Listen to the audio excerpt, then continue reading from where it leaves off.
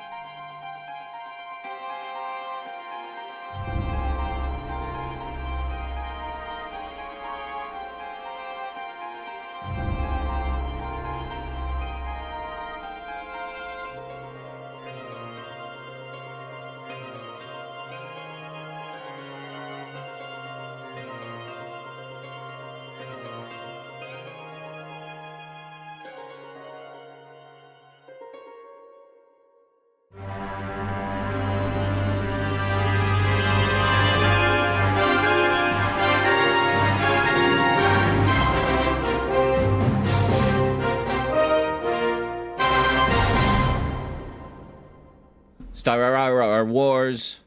Yeah, you guys all recognize the Star Wars theme, right? That was totally the Star Wars theme. Oh, hello, my lamp. Hold on, let me just stop blinding you all. I swear, I had everything set up, and look. Hold on, I'll turn the light off. Look, can you see? Can you even see them? Kinda. I really need a better camera. Anyway, my lights have star. You can see a little bit of them. You can see a little bit. There's also blue ones, which you can't really see as well. They're at maximum brightness. I can't make them any brighter. And they're just slightly rotating. Then we got the nebula, the nebula, which is slightly rotating, and the rest of space is stationary because it's just so vast. So anyway. Little things that literally only I would ever know because the resolution of this camera is too low to pick up any of it anyway. Anyway, today I have a very special treat for y'all. An old favorite of mine that has been brought back from, ancient console purgatory. One that I actually own. For the PlayStation 2. Yeah, we got Star Wars Clone Wars. Right here.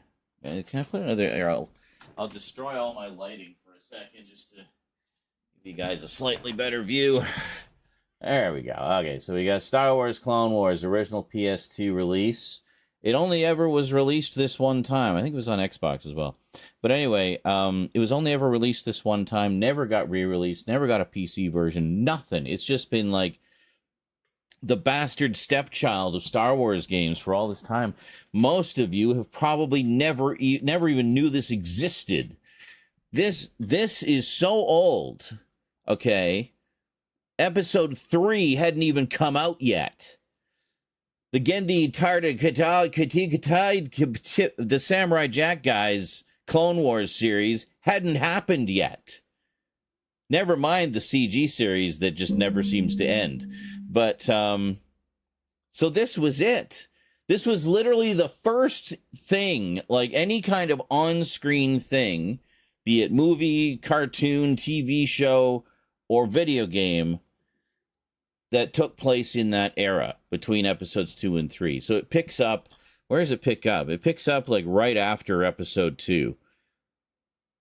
Yeah, take over where episode 2 ends. Play out the greatest battles of the epic Clone Wars.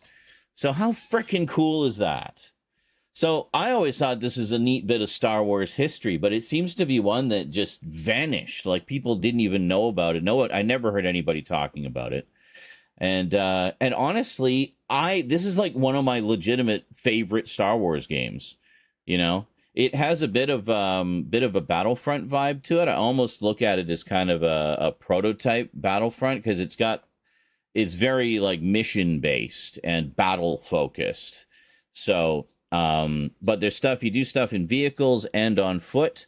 To start off with, you actually play as Mace Windu, which is pretty cool. Not voiced by Sammy J, though, of course, because, he's a busy man. But let me just give you a look here. So I've always been a big stickler whenever I collect video games. I don't want some freaking Blockbuster rental pack. I know, well, unless you're nostalgic for Blockbuster stuff, that's a whole other type of collecting. But if you're going for games, I want the packaging intact. I want it in the original box. I want the disc to be in nice condition, and I want the instruction manual. Thank you very much, please, and thank you. Because quite frankly, instruction manuals back then were freaking gorgeous. Like all glossy paper, and a lot of them were in full color and everything. Yeah, see, this is what you get. You get to drive like clone trooper vehicles and stuff, like the TX-130 fighter tank. You drive this one a lot. It's fun. And what else? It's actually like not too much of a learning curve. I spent a few rounds just kind of refamiliarizing myself with the controls and also adjusting volume levels given the nature of our little experiment today. So yeah. So when did this come out? Yeah, to give you an idea of when this came out. Actually, you know what? I'm not going to tell you. I'm going to show you. Or I will show you. But anyway, very cool. I had to pull this out of mothballs just because, got to prove I'm legit. Too legit to quit. I never managed to finish it. But I remember I played the crap out of it when I first got it. I was just like genuinely surprised at how actually good it was. Anyway, the good news is now, if you want to play Clone Wars, you can, because they just released it on the PlayStation Premium with the classic games. So they put it out in a version converted to run properly on PS4 and PS5. There's a specific PS4 and PS5 version. And yeah, so if you've never played it before, you can finally play it, this missing chapter of the Clone Wars saga. I don't know how canonical it is. I'm sure it's been completely wiped from canon by this point. But it doesn't matter. It's fun. And I mean, you can easily see it as, oh, this is just, some random battle that took place, and just kind of ignore the plot. So you can slot it in. Anyway. And Luke, excellent. All I got to do is say, Star Wars. And Luke comes running, just drops everything he's doing. Dishes smashing to the floor. Dinner he was just working on for 3 hours, just ruined, full of shards of plate. Because Z is doing a Star Wars video. I can't miss this.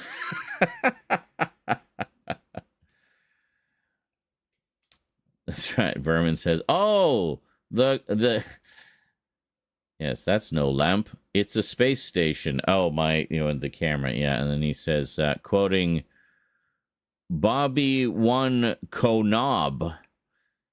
Oh, the Klein warps. just going to have to do this so Disney doesn't sue us. Hey, I'm already taking all the music out. So, which means, unfortunately, we're going to have to mute the cinematics because the cinematics are like just busting at the seams of Star Wars music. We'll watch them. We'll look at them. They're very pretty, although they definitely didn't get the upscale treatment. You can really tell. The title screen. Okay, look, this is basically the title screen here, which looks beautiful. But watch when we get into the game. Hold on. Let's get into the game here. Watch when we get into the game. Oh. Like, what is this shit? You didn't have a better render of that picture? And not to mention, it's not even properly reformatted for 16 by 9. They just stretched it out. So it's just like, whoa. Yeah. This might be short enough we won't take a hit. Hurry up. Finish. That's it. That's it. We just got flagged. It's too long. We have to fear is fear itself. Okay, that's horrifying. Why is this on a Star Wars game? Doesn't it belong on a horror game? Anyway, everything else, anything that's done like rendered in engine looks fantastic. Because they get, oh shit, no, shut up, Star Wars, shut up, no, shut up. Hold on, I'm just gonna have to mute it. Shut up! You're Star Warsing too loudly.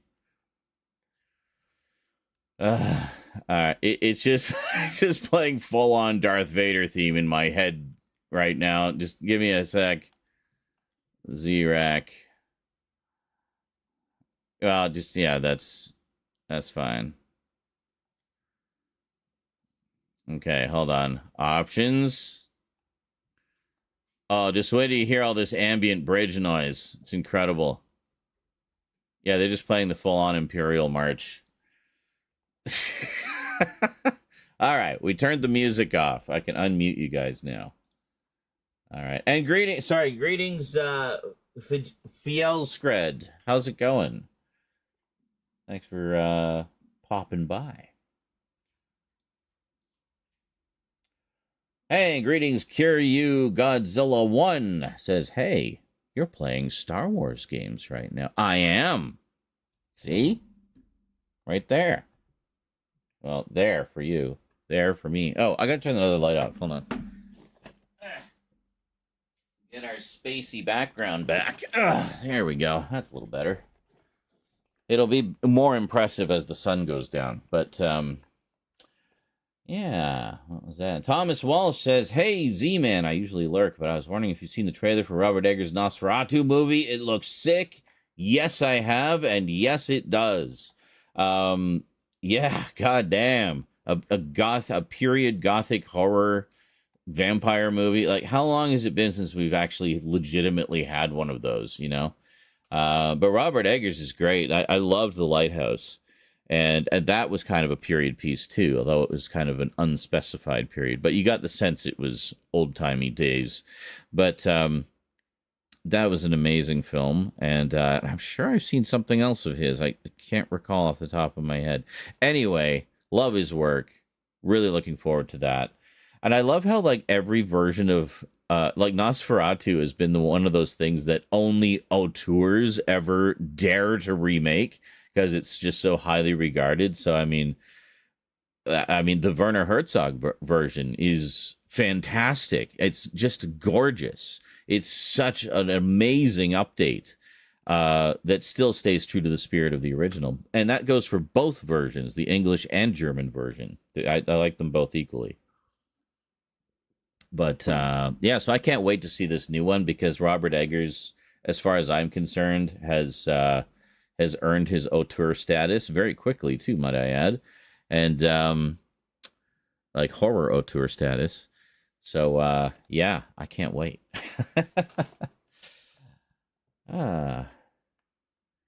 Good, I saw someone play this game, so had to join to watch. Okay, cool.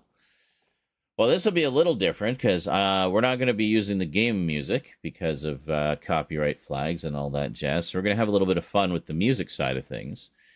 And just so you guys know, I did already set the levels to my liking, which some of you might find obnoxiously loud, but hey, it's my stream.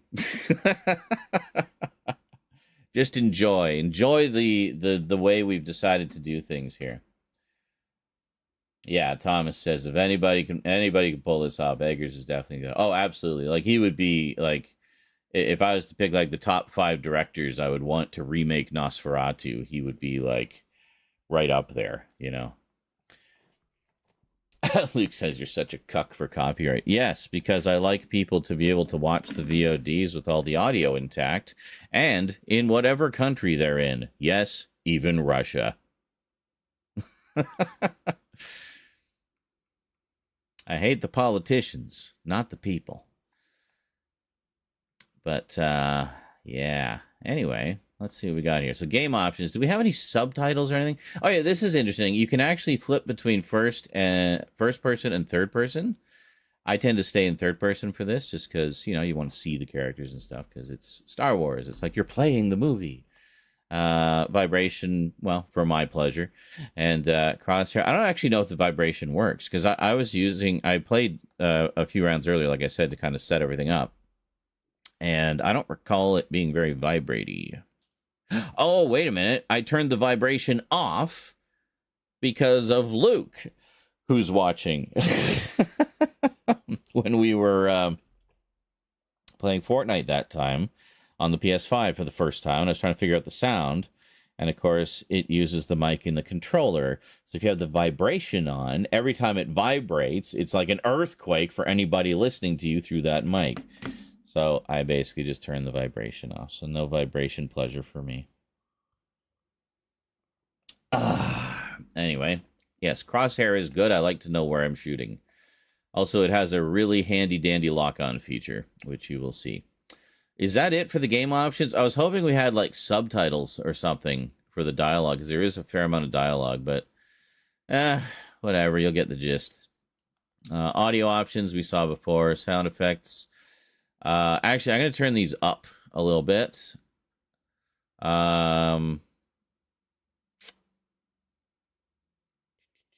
One more tick on speech, just to make sure we can hear them talk. If it's too loud, we can fix it later, but...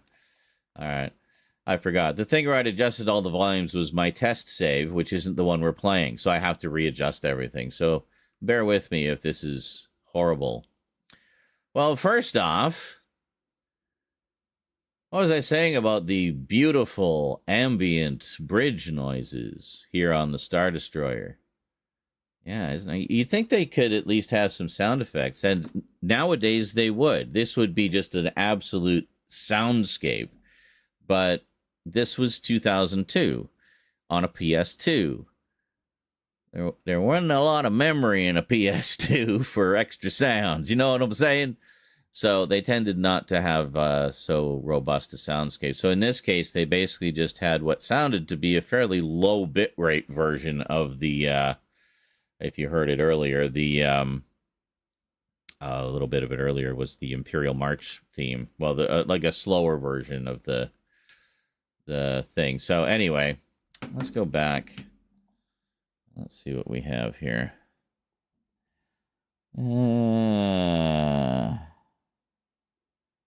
Yeah. There we go. That's nice menu music.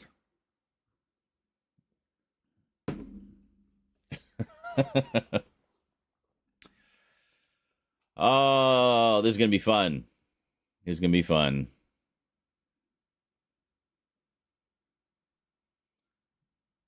Now we really get the 70s sci-fi vibes. Right? So imagine if Wendy Carlos had done the soundtrack for Star Wars instead of John Williams. That's what I want you to keep in your mind tonight.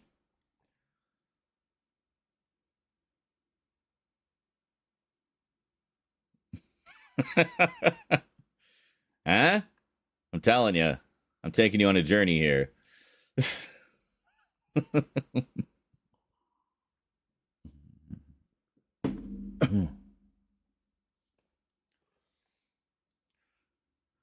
This strangely goes with this, I think. Am I wrong?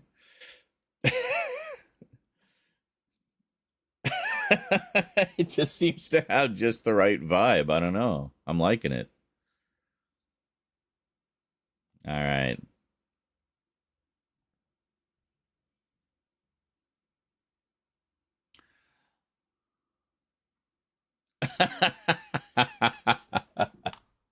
Fair enough. Yellscred says, I don't think we can answer that question. Okay.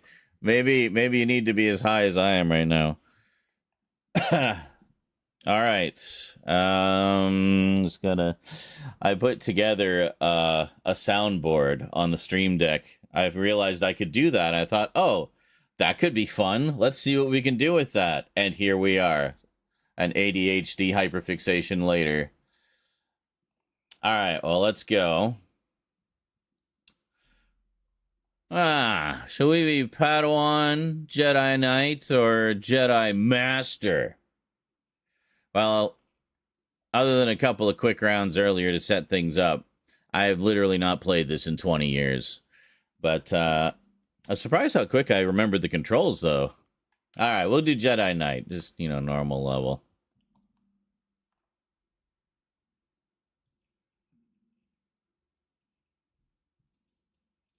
Oh, wait a minute. Hold it a second. Wait, hold it a second. Hold it. You stop Star Warsing right now, you Star Wars. Hold on a second. No, there was not supposed to be zero sound. I just realized I still had you guys muted. I'm so sorry. I ruined that entire experience. That's it. Stream's over. I ruined everything. No, just kidding. I just got to figure out how to get back to the damn menu. Hold on a sec. Okay. Yeah, that voice sounds okay. That sounds good. Can I quit? And yeah, here we are. See, okay, let me just explain here. When you hit options, it takes you to the remaster menu, so you can rewind the game a bit. It actually lets you rewind through your gameplay if you want. Like a lot of old games have that feature now. You can load and save outside of the in-game loading and saving. And then there's other settings, I think. Actually, I haven't even looked at this. Enhancements on, sure. Well, no, yes. Why would I want to change my region? What does that have to do with anything? Is it different in different regions? Is it a different game? They're different levels? Huh. I don't know. Wow, so many options. That is one option. Preset default. That sounds so basic. So basic. All right, hold on. We want to go here and we want to quit. All right. Let me recreate that experience for you. So let's go back. Yeah, there we go. And which one was it? It was, I think it was this one. Yeah. No, you're still not. Hold on. I forgot to unmute you again because it was playing the Star Wars theme. Okay, you're definitely unmuted now. Here we go. There, are you hearing music now? Welcome to the show. Finally.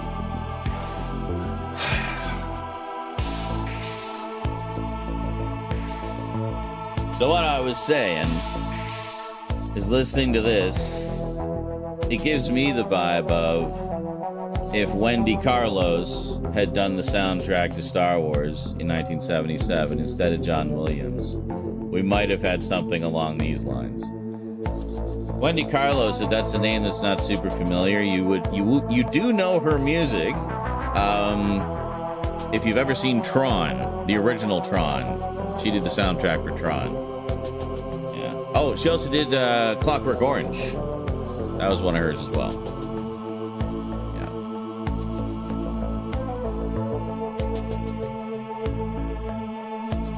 Yeah. Now play Dark Side of the Moon. Hang on. Well, I was going to do that after Master of Puppets. And then maybe play some Beatles. You know, Beatles is good, right? Everybody likes the Beatles.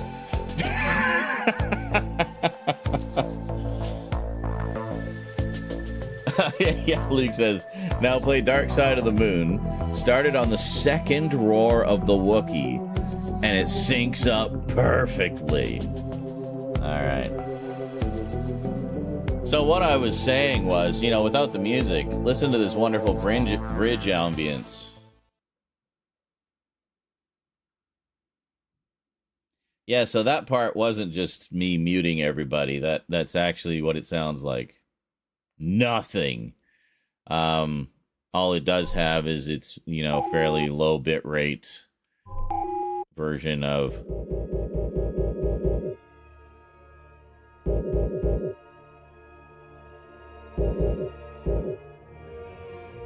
like that sounds really low bit rate.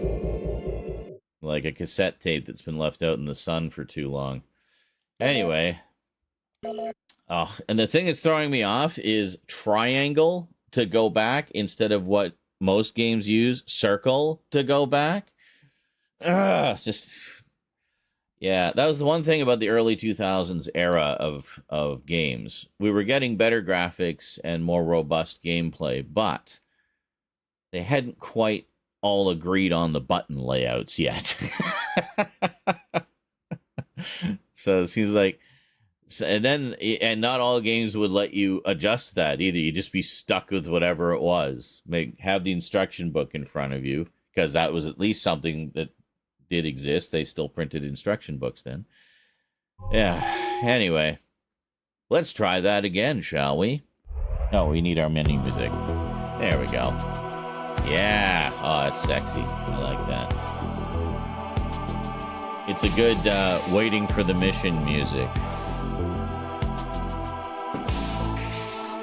All right. So what we'll do is we'll watch the intro, but I'll have to mute it. Unfortunately, my setup, I can't actually play music at the same time. I can only have all or nothing. So I'm sure there's a way to do it, but I'm old. So anyway. Be glad you get what you get. All right, we'll try this again here. There we go.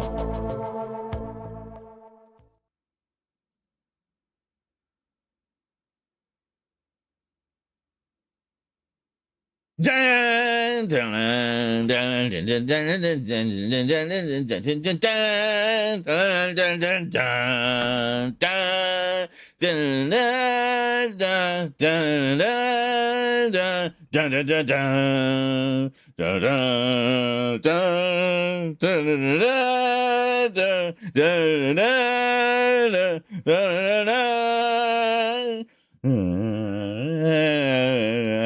See, I'm just singing along to it. I don't know what you guys are hearing, but you can't hear me, right? Well, why would I ask? If you couldn't hear me, you couldn't answer. Oh, yeah, I hope you're reading all this. It's probably important. I wasn't paying attention at all. Dun, dun, dun, dun, dun, dun, dun, dun, dun, dun, dun, dun. Something Mace Window. Window. Mace Windows. Now with purple caulking. Sound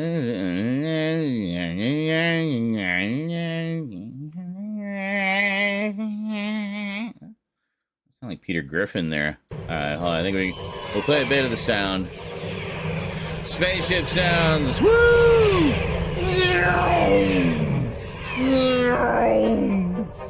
Mace Window to all Jedi fighters. We are on final approach to Geonosis. Well, that's too much Star Wars music. Just read the subtitles. They have to get down to the planet without alerting Count Dooku if they have any chance to do something.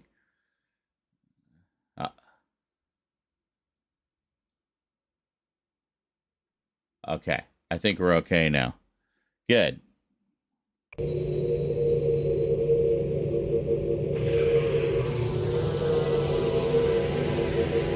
Here we go.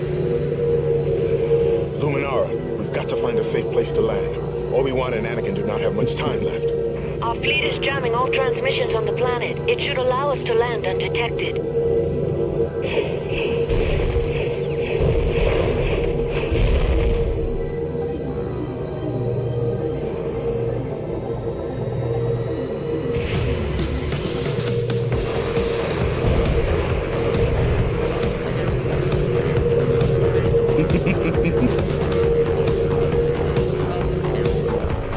Windu, I've received the coordinates for the first anti-orbital cannon. We know All right, here we go. Follow me. I gotta remember the controls now. I've played earlier. There we go. Okay, I think we're good now.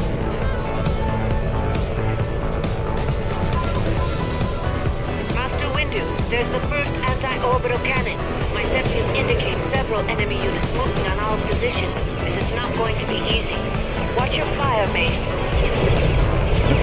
I'm watching it.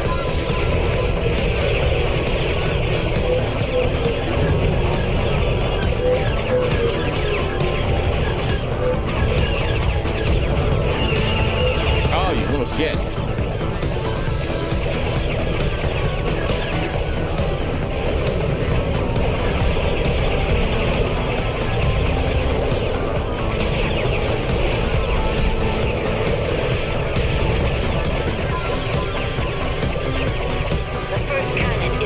Destroyed.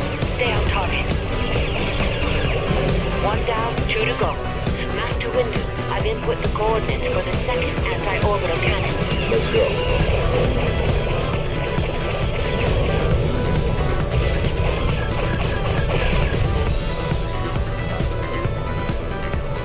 I think I was shooting my own person Mace, there. Yeah, there are boots. some supplies nearby. We can use them to recharge our concussion missiles in outer hull. It resets at the checkpoints, thankfully.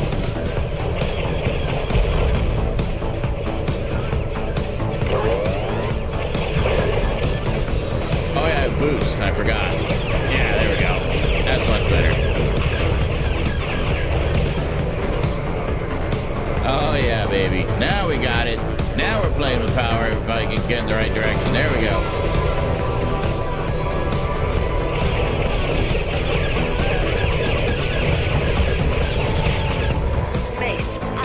A squad of Hellfire droids on my sensors. Be careful, Mace. Their missiles are lethal. Where are they? Ah.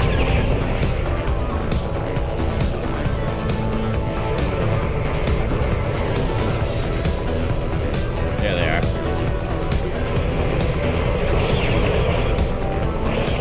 Come back here. Yeah. Now this is pod racing.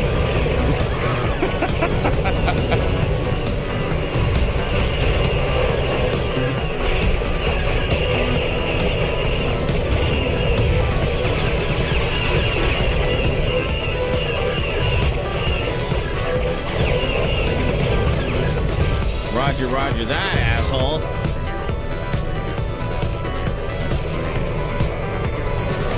Oh, sorry. I'm getting a little too eager.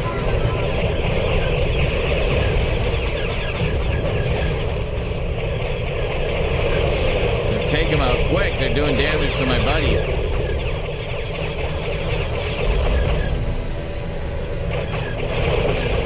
Oh, well, get out of my way. All right.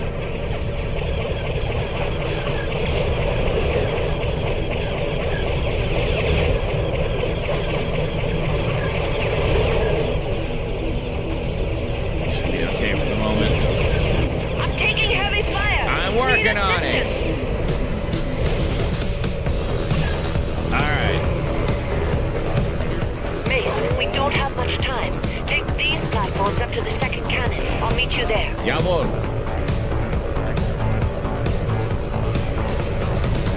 Jawohl, mein Grossenbeiter. Oh, hello. Shit. Was not expecting. Yeah, I know. Ah! Let's go forward. I don't even know what we're shooting at. There we go. Ah! What? Was there a tank here? Oh, there was. Where are you going? Get back here. Oh. Well, I just wasted a missile there. Thanks, R2.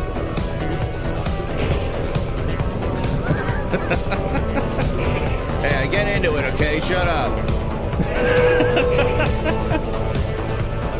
Alright, go. We only have 15 seconds of super blasters. Let's use them. Move! Yeah, baby.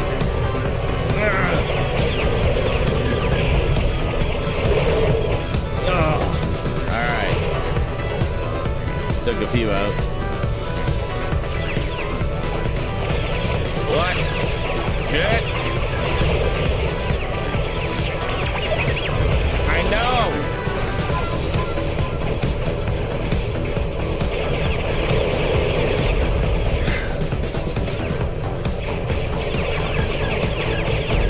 All right. Took some. Oh shit. Hold on. Give us a running start. Here we go. I'm talking about. I know. Returning to formation. Let's take out that second cannon. Enemy reinforcements are on the move. The second cannon is almost complete. The second orbital cannon Done. is done. Only one more to go. I've input the coordinates for the third cannon.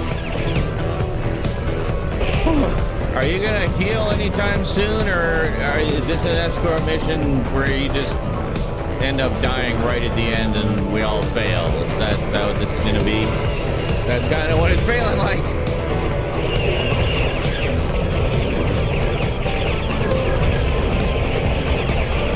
Oh, I got a trophy for something. What was it? What was it? Defeat 300. Don't leave the game. Okay. There we go. Okay, we're good. We're good. Chad. Mace, I'm picking up multiple enemy units on my sensors.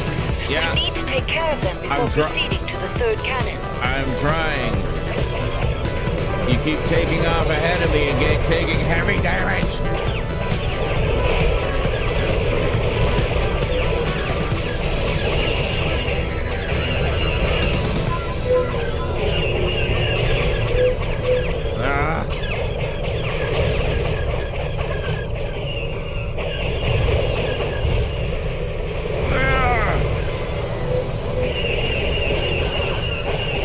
Shooting at her. Oh, one of those little shits? You mind? We still got this guy. Did you forget? You're welcome. Jesus Christ. Whoever that is. Deity from another universe, I guess.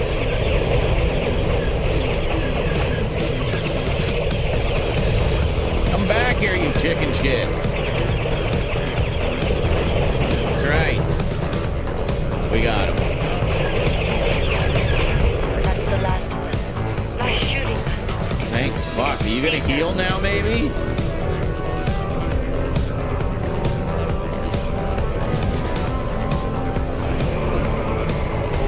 The last anti-orbital cannon is housed in that outpost. We cannot get through with our tanks. Wait here. I'll find the cannon's power generator and disable it.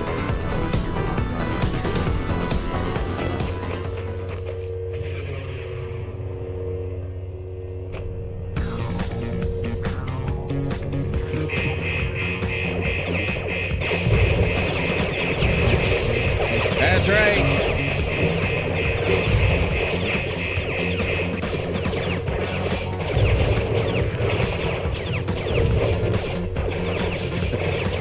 I will admit, these parts are a little janky.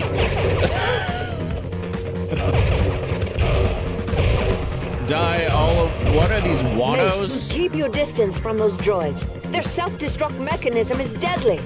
Try throwing your lightsaber from a safe distance. That's what I've been doing.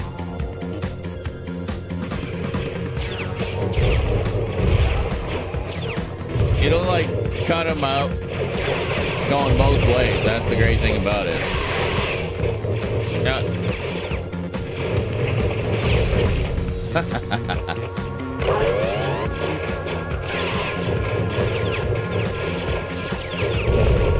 There we go.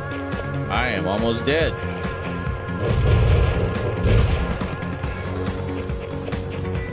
Hopefully, Mace, the power generator should be close. Destroy it, and the cannon should overload.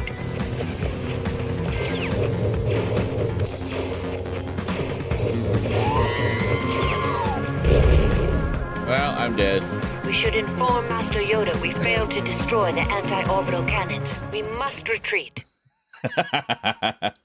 Mission failed. Damn. That's brutal. I see what I mean. Like, the action is just relentless. Like, it just... there's no tutorial. It just throws you into it. You learn as you go, man. Which, but it works. It's good, you know? It works good. Oh. Hey, Adrian James says, hello there, Mr. Z. I've never played this one. I mean, I've never played this game. Yes. I had a feeling a lot of people probably hadn't, because it literally just came out on PlayStation Premium for us, probably Xbox Game Pass, whatever they call it for Xbox. But it just came out like a week ago. So it's pretty cool. At least that's when I first heard of it. I assume that's when it came out.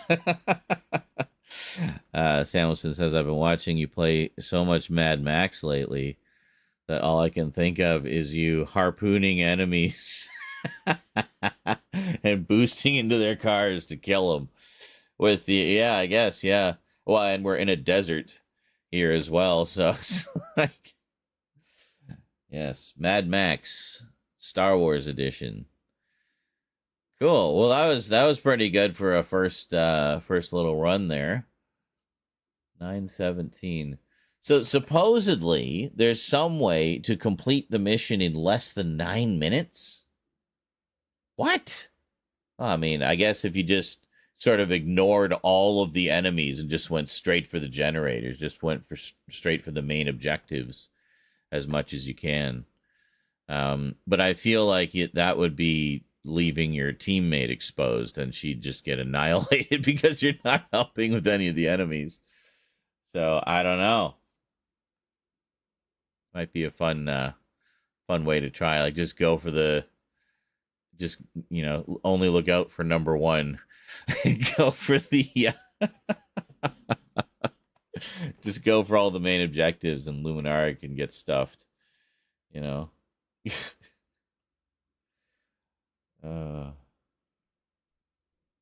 This is good. I remember I didn't finish it, but I did play quite a lot of it, so I know I got pretty far. And I got I was in some kind of big mission where there was like just you probably noticed you have like what do they call it? Like a strafing maneuver you can do. So with the strafing, great for dodging and also for kind of like spinning around as you're shooting at a target. I just remember there being this big battle where I basically had to just keep strafing the whole time. I guess I still have the registration card.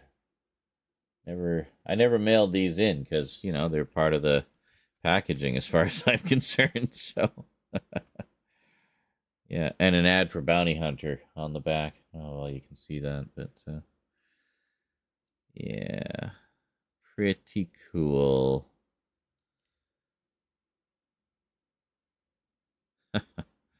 Yeah, maybe I'll do a fresh, closer look at some of my Star Wars stuff.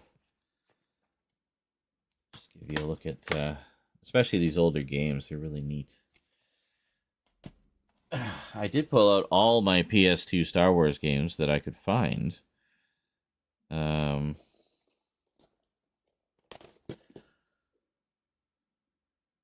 couldn't find Battlefront 2. And I know that I owned Battlefront 2 at one point. I don't know if it was one that I sold and then never got around to reacquiring. I don't know.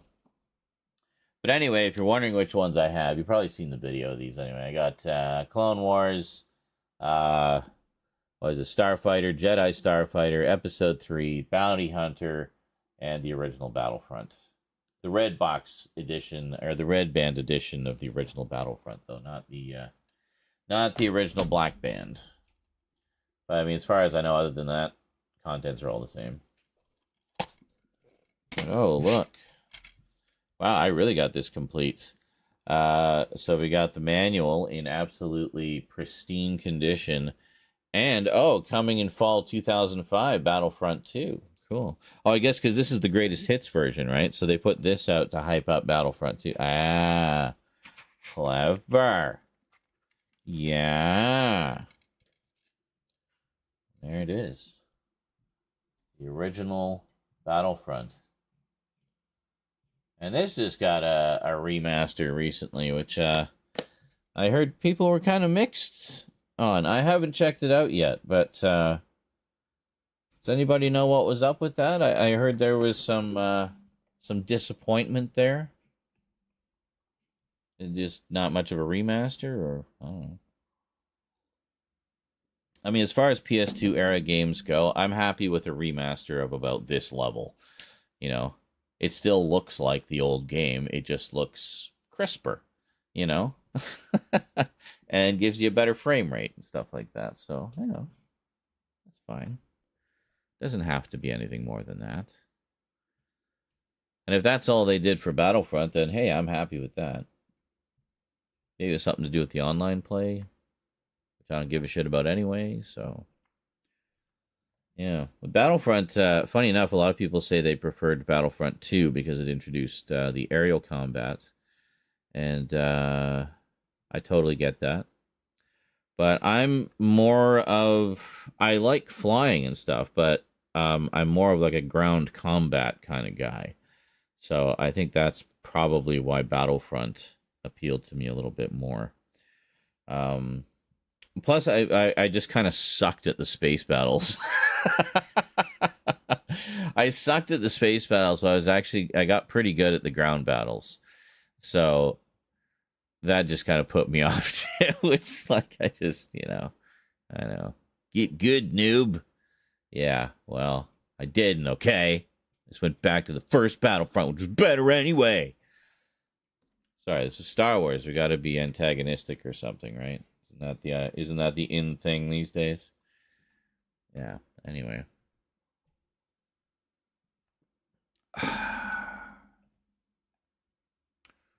All right. Well, I'm gonna take a short break.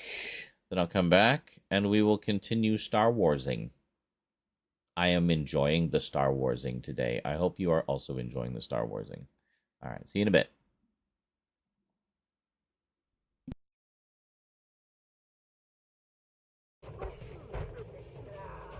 Oh, shit.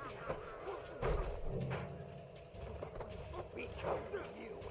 The Legion will split you open.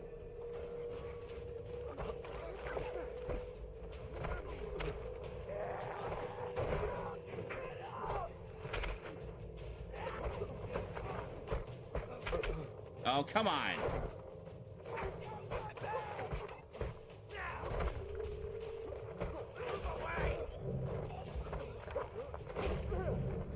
I love how this clip is just a full minute of absolute brutality from Mad Max.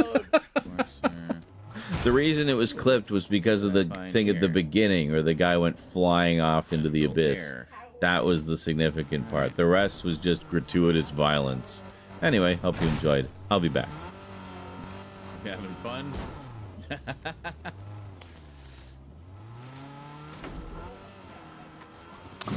Does anybody need sniper ammo? That glitch again. Shields? The fence reappeared. I keep seeing that glitch. Just that's a very scary path. That's all. No, baby. Full and a weapon ready.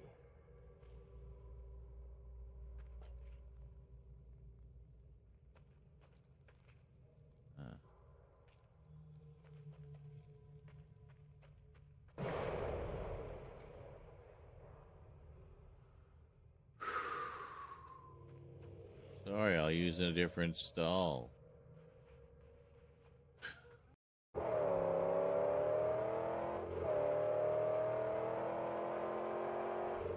Steer through to avoid the boom bombs hitting all around. traps all over. I can't get out. Me bud pube tubes has got blown to shreds already. Pube tubes. Oh, shit. Well, mission was called A Man and His Name. Fuck! You had to reload right there?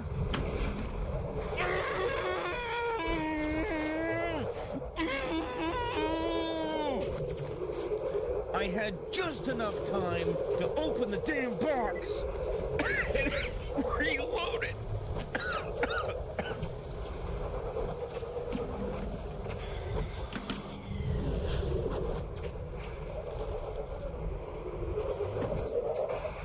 At least I know where that damn mailbox is now.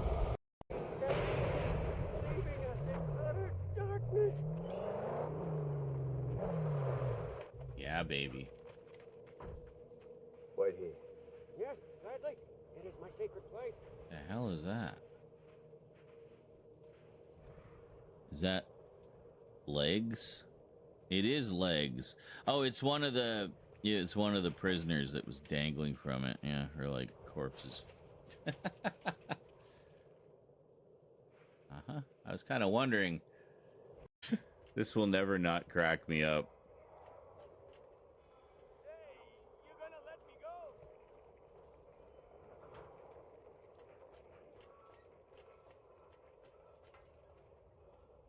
Hey, you need a... Oh!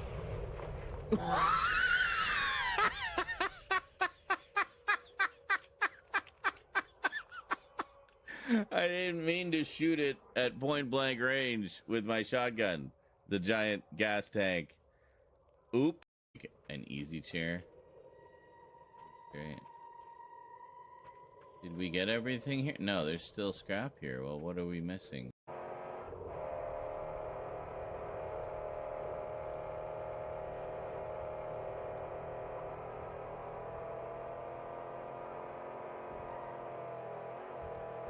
Now, we'll see if we took out any of the defenses around this one. Oh, really? Was that really necessary? To spin out so completely? A full 180 degrees? So that I was facing the wrong direction that I was trying to go in?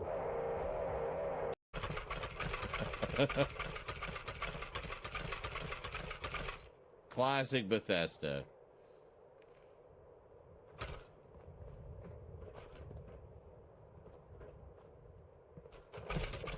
There we go. Oh.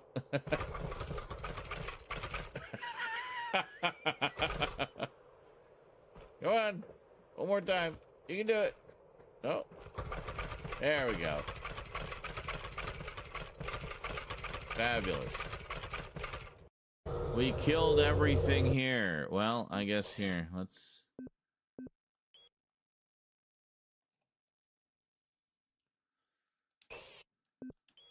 Alright, here we go. We got a nice running start from here. Here we go! Whee! That's not a running start. Nope. Negative 201.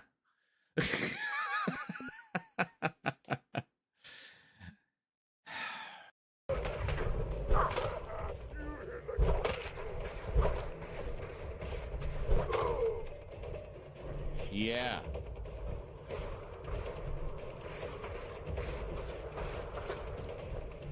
The hell? Where's that even coming from? Did he just die? He did. He plummeted off the building. Did you see that?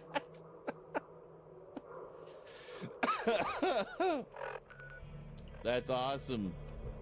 Took care of himself for me.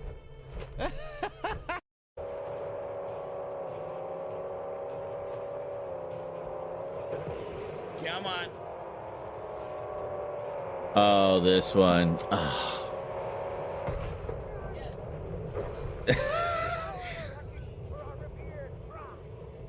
Get out! This is the first convoy. Fucking serious. First convoy I ever took out. You cannot be serious. I get blown up right at the end. I was pushing the button, but he wouldn't get out because we were in the middle of flipping through the air.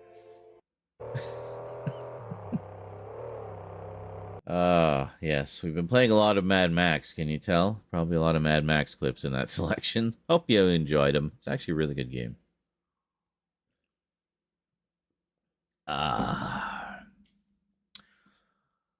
Alrighty. So we want to continue. Right. Try that again. Hopefully there was a checkpoint in there somewhere.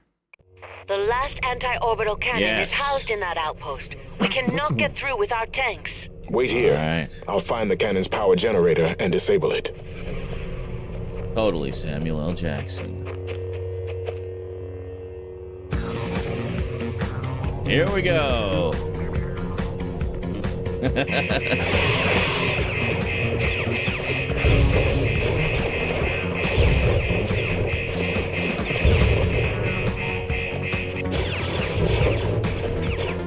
Honestly, the best way to do it.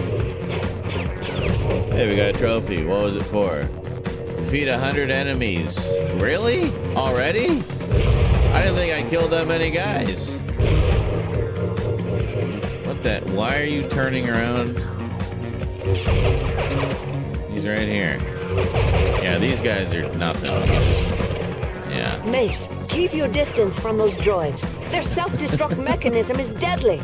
Try throwing your lightsaber from a safe distance. Yeah, I know. Thank you.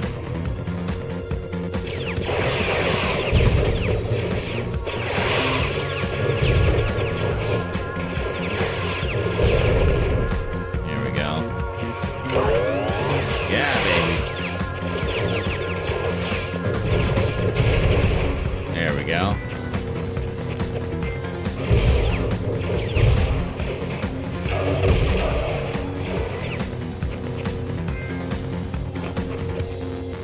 Mace, the power generator should be close. Destroy it, and the cannon should overload.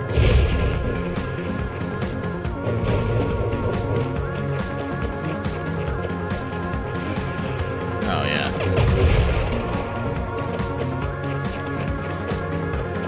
Run, Mace, run!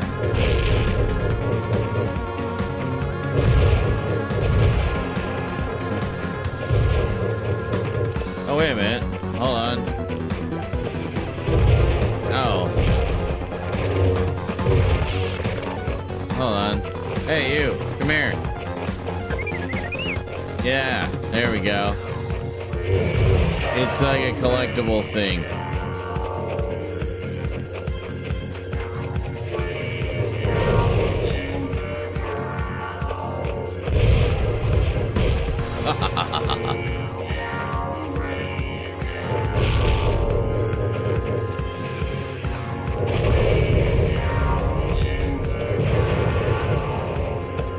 Yeah. That takes care of the last anti-orbital cannon. The rest of the Jedi should be able to land safely now. Let's get to the landing zone. I sense much desperation in Anakin and Obi-Wan.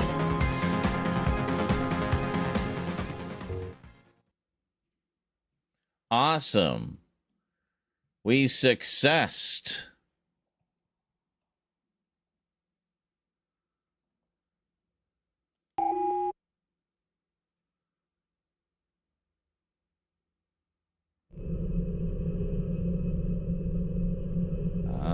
Mace, I've got power readings ahead. I see them too.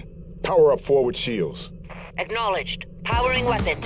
Forward shields online. Use attack pattern theta. Keep it loose. Split their line of fire. Master Windu, I'll take out the turrets. You handle the enemy craft. What am I doing?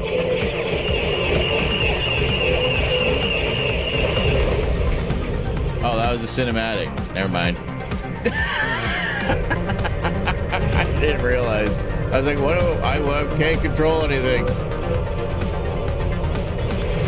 Mace, I'll concentrate on the turrets. You take care of the rest.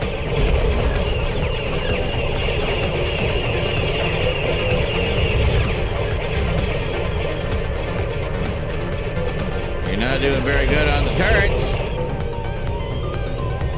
One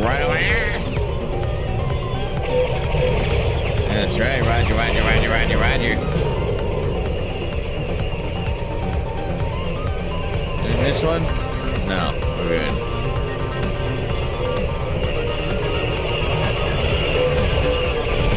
There's a whole bunch. That's okay.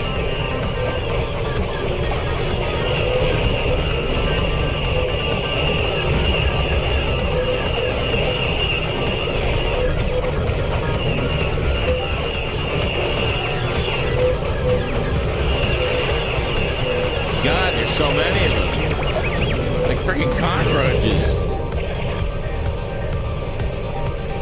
No.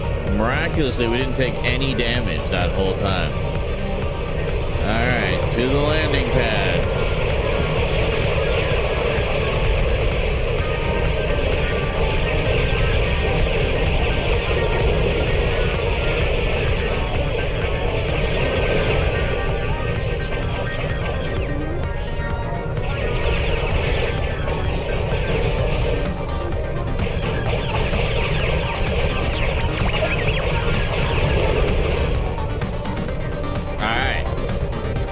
Good job, Ishimura, whatever the heck your name is.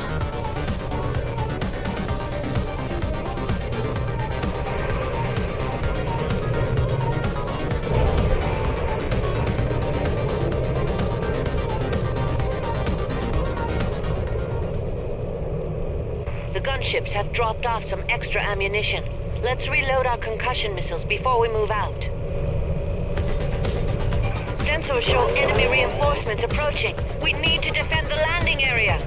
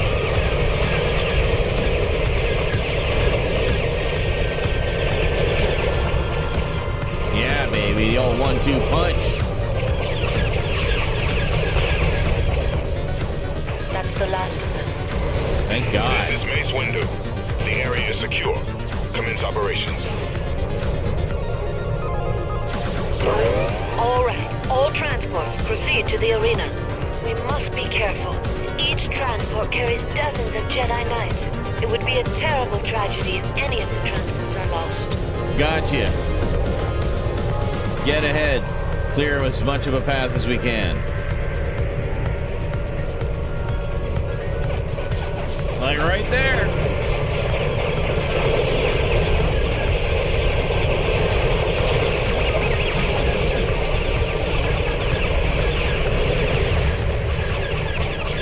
Jeez, okay. We already took a shit ton of damage there.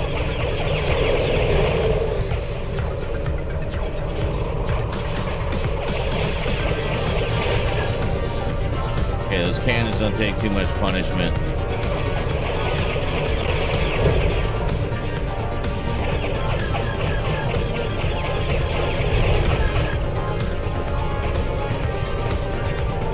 Okay, they're not as far behind as I was afraid they were. Oh, shit. No, we gotta take them out. They will do a lot of damage.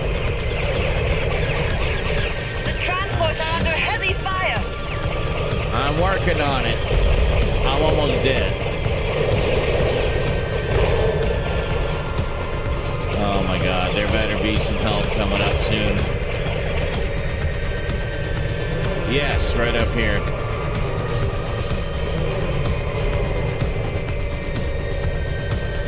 Oh, thank god. Lost one of the transports. We'll have to be more careful. Shit, The seriously? transports are taking damage. They need help. How? I took everybody out. Oh, fuck you.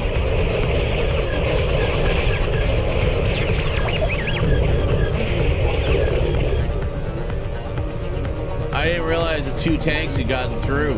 Fuck. Motherfucker. Just as I suspected. Spider walkers up ahead. Mace, they look like they could tear our transports to pieces. Let's move ahead and take them out.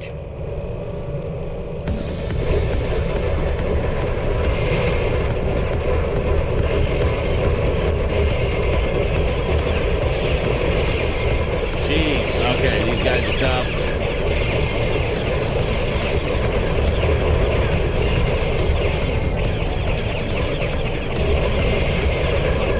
How are they like just zeroing right in on me?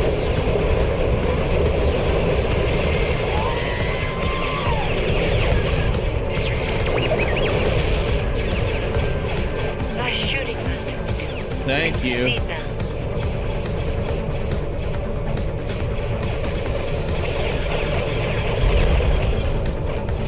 Good lord. I'm almost dead. Like, I need help.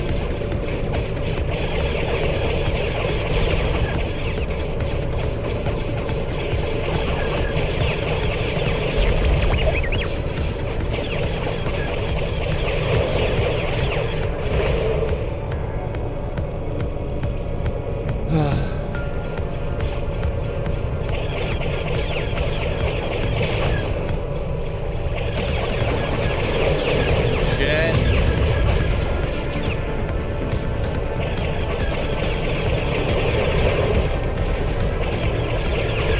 Take that guy out first. Oh. It's just too much. I'm just under too much fire.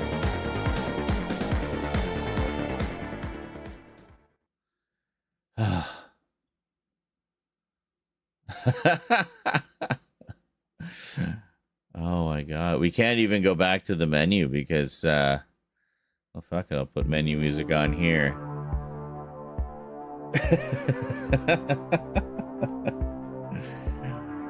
Because if we go back to the menu, we gotta start this whole mission tree over again, right? So yeah. Actually, no, I guess we're into like the second or third mission here, I think. It's continuous, I guess, until you get to the end of one particular one, and then yeah.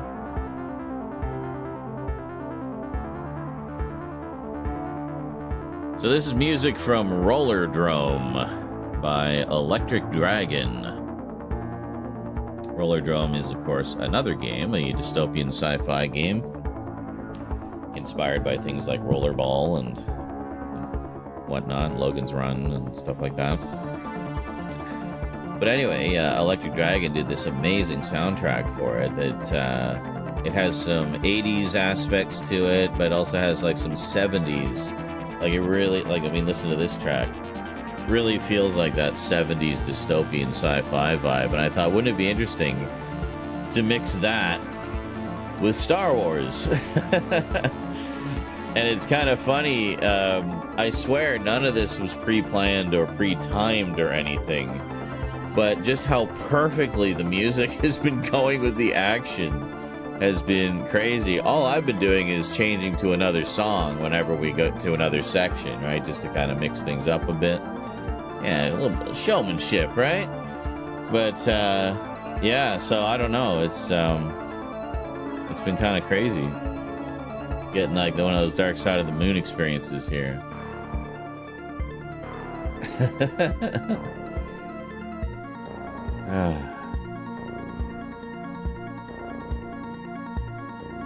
I thought that was the cat scratching at his water dish in perfect time with the music. But no, it was just part of the music. See,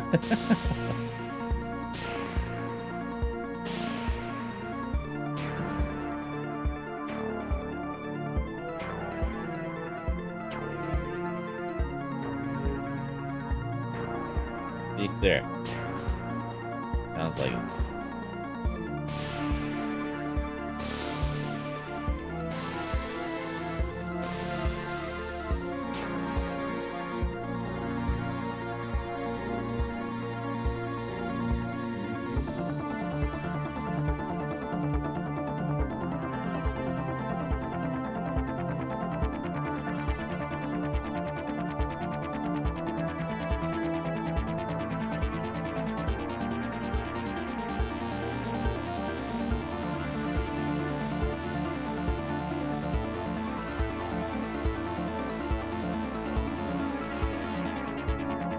I'm just really kind of grooving on this track.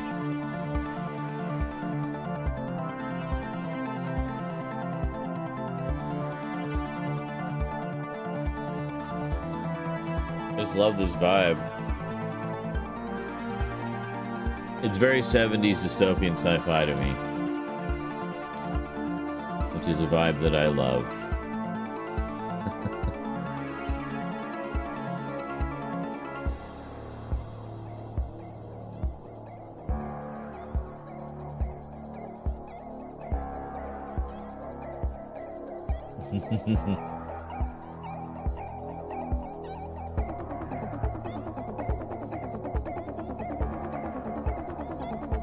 Totally Star Wars, right? Star Wars as 70s dystopian sci-fi.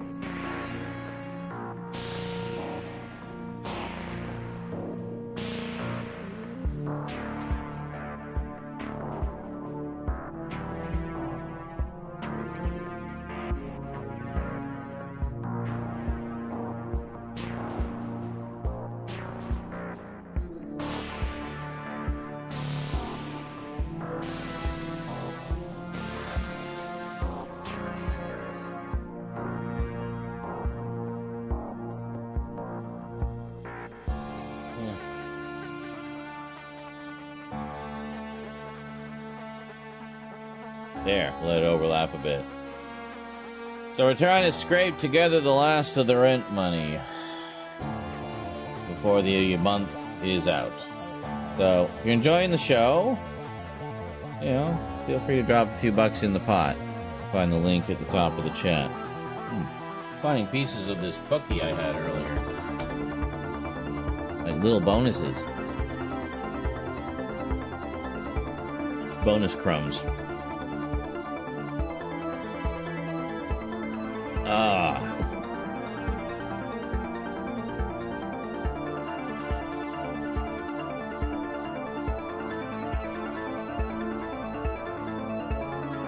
All right, well, this is gonna be a mad, crazy time. Let's do it.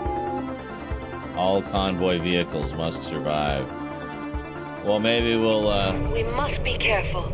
Each transport carries dozens of Jedi Knights. It would be a terrible tragedy if any of the transports are lost. Gotcha. Let's do this. And get ahead.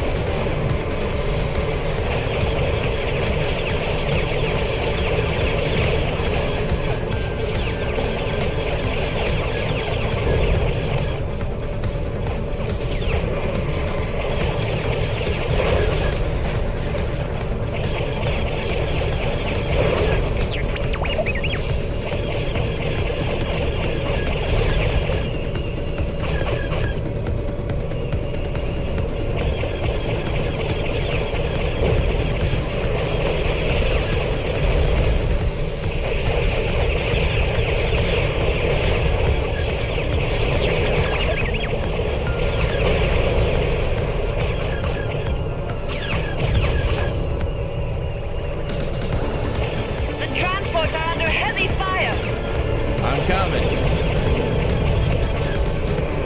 Where? There they are.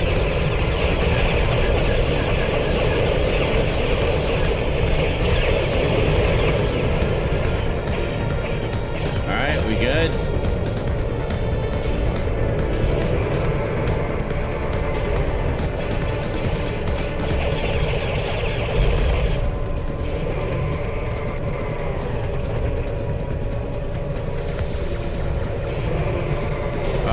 Thank you.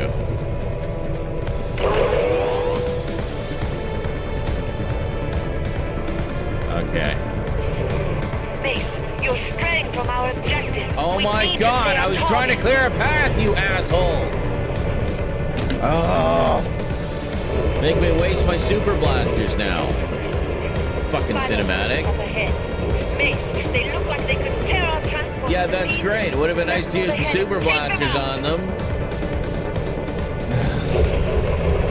Fuck's sake.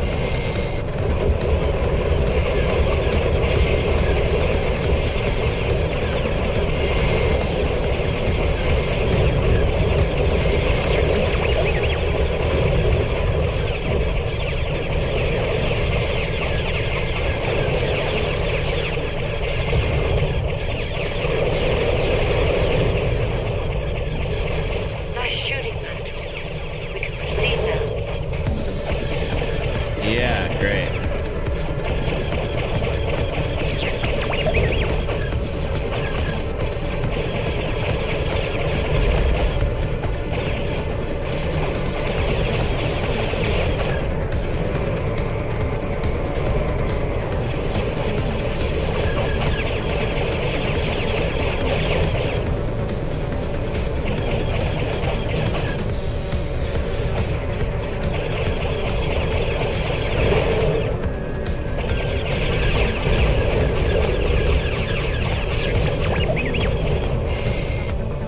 The transports are under heavy fire.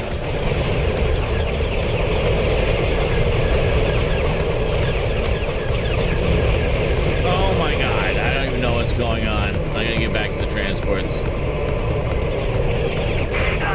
Fuck's sake! We lost one of the transports. We'll have to be more careful. God damn it! This is like mission 2! The transports are under heavy fire. I'm working on it. Stay out of my line of fire. Fuck, I'm out of missiles. And I'm dead.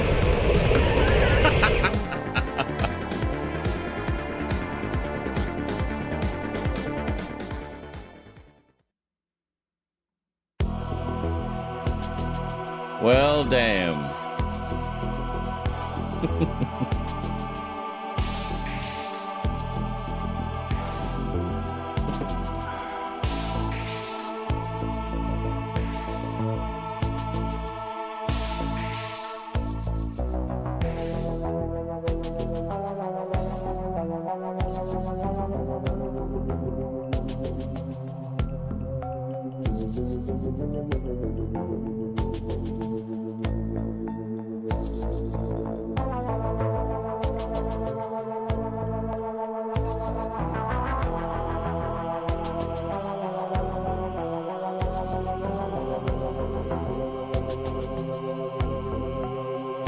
Sorry, I just need a little breather after each one of those. I don't remember it being so ridiculously intense. We're on like mission 2. Or is it 3? No, I think it's 2.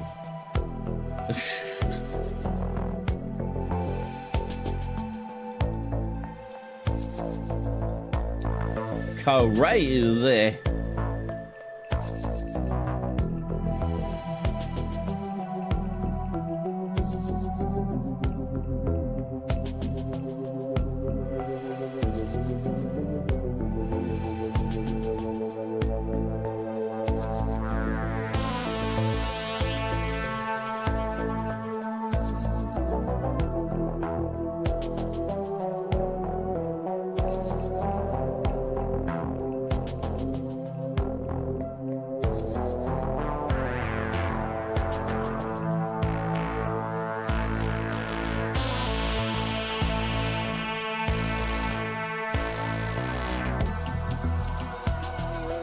make a little change to the donation goal here.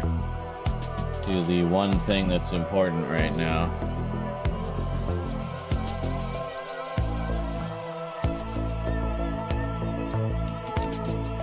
And how much is left. Because it's been such a slack month. I don't know what's going on out there.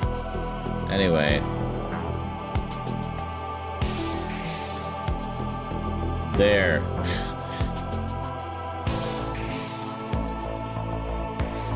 Which would have been 50% of the previous goal. So I guess we'll just say, let's get to 100%. And that'll be that.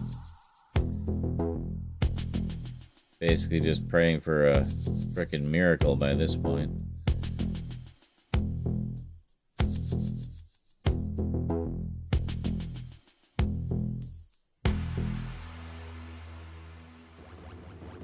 Yeah, that's a sexy track. It's actually a really nice soundtrack. The more I listen to it, the more I'm loving it. Anyway, enjoy a few clips, hopefully of the amusing variety, and I will be back shortly.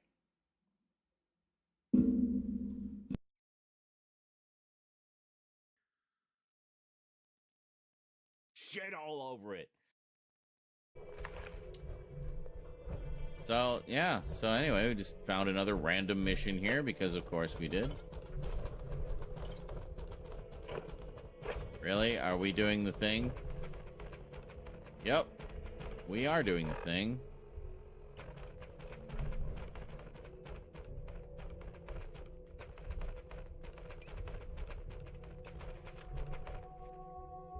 Oh. Okay.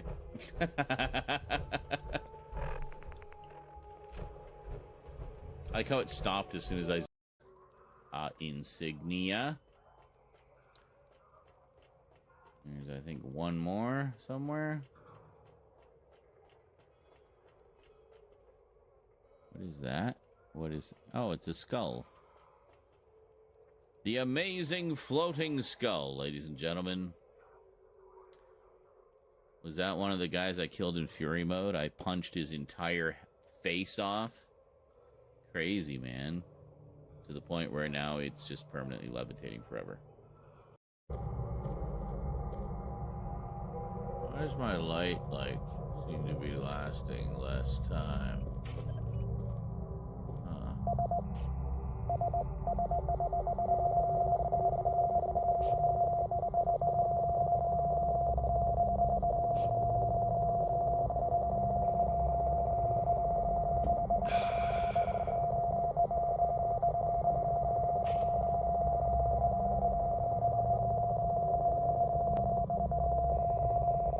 I want to get this guy.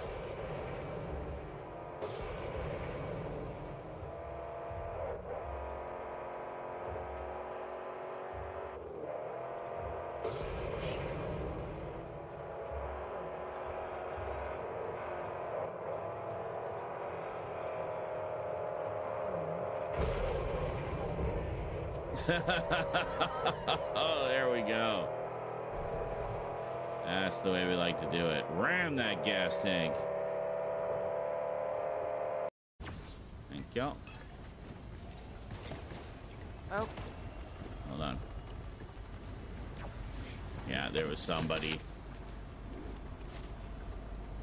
Like right. Oh.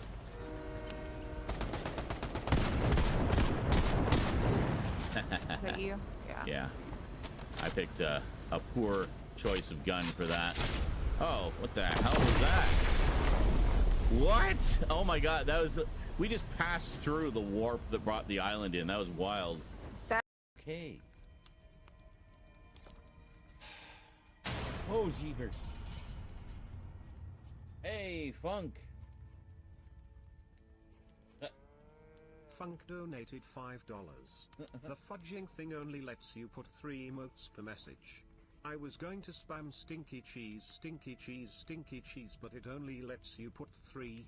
Very annoying. Well, I digress. Waiting. GJFFJJF highly fooked ham flight git ha. Thank you for the fiber, Funk Monk, and for those keeping track, that puts us $5 away to our next half. It's chaos. Where are you guys? Sandy, we're right in the fucking end game here. Like, oh my god. Oh my god. Oh my god. What even happened? I don't even know what's going on. Oh god. What happened? Oh my god. I have no idea either, guys. It's like, what is going on?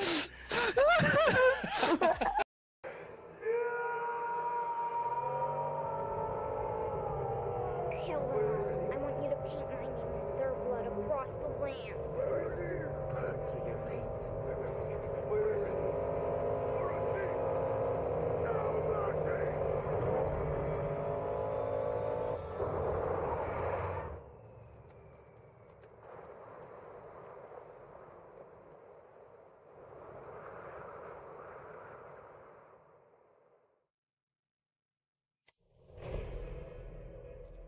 God damn.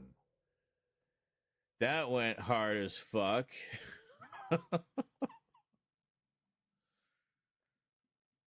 Story mission complete.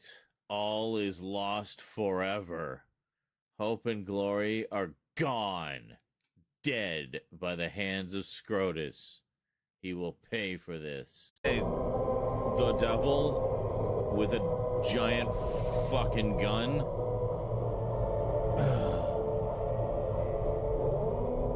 Good lord. What am I even looking at?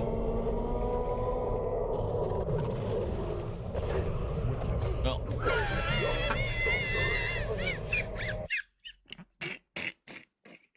And Z just nopes right out.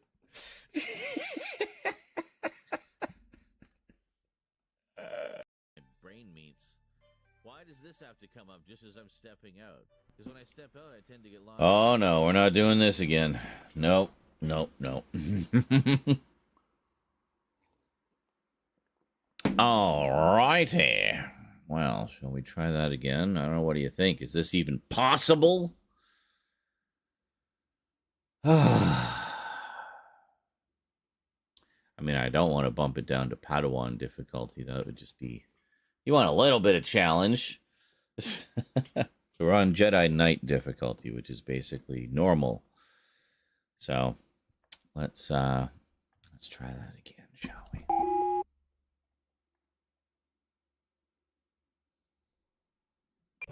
We must be careful.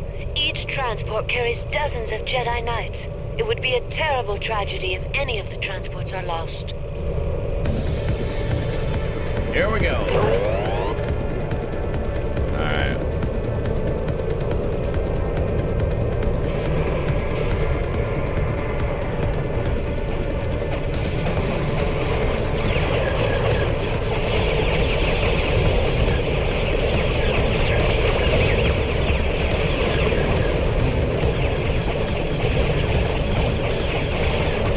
You think if you got an R2 unit, you'd kind of auto-heal, right? That's what I would think. Like if you stayed in a safe spot long enough, you'd fix the damage. But mine just seems to bitch and moan all the time. He doesn't really do anything other than complain. No, I thought there was one up there. Whee!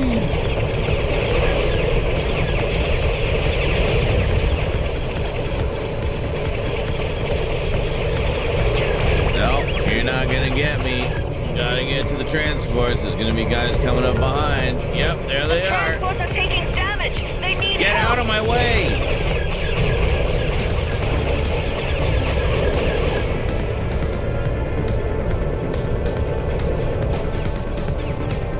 Alright, we good?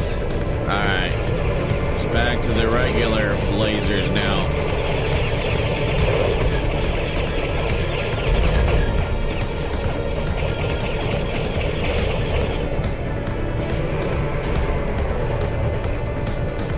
this is where we gotta wait for him. Okay, we don't want to mess this up this time. Because if we go into if we grab the stuff before we go into the stupid cinematic, we'll lose our super blasters and won't be able to use them on the first few guys. So. Alright, we're good. Okay. Spider is up ahead. Mace, they look like they could tear our transports to pieces.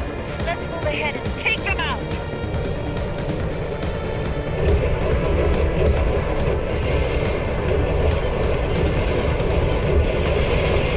All right, hold on.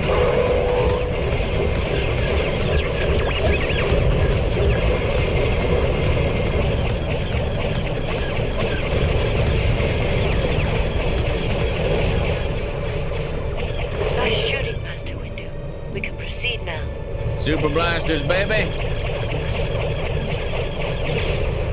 All right, now I'm just gonna head back here real quick. Did I leave the health or did I take it? Oh, get out of my way. All right, never mind.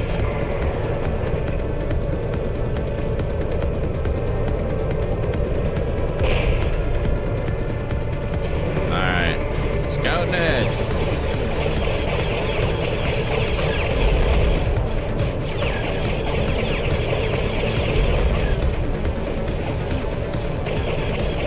Got a full load of missiles. We're not gonna waste them.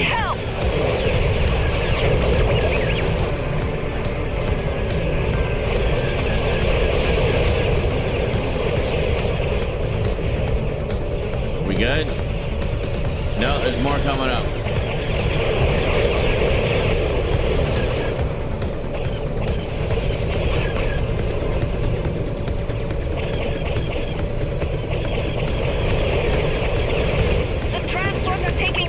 I'm trying. The transports are taking damage. They need help.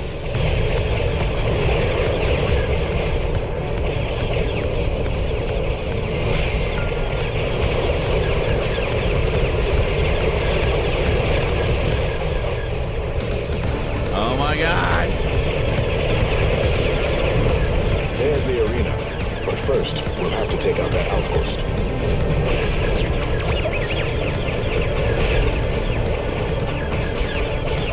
Die already. How did I miss you? Oh. I crashed into the weak one, of course.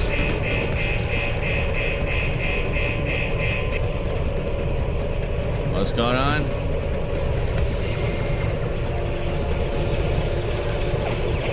Oh, okay. Those enemy craft are coming from an underground hangar. Destroying the 2 exit tunnels should stop them from coming through. God, the droids take a million hits. Where are these tunnels of which you speak? There? Is this a tunnel? Oh, there.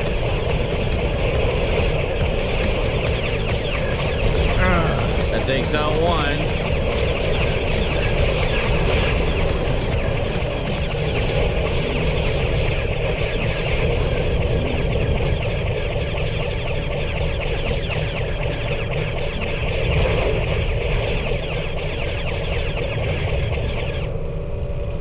Okay. Are we good? Holy shit. I like how the music started up again just as the scene changed. Not intentional. These are all happy accidents, folks. Take us underneath the main entrance. They'll have no idea that we've breached their security. We're not, I can't grab that health over there. I hate it when you can just catch a glimpse of a power-up or something.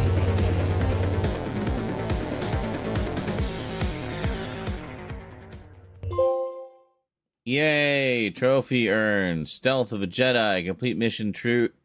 2. Infiltration of the arena. We already got 22% of the trophies, folks. Go us. Oh my goodness. What? What is it? Meow meow? That's Eclipse. Hold on, I'll just see what she wants. Here's some nice, relaxing menu music.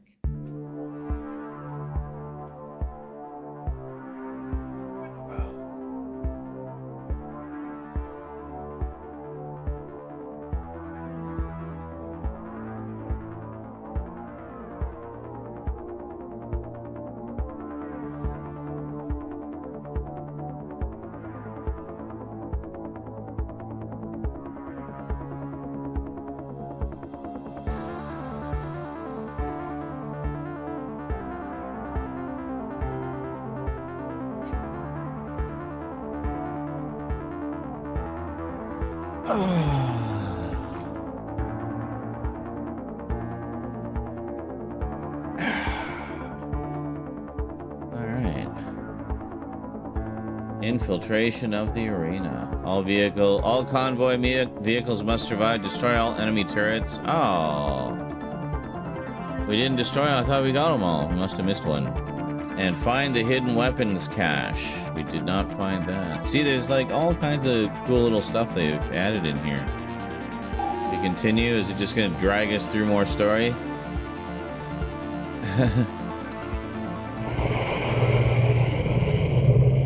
I guess so.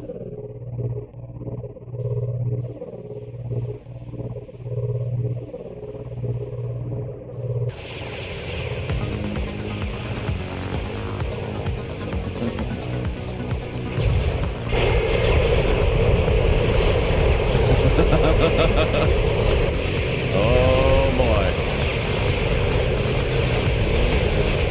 Holy shit. Sir, I have 5 special commando units awaiting your orders, sir. Good. I will find a way to take down those Techno Union ships. It should slow down their retreat. Okay. Go, commandos, go! Sir, we need to make our way to one of those gunships. We must hurry.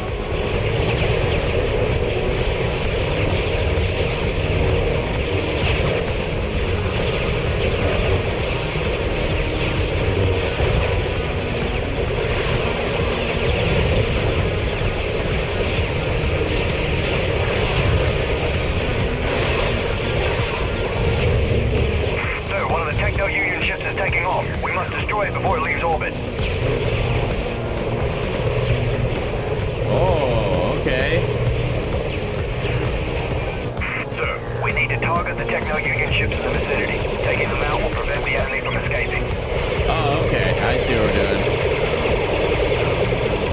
Sir, one of the Techno Union ships is taking off. We must destroy it before it leaves orbit.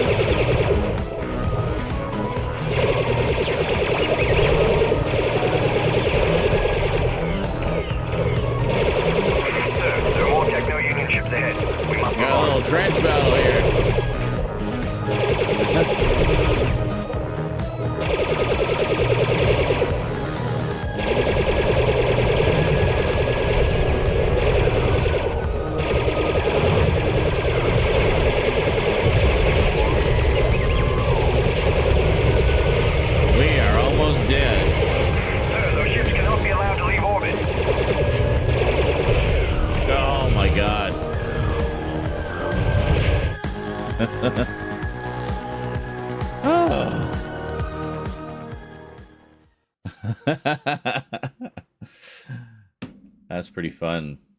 I'm really liking how it goes with this music, actually. And I can tell all of you are liking it too, because you're just giving me so much feedback. That's great. I'm going to be going almost 2 hours. All right. Well, we can come back to this mission. Yes.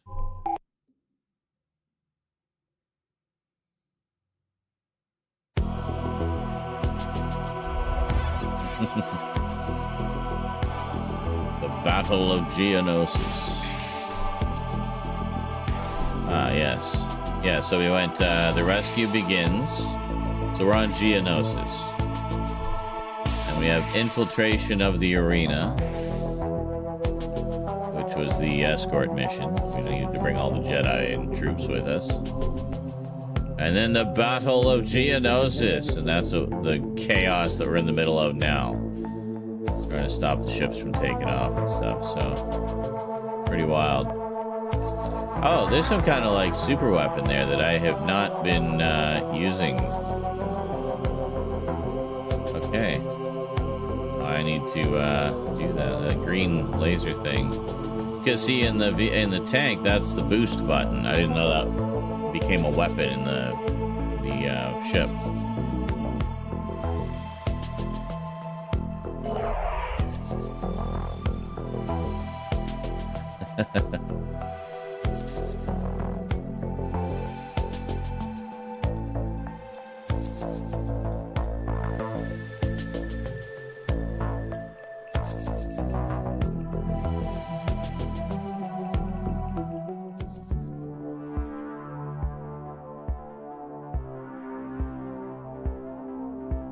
Very nice.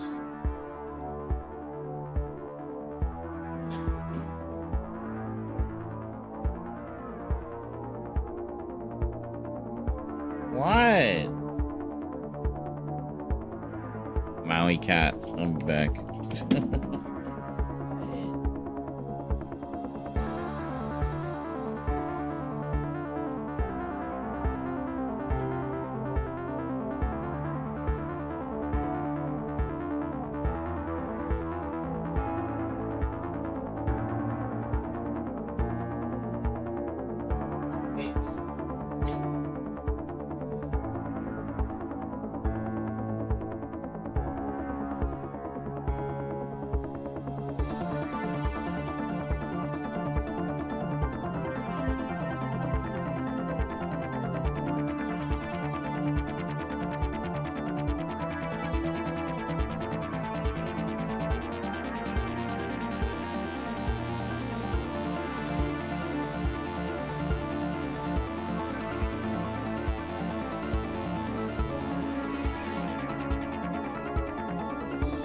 He just needed some love.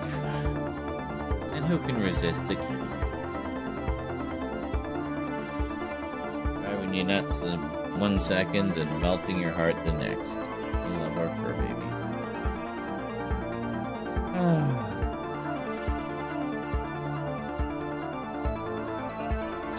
Got real quiet in the chat. Alright, well, I'll be back shortly.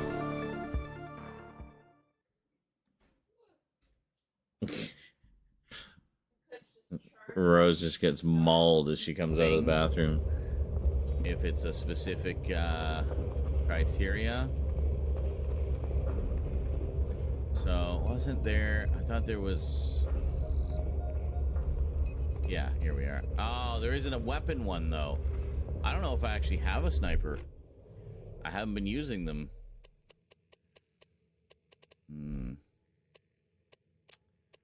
No. I do not. A tick of health here.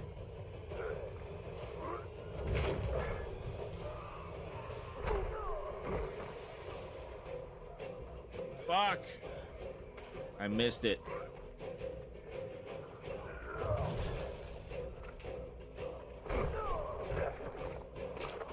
There we go.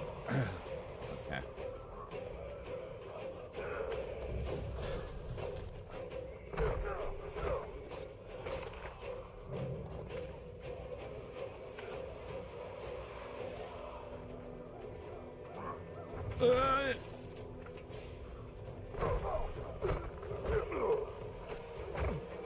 Holy shit, man, we got him! With my little sliver of health. Oh, man. I went all Rocky Balboa on his ass. We're seeing a stream of the stream of the stream of the stream of the stream of the stream of the stream of the stream of the stream of the stream of the stream of the stream of the stream of. He says, hard data. Isn't that an episode of the new Star Trek porno?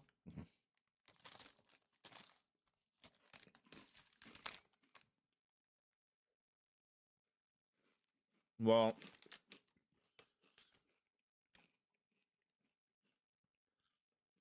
yes.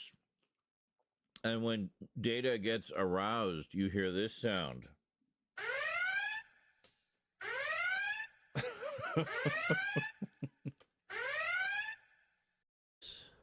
We'll fully make this ours. There we go. Finito.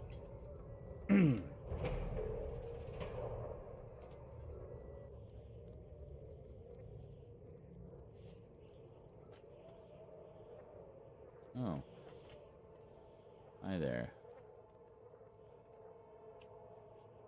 Well, that's hideous. All right, we'll figure that out.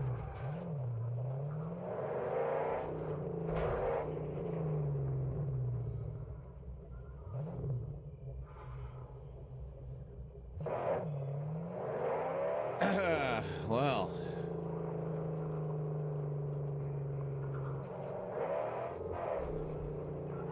I don't know how the frick to get into this guy.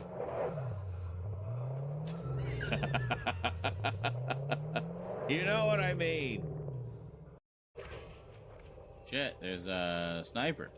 Oh, there he is. I see him.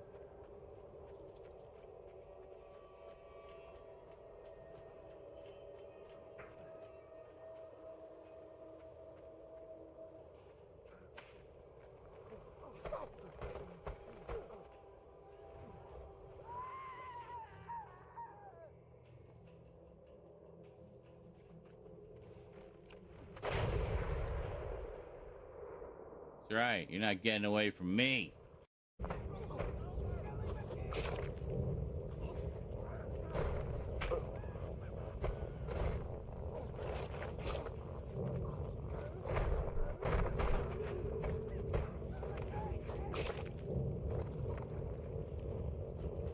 More? Sure.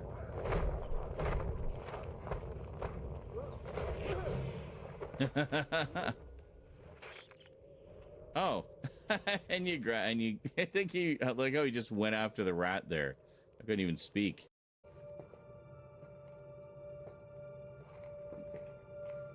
Mama! I found you.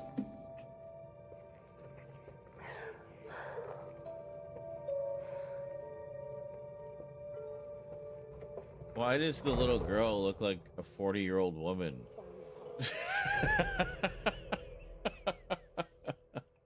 It's literally like just an adult head on a smaller body.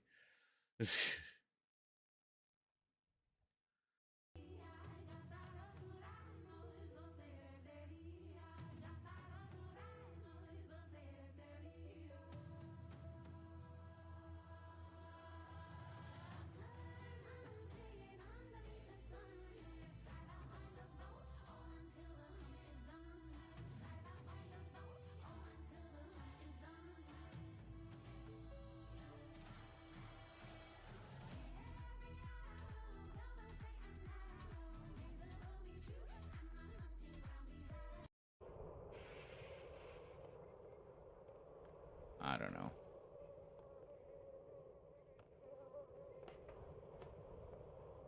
I'm not overly concerned about it. I mean, we have so many camps generating scrap for us now.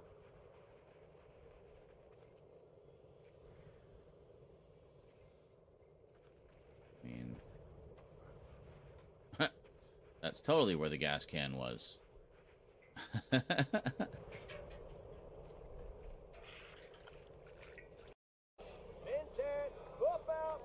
to ask first.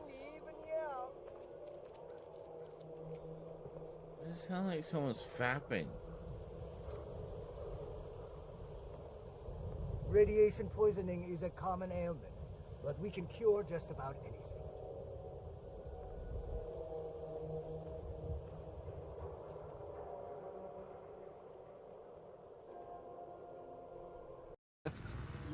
Did you see that? Oh. Yes. Yeah. Oh, he's on the walker. Yeah, you can emote while you're on the bike. Really? Yeah. Yeah. There you go. So now I'm going here. Oh, fuck's sake. God damn it, you all knocked me off of it. Every single one of you. My team hiding behind a tree. Alright, we're coming. You might run into those two guys.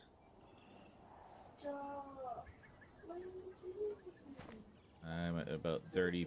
I'm so fucking far away. Well, they marked it.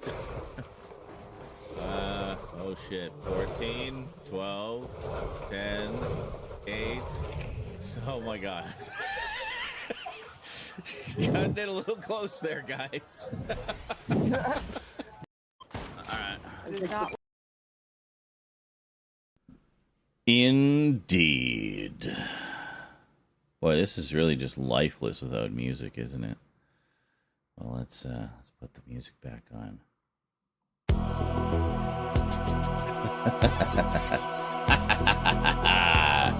Are you guys ready? Can do this. I forgot which song we were doing, so I'll just pick one and we'll go with that. 0 of 3 bonuses completed. Oh, 1 of 3 bonuses completed. 0 of 3. Wow, harsh. Games were unforgiving 20 years ago. Alright. Here we go.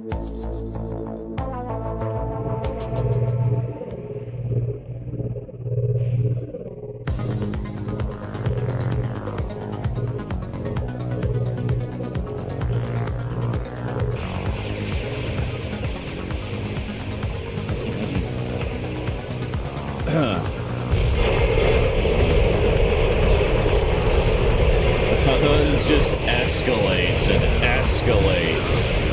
It's crazy, man. Sir, I have 5 special commando units awaiting your orders, sir.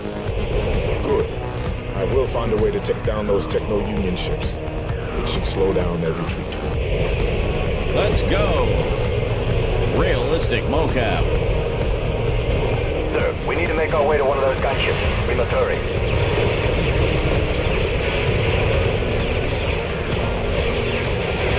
Shoot the clone troopers. They're still on our side at this point.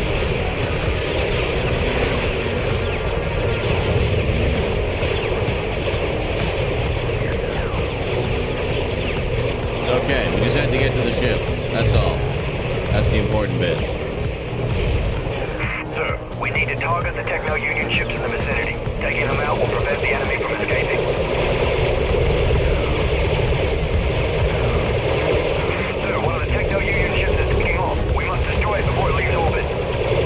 Okay, this laser is crazy. There are more Techno Union ships in the next valley. I need to put some coordinates.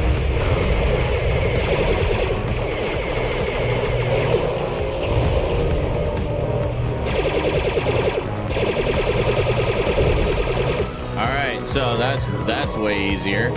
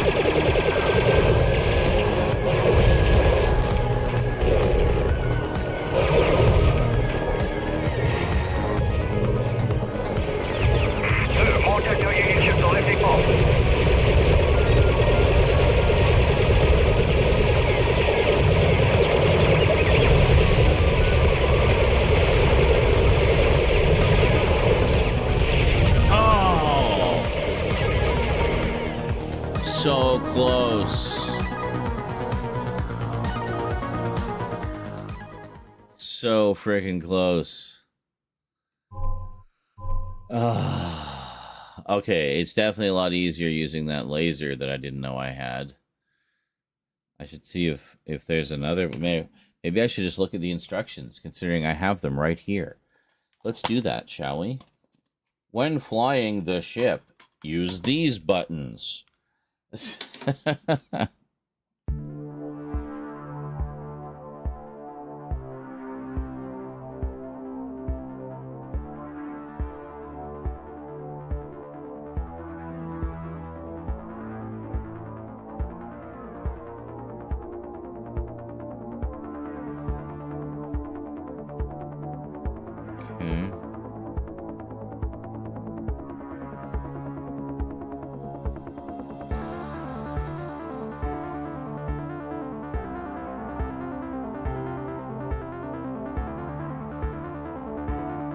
Okay, so we're flying a Republic gunship, the Rothana Heavy Engineering Low Altitude Assault Transport Infantry, or the LAAT/I. Why are you being so needy tonight, Eclipse? Give us a break. Let's see. Repulsor Lift Gunship is the workhorse of the Republic Clone Army. Primarily used for troop transport and air support, these versatile aircraft combine ultra-maneuverability with amazing firepower. Piloted by one of the highly trained clone pilots, these craft can perform deft maneuvers in all environments and weather conditions. In the hands of a Jedi pilot, these ships can do the unimaginable. Alright.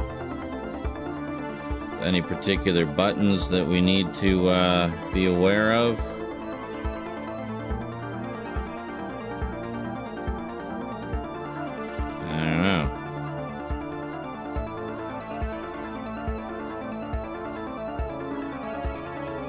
This track is so Wendy Carlos. Very cool. Oh, here we are. Yeah, that's weird. It just lists the controls. It doesn't list them specifically for... Alright, so X button to fire. Secondary fire. Special abilities. Okay.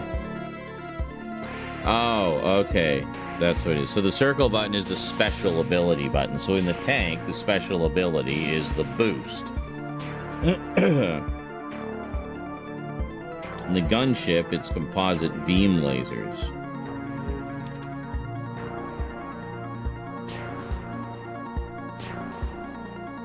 Also, the L1 button performs the same function, apparently. Oh, R1 does a zoom. It zooms in. L2 and R2 are just for strafing. Except with the gunship. With the gunship, L2 slows you down, and R2 speeds you up, which I think we discovered. Alright. So now that we are a little better with knowing what all the controls actually are, let's do that again.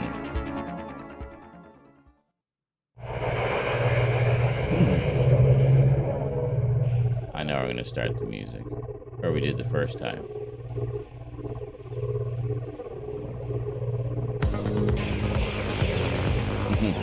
More or less. Yeah, this is crazy. And it looks really good because it's all in engine, right? Which is pretty impressive for the time, actually. See how many characters there are, right? I have 5 special commando units awaiting your orders, sir. Good. I will find a way to take down those Techno Union ships. It should slow down their retreat.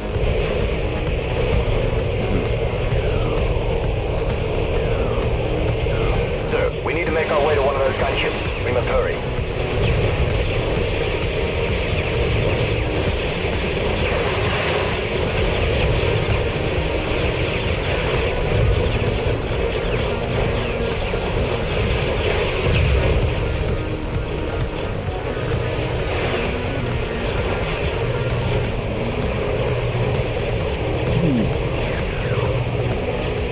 Okay, here we go. We need to target the Techno Union ships in the vicinity. Taking them out will prevent the enemy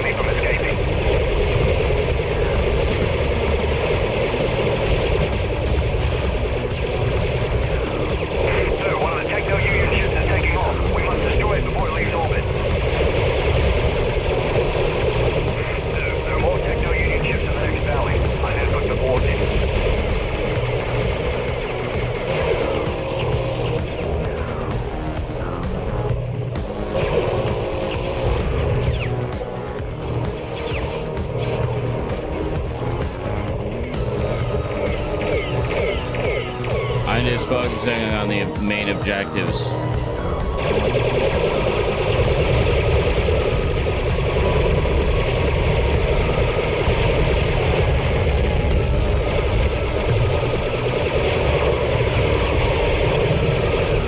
Those ships cannot be allowed to leave orbit.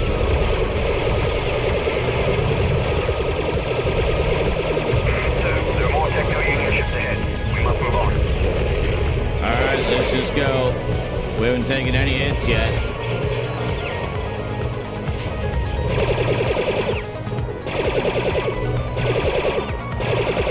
Anything that happens to be in our path that we can hit, we'll hit, but we're not going to go out of our way.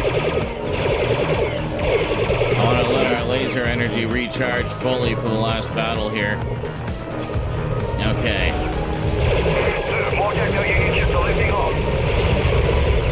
Oh.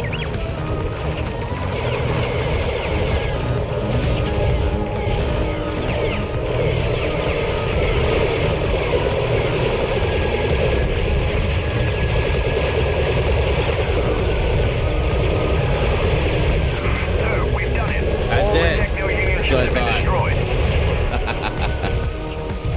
You don't want to waste time with the little guys. Just focus on the big things. The little guys are going to be bonus objectives anyway, not main objectives. Master Windu, Master Yoda reports that the Separatists are loading their core ships with droid armies. He's ordered the mobile assault cannons to stop them. Those starships cannot be allowed to take off. Each one carries an army large enough to threaten an entire planet. Tell Master Yoda I will provide support for the mobile assault cannons.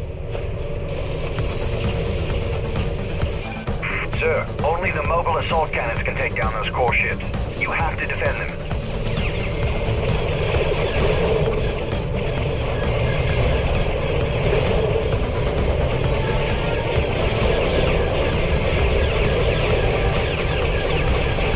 Jeez. Okay. Whoa. Holy shit.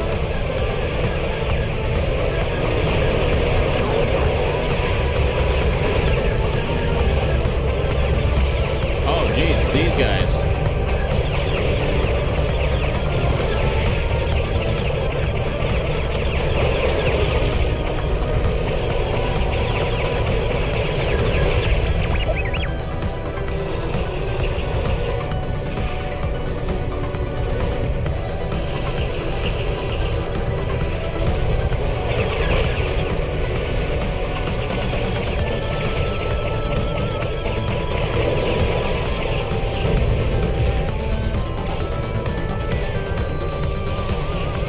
Sir, our concentrated fire seems to be having an effect.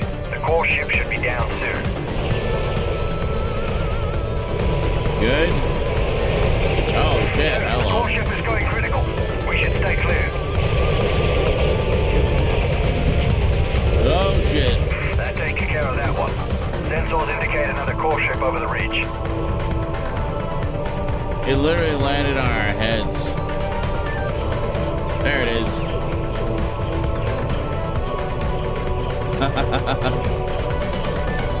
Fabulous.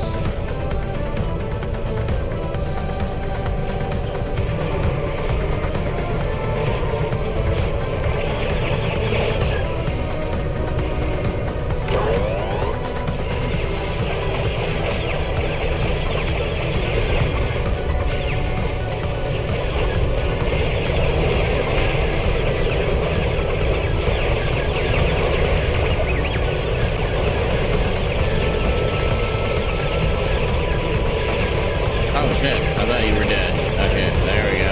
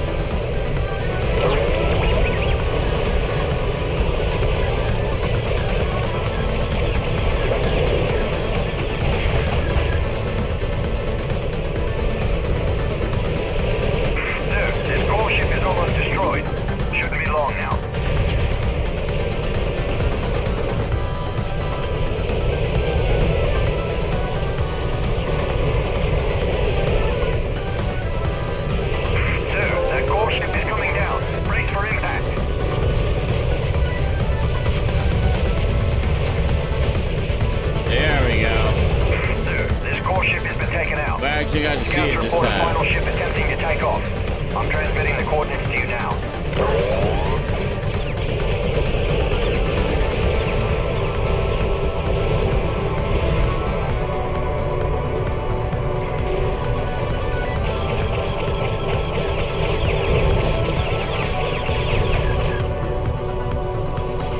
They're really being generous with the ammo here, eh?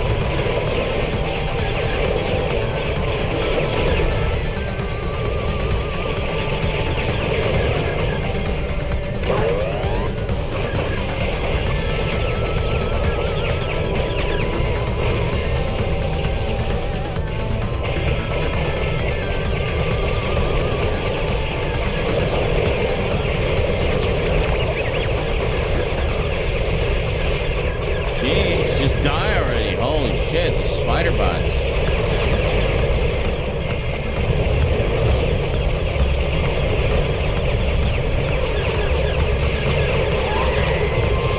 Oh my god. I didn't realize I was taking that much damage.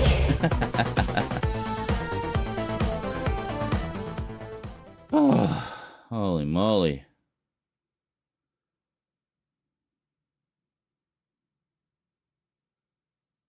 Is this the dual copy of the game with Tetris Worlds? Nope, not that I know of. It was on its own in with PlayStation Premium. And as for which one I own personally, in physical form, the only one that was ever released, as far as I know, the original. The PlayStation 2 era. So, yeah. Crazy. Techno Union should defend the mobile assault cannons. Okay, so we gotta start that over, I guess, eh? Oh my god, Eclipse. Sir, only the mobile assault cannons can take down those core ships. You have to defend them. Okay.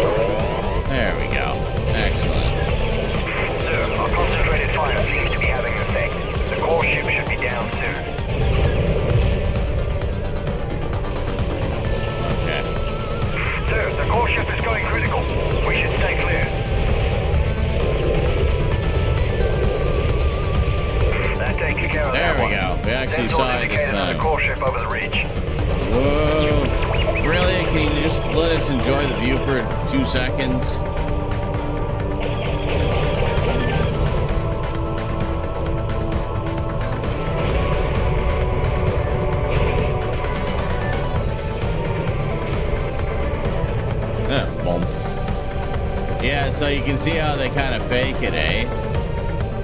They just got like these simple sprites for the smaller dudes. Smoke and mirrors make the world seem bigger than it is.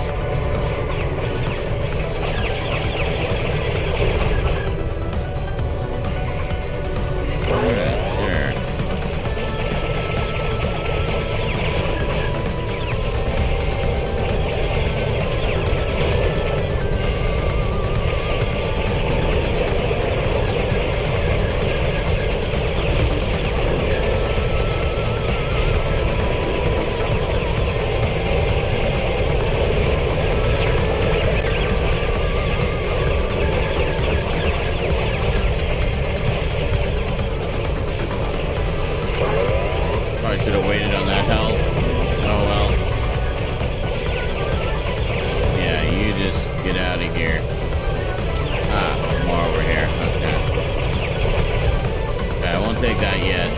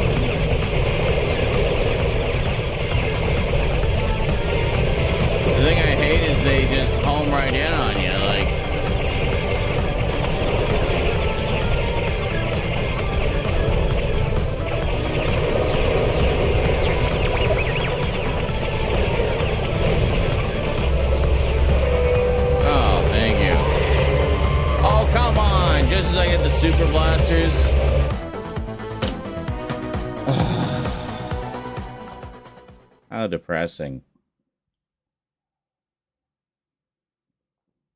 Oh, really? Oh, okay. Nick Langfield is on YouTube. There it says, I remember this was the pack-in game with the OG Xbox. Yeah. It's that old. It came out in 2002, so that sounds about right. It says, I remember thinking the graphics was amazing. Doesn't look too bad. Yeah, I mean, it's actually holding up surprisingly well. I mean, really, all they've done here is they've given it an up render to 1080p and bumped up the frame rate to 60 frames per second, so it looks nicer, and widescreen, obviously, so it looks nicer on a modern system and plays smoother on a modern system, but otherwise, it's still the same old game, you know? They really haven't added anything. They just prettied it up a little bit.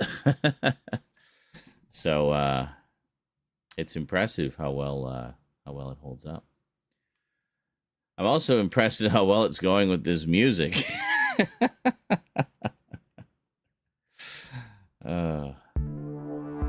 Speaking of which, should put our menu music back on. For those of you wondering about the music, I put all kinds of information about it in the description, including links to the musicians' music. The soundtrack that we're listening to is from Rollerdrome, another sci-fi game, a sort of dystopian sci-fi action game. It's very good. And I just thought, you know, Star Wars came out in the 70s originally, and dystopian sci-fi was very much the thing, rather than this uplifting, fantastical sci-fi of Star Wars. Oh no, sci-fi is very serious and highbrow. Yeah, little did they know what they were in for. But I thought, what if, say, studio pressure or something, George Lucas had to do it more as a dystopian sci-fi. So I like to think, since I get such vibes from this soundtrack, that this is Star Wars if they hired Wendy Carlos to do the soundtrack. Now, two movies you probably know Wendy Carlos from, if the name doesn't immediately ring a bell. is she did the soundtrack for the original Tron, as well as another dystopian sci-fi film, A Clockwork Orange. So there you go. Oh, and I think she did The Shining as well, actually. Yeah. So definitely some, you definitely heard her music before. Unless, you know, you haven't seen any of those. In which case, what are you waiting for? They're good. Got 2 Kubricks in there and an early Jeff Bridges. With some early CG. How can you go wrong?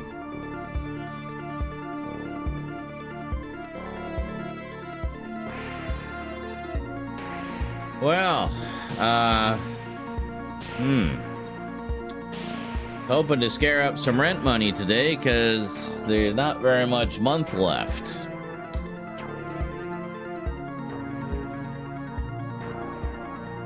But if there ain't gonna be any contributions today, I might just call it an early night. No point grinding if you know, your efforts aren't compensated. That's the wrong button. Sir, Here we only go. the mobile assault cannons can take down those core ships. You have to defend them. Consider them defended.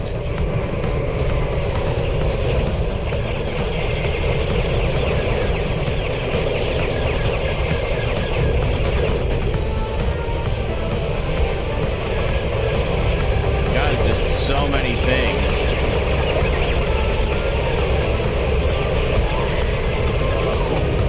Jesus, how are we dead that fast?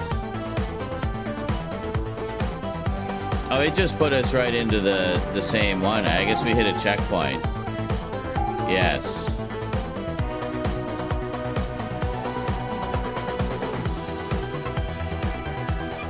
Sir, only the mobile assault cannons can take down those core ships.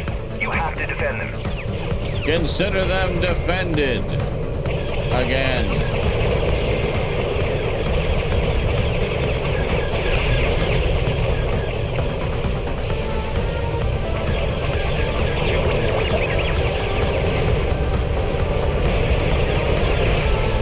Jesus.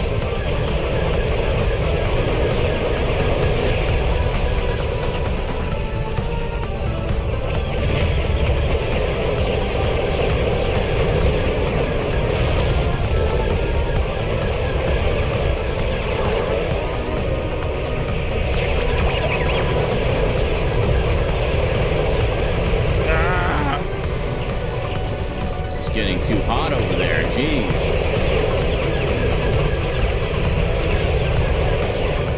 Holy shit, man. This is ridiculous. I need to find help. There's got to be help around here somewhere.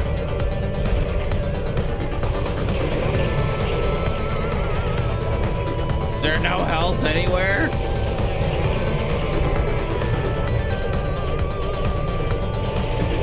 Sir, our concentrated fire seems to be having an effect. The core ship should be down soon. Did we kill everybody? Not seeing a lot of opposition here. Oh, here we go. Sir, the core ship is going critical. We should stay clear.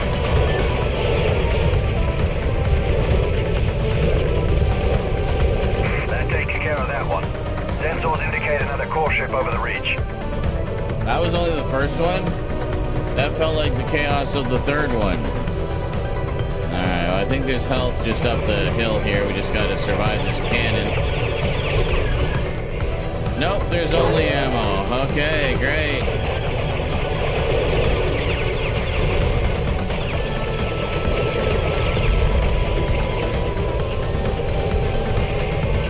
Oh boy, okay.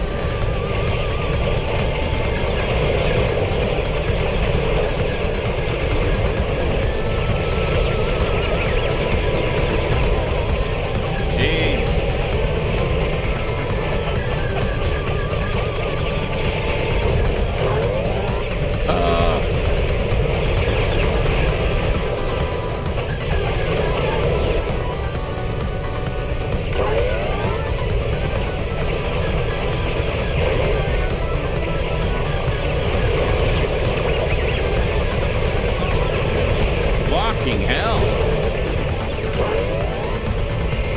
God, there was a health right there.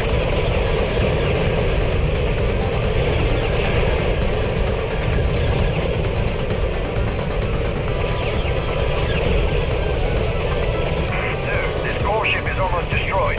Shouldn't be long now.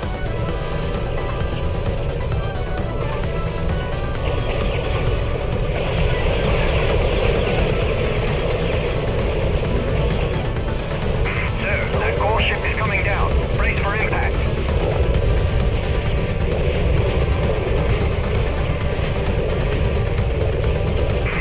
This core ship has been taken out. Nice. Scouts report a final ship attempting to take off. I'm transmitting the coordinates to you now.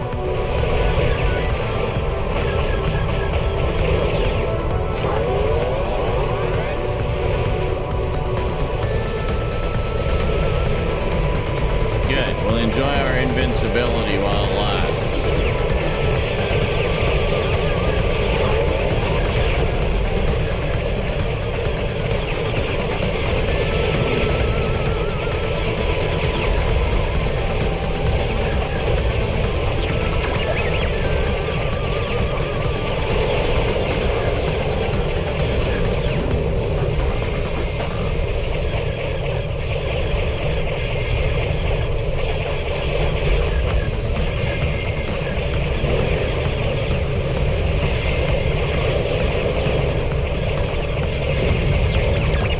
Yeah, these things were kicking our asses before.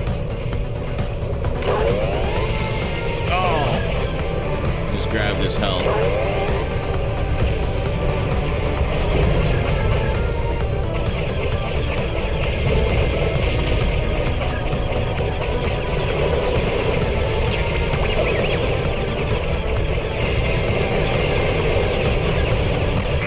The core ship is taking serious damage. It should be destroyed shortly. Oh, yes, please.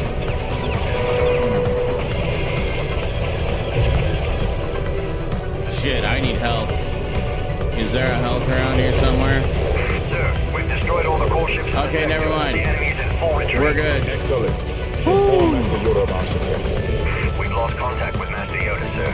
He followed Anakin Skywalker and Obi-Wan Kenobi to Count Dooku's hangar. Input the coordinates. I'm on my way.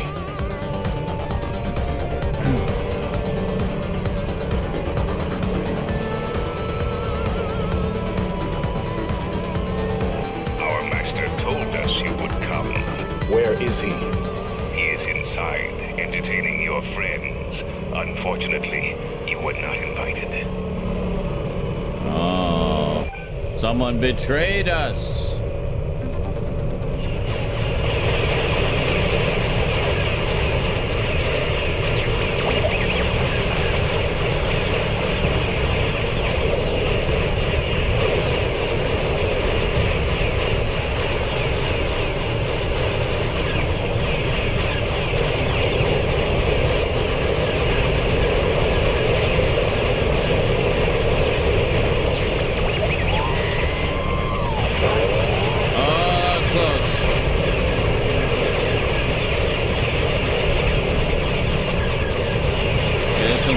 Done. I'll focus on him.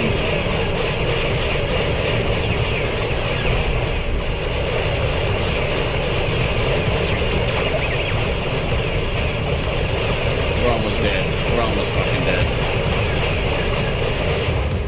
What are we even supposed to do? Like, they're just zeroing right in on you. God damn. Some kind of boss fight, I guess, eh? Defeat the Dark Acolytes. Alright, let's do this.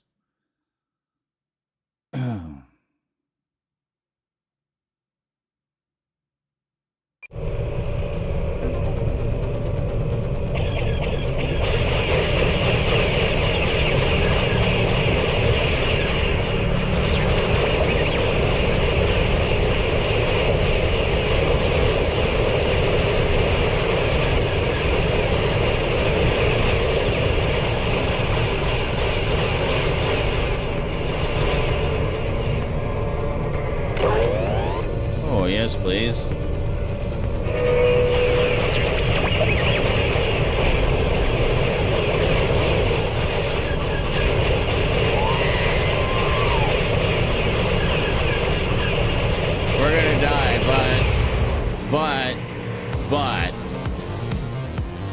we know the trick. Jedi Knight. The middle one.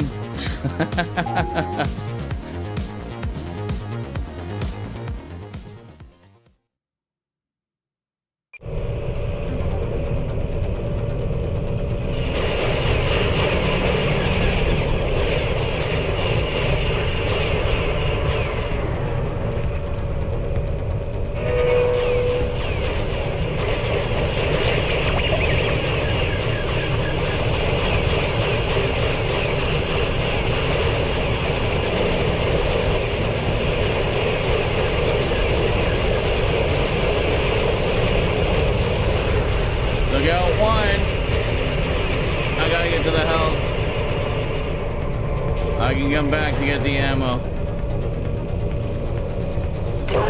Okay. We took out one. Alright. Take off, get the ammo. We need those missiles. Alright.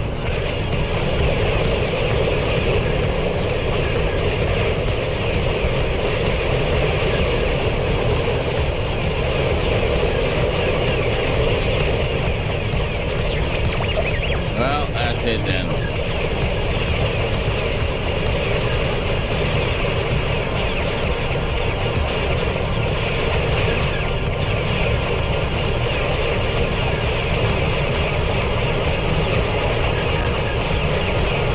I'm gonna die. I can't withstand them. Literally cannot withstand them. Oh, hey, we got ammo over here. And ammo. Ammo and ammo. And health. Alright, this has got to be it.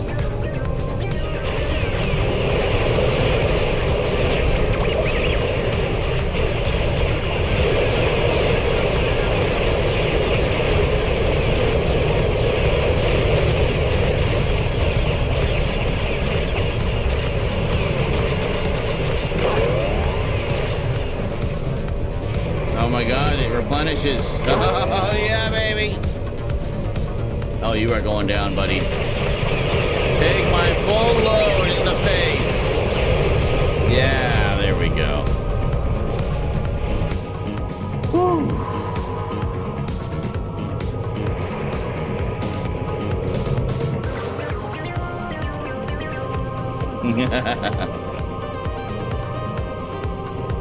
Sir, the enemy is retreating. We've taken the planet. The battle is over. Yes. Yes. But the war has just begun.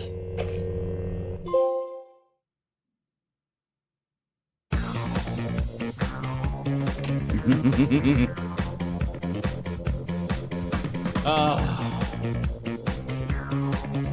That's intense, man. That's really intense.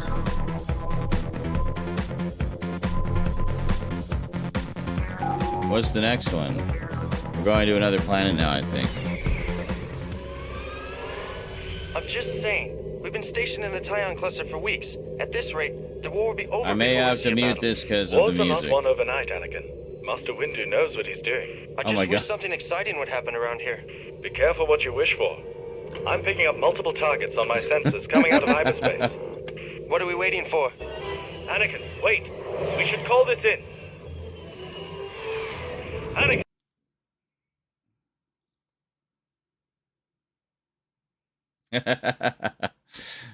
Do. The only thing we can do now is get to their target first and warn the inhabitants. What are they doing here?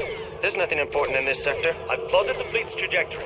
They're headed for Renar in the Dabali system. If we hurry, we can get there first. So, yeah. So that's oh my god, cinematics. All right. I have to keep muting it because of the audio. That's why we're playing with different music. Anyway, I wish there was subtitles. The other thing is the aspect ratio looks wonky on that, the cinematics. Like, they just stretched it out. They should have stretched it that way, I think. But they want the cinemascope aspect ratio, right? Oh. Are we on Colth?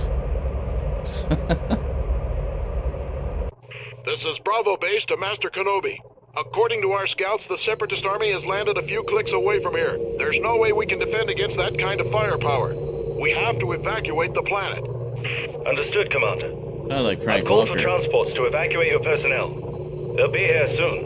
Anakin, I'm going to prepare the base for evacuation. There's a communication station to the west. Take that gunship, pick up the men stationed there, and bring them back here. Okay, hold on. Just slow down. First off, that's not a bad Anakin, but that's kind of a terrible Obi-Wan.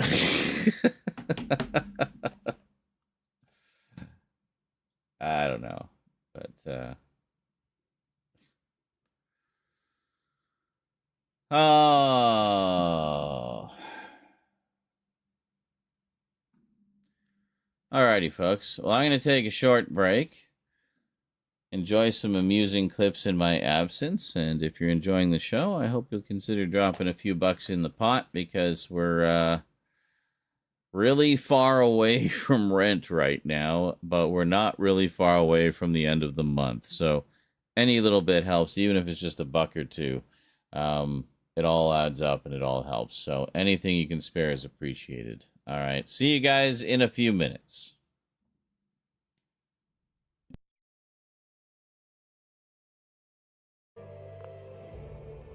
Oh, there's a... What? And it's the invisible tree. Look at that. The invisible tree. It only appears when you look up at it. So if you're staring at your feet and something suddenly, you know, cracks you in the head, it's probably an invisible maple tree. That's the only logic. Ooh, what did I find here? Central air. Alright.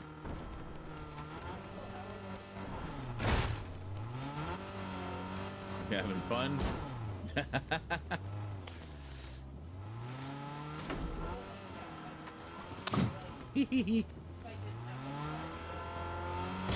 anybody need sniper ammo? That glitch again. The fence reappeared. I keep seeing that glitch here, because I know you got to move eventually. Wow, you dick. Can I at least reload my guns? Thanks for giving me this prep time. That's very gentlemanly of you, adult Varkid. Alright, what have I got the most ammo in? Oh, this one's actually in pretty good shape. Alright, shall we do this?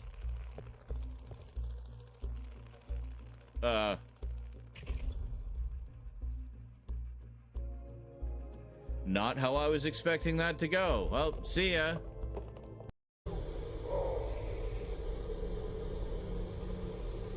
Oh yeah, I think this is where we came in, isn't it?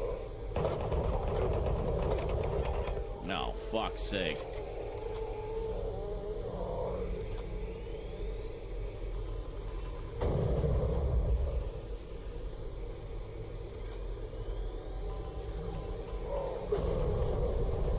I think that got him. Just a pile of body parts. That's what I like to see. Hey, we got food. Must have been some rats over there. I'm gonna go eat them. Hold on.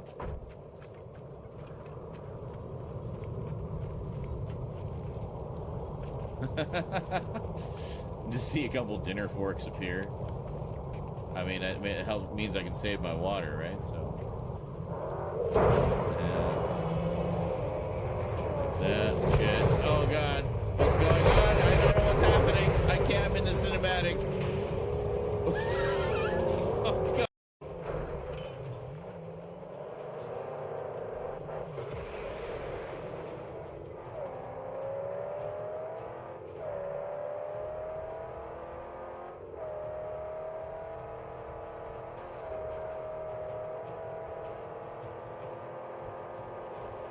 Here's our road warrior moment.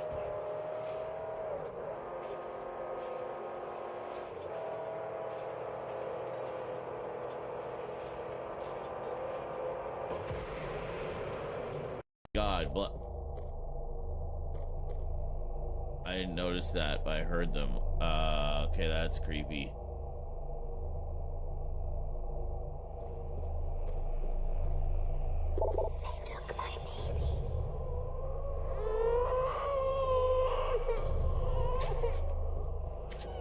Why did you put?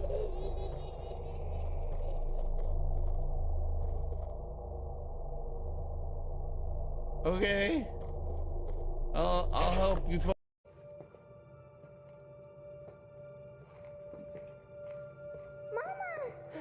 I found you.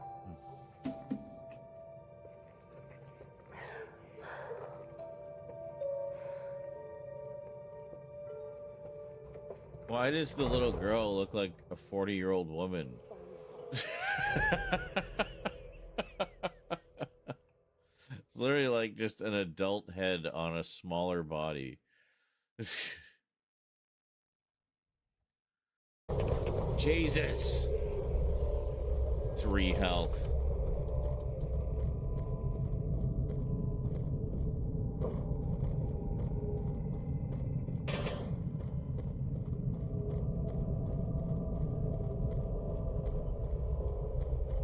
Wasn't there a health like right around here somewhere?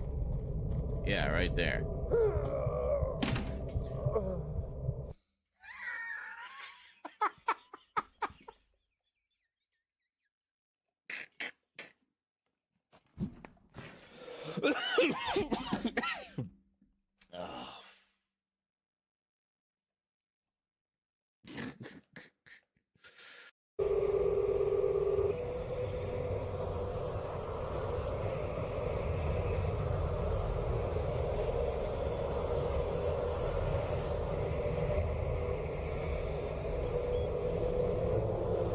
I think we do it like this.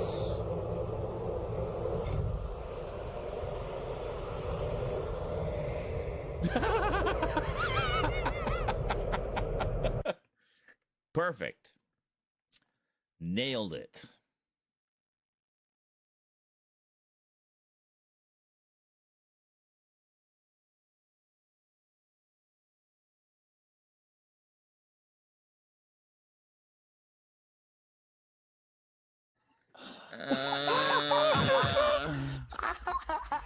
What even happened? I don't even know what's going on. Oh God. What happened? Oh my God. I have no idea either, guys. It's like, what is going on? Everybody's just lost their minds. I have no idea what's happening.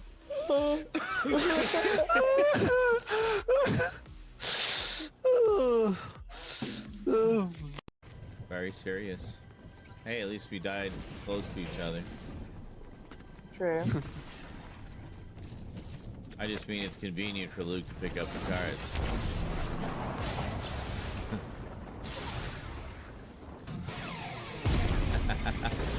That was pretty epic right there. Where the rock vehicle? and roll twist right in front of the... Yeah, that was a good one. Okay, one more unit of scrap. Oh, I got full shivs. Ah, here we are.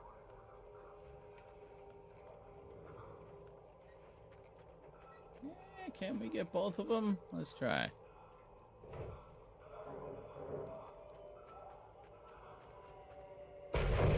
Hell yeah. Oh, really?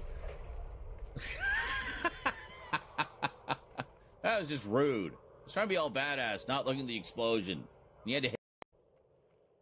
I didn't realize it was going to be a freaking maze to get. I thought I'd just walk around the barrier. I don't think these are barriers we can destroy either, so... Yeah, I don't know. Oh, hi.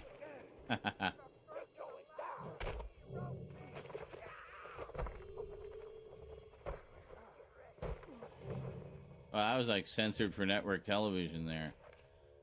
Oh. The hell is that? Rocks?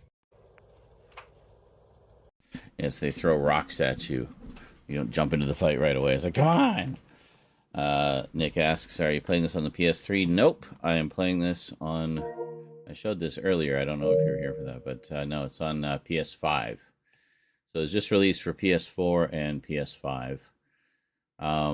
I do have all of the PS2 Star Wars games that they put out on PS3 digitally, but sadly, I don't think this was one of them. So I say it's like the first time it's been available in probably 20 years in any form. You know, as far as I know, it only got this one release in 2002, and as you said, it was included as pack-ins for a while. So yeah, no, it's great to see it back again. So anyway, I thought we'd play one more mission. We'll try out the first Anakin mission here. And, yeah, rescue the troops in under 90 seconds. Well, I can already tell you that's not going to happen. All convoy transport. Oh, joy, another escort mission. And destroy at least 10 enemy vehicle transports. Well, we'll try for that one. Okay. And we need some tunes. All right, here we go. I think we can, we'll go, yeah, we'll go. Well, is there any we haven't done yet? We haven't done this one yet. Okay, we'll do this one, whatever it is.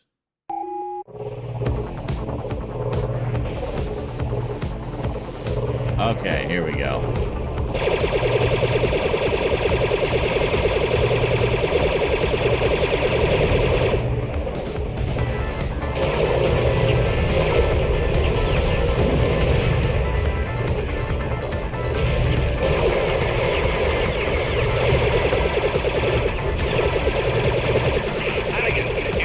To that outpost soon. The enemy will overrun the area.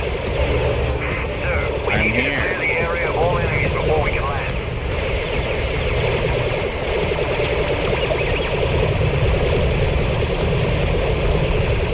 Do a strafing run.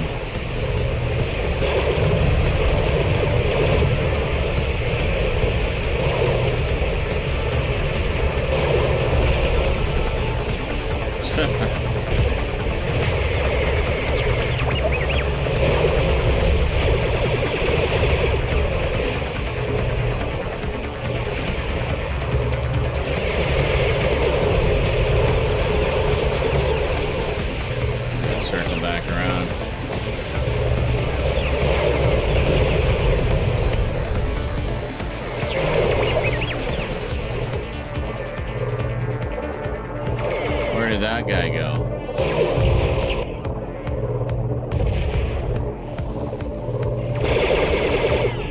Okay. Yeah, this guy's being a dick. Holy shit. Okay, aerial combat. Not good at that.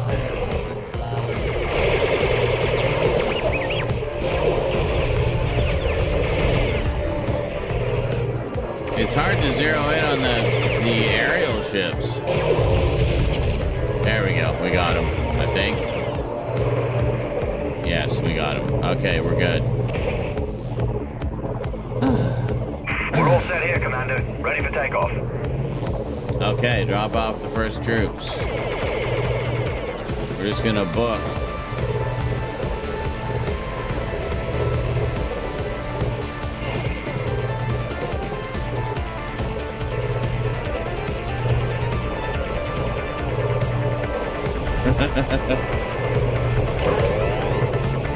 Yeah, baby. Model of efficiency.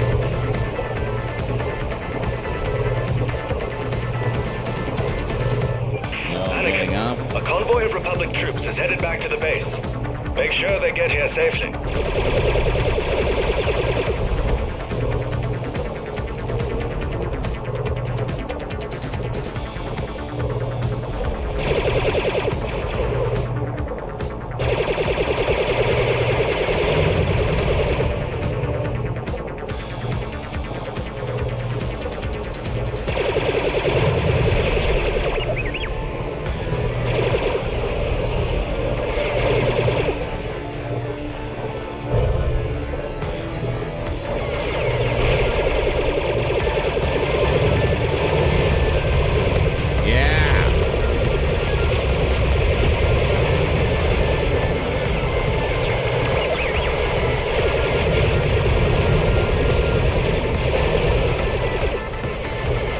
jeez, I'm just like bouncing off everything.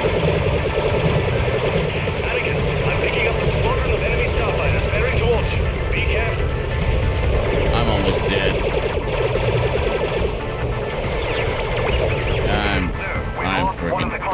I'm friggin' dead.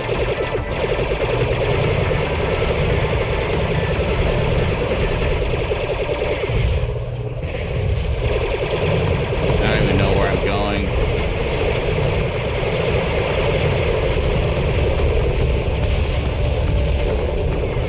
Sir, we've lost another ship in the convoy. Yeah, well, fuck you too. Sir, we've lost one of the convoy vehicles. Yeah, and I lost me too.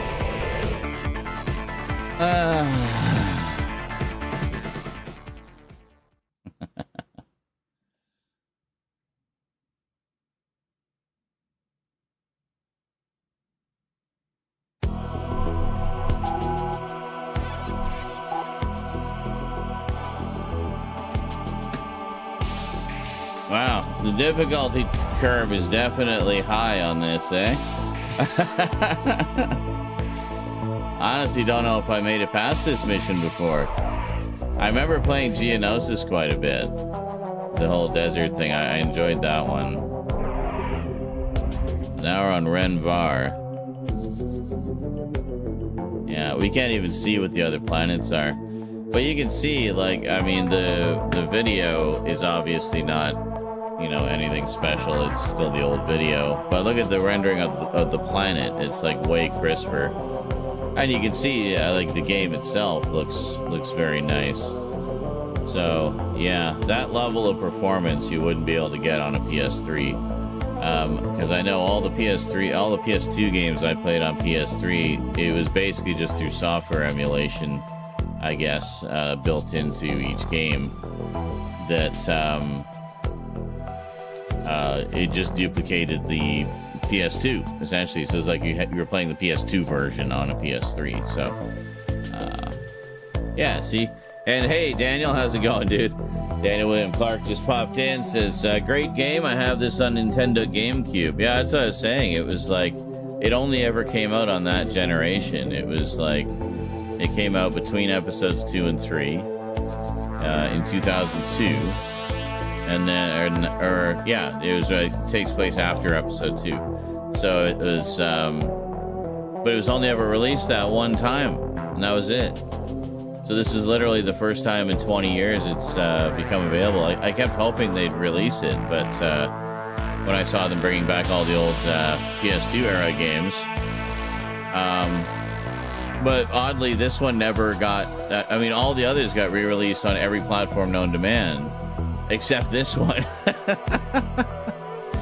But we got this, and I'm actually just wrapping up here, but here, if we get out, I'll show you here under PlayStation Plus. I swear they're not paying me, but they probably should, the amount I talk about it. Yeah, we go into the, hold on. Yeah, we go into the Classics catalog, I think. Yeah, View Games. And then if we go, no, hold on. We go back. I'll go up here, and now here, and then search Star Wars. You can see all the ones that are available. Yes, they got Star Wars Demolition, which I think was a PS1 game, so that's been up-res to 1080p. Bounty Hunter, which is actually getting a full-on remaster, apparently. Looking forward to that. Super Star Wars, Jedi Starfighter, which I actually have. I have the original Starfighter as well. And Battlefront. And I was saying earlier, I feel like Clone Wars is kind of like a prototype Battlefront in a way. It's like it feels very Battlefront-y. Like very mission-based and very combat-focused. So, yeah, it's pretty neat. I might as well show you the other two. I also have Episode 3, which I don't know if I've actually played this. Yeah, because this is supposed to be like, it's the story of the movie, but has a bunch of extra stuff. And then, speak of the devil, the original bounty hunter. So, very nice, very nice. I figured since I was pulling out Clone Wars, I might as well pull out all the other ones too and just kind of show them off. And I have most, if not all, of the Star Wars games that were put out on PS3 as well. So, yeah. What else they got here? So, Jedi Starfighter, you can play in 1080p. All of these, the advantage of playing them on the PS4 or PS5 is you play them in 1080p, 60 frames per second. So, they've actually bumped them all up as much as they can. Still the same old textures and everything, but yeah, I got Clone Wars. So, this one was just added like a week ago. Racer Revenge, Force Unleashed 2. Yeah, this one, The Phantom Menace, another PS1 game. This was just added to the catalog. I don't think it's ever had a re-release outside of, well, now. So, yeah, it's the old PS1 game of Episode 1. How cool is that? That one I know I've never played, and I do not have, so that'll be cool. Got Lego Star Wars 3, which is the PS... Or not that one. Sorry, this one. This is actually the PSP version of Lego Star Wars. Yeah. You can now play in 1080p, 60 frames per second. It's pretty cool. Hey, Morgan, thank you. First dono of the night. Thank you so much. Morgan Entertainment donated $13.88. May the force be with you. Yes, indeed. Puts us up at 52%. Just crawling over broken glass to that rent goal. But hopefully we'll get it. And we got both of the Force Unleashed. They just added this one recently, Rebel Assault 2. No Rebel Assault 1, oddly. I don't know why. And we do have Lego Star Wars The Complete Saga. I have that on disc as well. That one I played the shit out of. It's a lot of fun. Got the new Star Wars Outlaws, the new Star Wars Battlefront, Squadrons, Jedi Survivor. All these got to buy though, but oh yeah, Republic Commando. I completely forgot they put that out. I've been wanting to play this forever. Yeah, this one's supposed to be really good. That'd be another fun, like, Clone Wars era one. I think I have this on Steam. But honestly, I'd rather play it on console. Are these just the same picture? Why'd they do the exact same? I don't know. Star Wars Pinball VR. Wow. That's crazy, man. And then all this Battlefront nonsense. Microtransactions out the ass. Yeah, I'll just stick with my old PS2 games, thanks. What was this? Yeah, same with the Force Unleashed games, along with the PS3 versions. Yeah, exactly. All of it. That's one of the nice things about playing these through here, is they all get the up rendering and frame rate boost. So everything looks better. I mean, you play PS3 games, they almost look like modern games. You know, it's pretty impressive. But almost. But yeah, I mean, even old PS1 games with the up rendering, again, still old pixelated textures and blocky characters and stuff, but nice and crisp. You can still make out more details than you could normally. I did play a bit of Bounty Hunter a while ago. That one is fantastic, one of my favorites. And I don't care what contradicts it. As far as I'm concerned, this is in my headcanon as the actual, real, true origin story of Jango Fett. Just like Droids is the actual, true, real, early adventures of C-3PO and R2-D2 some undetermined time between episodes 3 and 4.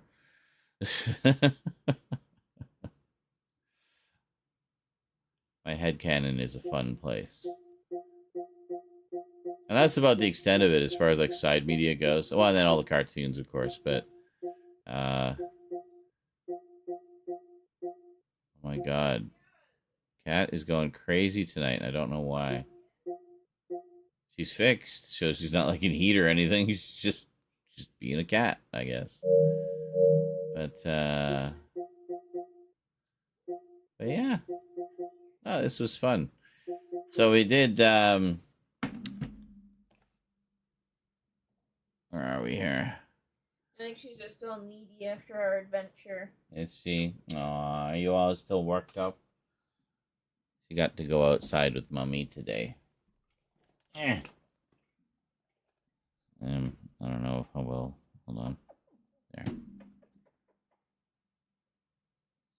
a shadow. It's a kitty there.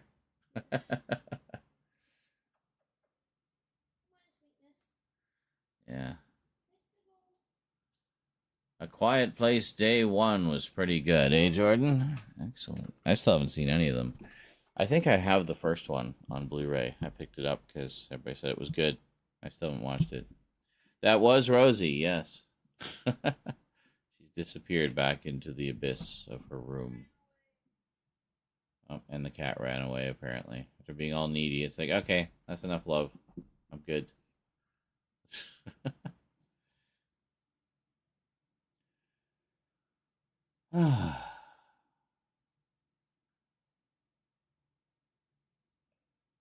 Yeah, I forgot how hard that game is.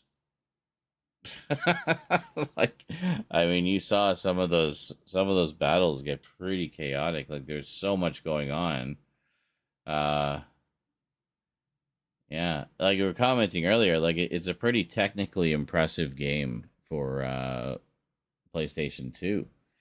Because really, I mean, what we're seeing here, it looked no different on the PlayStation 2. It was just lower resolution, but you know, in 30 frames per second instead of 60. But the amount of action you're seeing and everything, that's all that it's always been like that. So yeah, I can definitely see now why I liked it so much at the time, because the action is just so intense throughout the whole thing. So that's good. And it went really strangely perfectly with the music from Rollerdrome. It actually worked really well. So I don't know what I'm going to do for rent, guys. We don't have it yet. It's been a rough month, so we've had to dip into the rent money just to eat, essentially. So on the plus side, I mean, we do have the rental assistance coming in soon. I haven't heard back from them, and of course now it's a holiday weekend, so I'm not going to hear back from them until like Tuesday at the earliest, which would be, you know, too late. But it was really weird. It's like I feel like I just sent all the forms and papers and stuff into an abyss. Like there was no like, you know, most things you submit something and you get an email confirmation. Yeah, there was nothing. There was no confirmation. I just sent everything, and okay, so I just wait now, like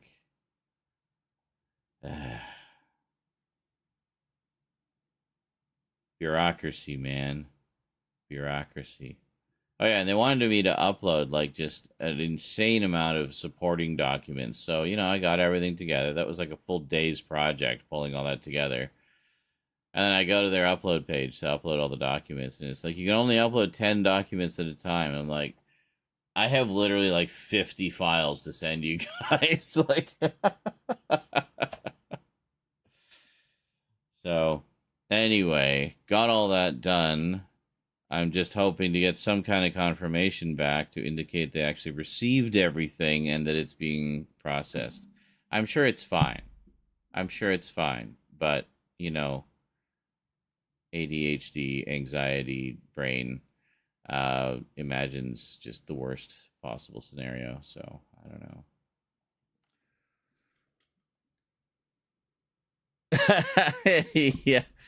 Yeah. Jordan says, I'd never survive a quiet place. I just know I'd be the jackass that gets us all killed with his fart.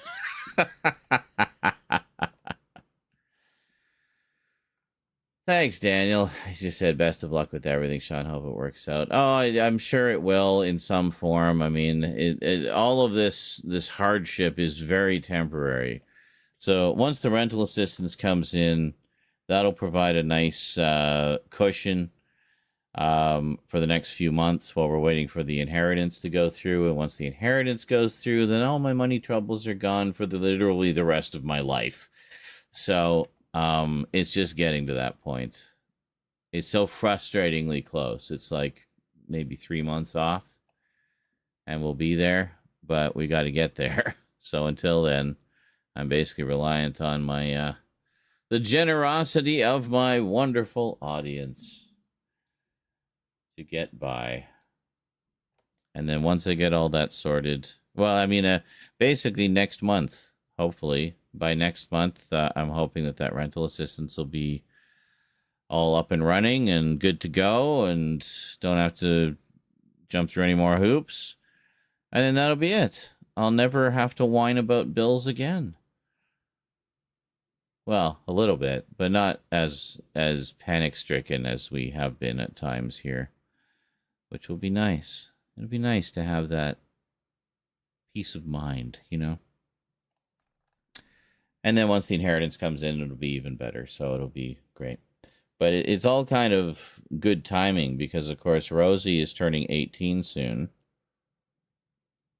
She's turning 17 in just, like, a little over a month. So, of course, when she's 18, we don't get the child benefits anymore. So it's kind of good timing that all of this is happening while it is, because it means everything will already be well and firmly in place long before the benefits run out. So it all kind of worked out with pretty good timing. It's just this 3 months in between that is going to be a little tight. Well, that's good. The good news there is that there's light at the end of the tunnel, and I want it to be so dependent on, you know, a marathon going well or whatever all the time. It'll be more for, you know, more fun things than just being able to live. So, yeah. And hopefully I can get back to collecting again. I've had to cancel so many pre-orders this past year because there just wasn't any money for them. So hopefully I can get those things a little down the road and they won't be like out of print and unattainable or something. But, hey, I did manage to get the first volume of ROM Space Knight, the big omnibus editions that just started coming out. Volume 2 just came out. Sadly, I had to cancel the pre-order. The whole set's going to be 3 volumes, apparently. So, but, yeah, so that's high on the must-get list. So, ditto Micronauts. I had to cancel Micronauts. I've been waiting for them to do collected editions for those for so long. You have no idea. But, yeah. I'll have to check my individual comics, because I noticed with the collected editions of Micronauts, they're not including the 4-part miniseries X-Men versus the Micronauts, or X-Men and the Micronauts, I think it is. But I think I actually have that miniseries. Like, I think I bought it a while back when I was collecting the back issues. So, yeah. You've bought 3 DVDs this year? Yeah, I've got a few, but mainly from you guys using my Amazon links, actually. So, you know, enough Amazon gift card money that I can get a graphic novel or a Blu-ray that month, you know, or something. So I'm grateful for that. It's definitely helped keep me sane that I've been able to get at least a few things for the collection, if not, obviously, as much as I want. But, hey, we do what we can, right? Just means I've been a lot more picky about what I buy and make sure I'm getting stuff that I really want. You know? But, yeah,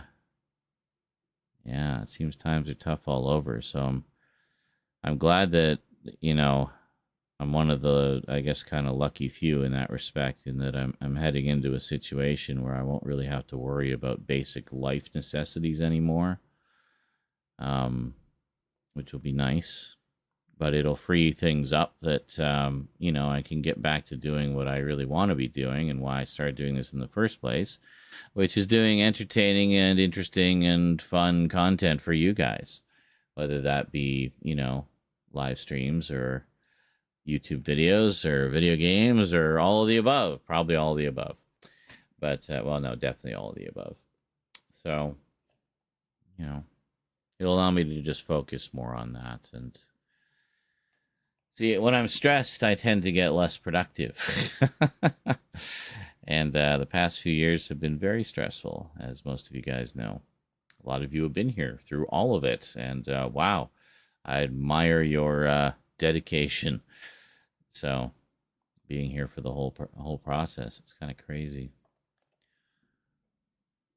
Yes, my grief has been very public. That's just the way I roll. I mean, as far as I'm concerned, the soap opera of my life is part of the entertainment, right? So you're here for me and my geeky knowledge as much as the soap opera of my life. I mean, that's kind of how I put together the Multimedia Chronicles Retro, was I structured it where it's all, if you go to the playlist for that, it's all chronological, so it all plays out like a soap opera. My 90s soap opera. Funny thing is, like, those years, like, were me in my late teens, early 20s, so my very precocious years. And, you know, you don't even see half as dramatic as the soap opera actually was. Mainly because certain people who are in those videos have expressed their wishes for them not to be seen. So I'm like, okay, that's fine. There's nothing horrible, honestly. It's just, you know, we would always film our drinking nights. So there's a lot of like just drunken stupidity. You know, nobody was hurt except me. I got hurt one night. I fell into the bathtub and gashed myself on we had like a ceramic soap dish sticking out of the wall. So I fell into the tub and gashed my back on that.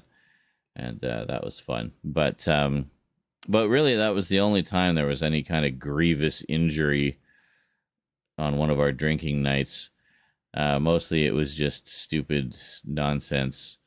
Well, and some of it is just stuff I could never show on YouTube anyway, even if the people in them were okay. Like, you know, there was one where, you know, drunk out of our skulls and, you know, munching on pizza and chain smoking cigarettes.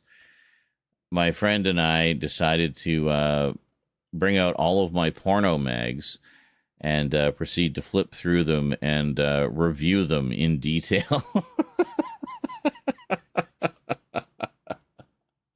It's the kind of thing I wish we could post. I wish I could post because it was a hilarious segment and it just goes on forever. We spend like an hour going through all these magazines, like very methodically and almost like, you know, like a friggin' autopsy. Just, you know, rating each mag based on how many girls there are, how hot the girls are, and, you know. And, yeah, it was very, very 90s. But just stupid shit like that. There are a few clips I can show, and probably will at some point, because, you know, I think they're hilarious. And I have no shame, so I don't mind you seeing me as a drunken idiot in my 20s. But, yes, there's a few clips that are just me being drunk and stupid, so I might do some highlights of those at some point. Daniel says, I like the retro... First Jordan says, I've watched so long, I feel like I'll be the weird uncle crying at Rosie's wedding. Yeah. And Daniel says, I like the retro editions of Multimedia Chronicles. They made me want to watch my own home videos from the 90s. I know, right? It's like little slices of time. It really is like a time machine, just going back for a little bit, you know? But, yeah, those drunken shenanigans nights were always fun. I'm glad I recorded them. I just wish I could share more clips with you guys. But it's understandable. I know why, they may not want them to be seen. I don't know. I have no shame, but they do.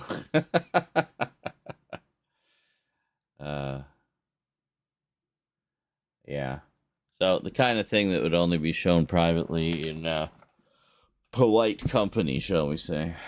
But anyway, I'll leave it all up to your imagination. It's just the wild and crazy, drunken, ragers that Zarin Isaac used to go on. Did we lose our galaxy already?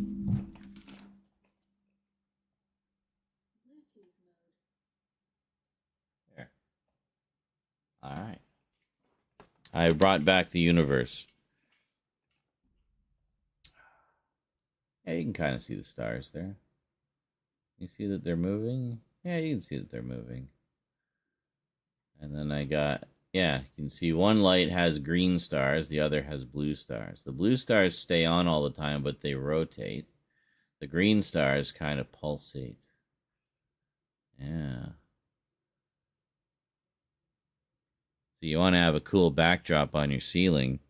Don't just use one effects light. That's two there. So I have one that does like the nebula in the middle, and it doesn't have as big a spread. So I put the other one on, which has a wider spread. So, so then it becomes like one is the universe and one is the nebula in the middle. And then, I usually don't have the stars on because you can't really see them when the camera's small, but I figured since we're doing Star Wars, we'll have the stars. Seemed to make sense. So if you guys liked the music, check the description. I did give full credit for the music used and links where you can hear even more music by the same composer. So there you go. You don't have to come after me, H-Bomber. I gave credit. It's okay. I acknowledged all sources. Even showed where I got the game. PS5, PlayStation Premium. I pay for it. It's good. It's all legit. Yeah. And you guys watched that video, the H-Bomber one about plagiarism? Came out a while ago. But absolutely destroyed some careers, some YouTube careers. Honestly, rightly so. I mean, if you're just going to rip off other people's work and try to pass it off as your own and that you're some kind of like brilliant guru, like, fuck you. Those of us who actually are legitimate, brilliant gurus take offense at that. So, yeah. The thing is like that James Somerton guy, I mean, doesn't strike me as someone who is a dumb guy. He's got some shitty viewpoints, but he doesn't strike me as someone who is unintelligent. I just don't understand why he literally copied everything. All his scripts are just copy-paste jobs. And he's able to read a script and perform a script quite well. So, I mean, if he just wrote his own shit... Yeah, I don't know. Maybe that's it. Maybe that's the whole... Maybe he needs someone else to write it for him. Like a screenwriter, Why didn't he ever consider that? Maybe he did. I don't know. Maybe it was his whole team was ripping shit off. I know he did have, like, some people he was working with, but I don't know. I had never even heard of him, actually, before that H-Bomber guy video. I might have seen him at some point in my travels, but I didn't remember. He didn't strike me as particularly remarkable, but, a lot of people looked up to him. And that's why it's unfortunate when someone you look up to proves to be very disappointing. Just ask Vermin Art here how disappointed he is in me after looking up to me for so long. I jest.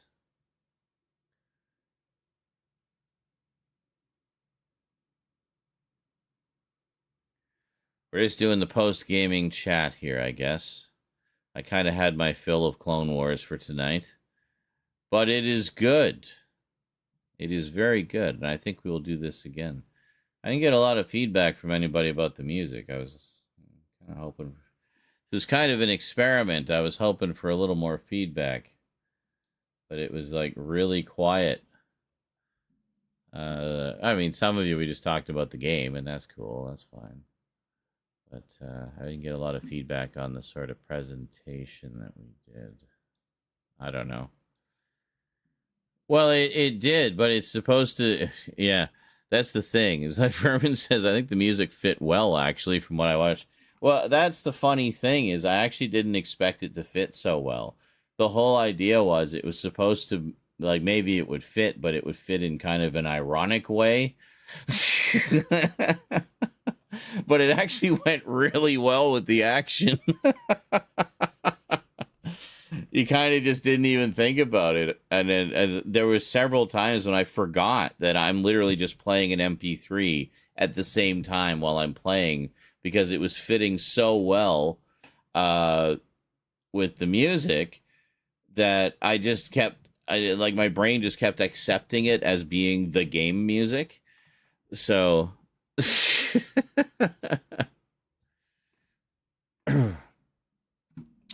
well, one I thought would be a really good theme for Anakin was maybe this one.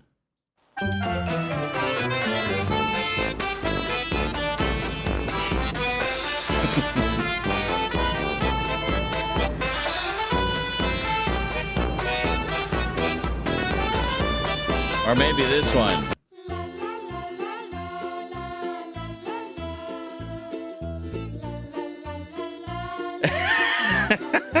Anakin is just massacring Padawans left and right.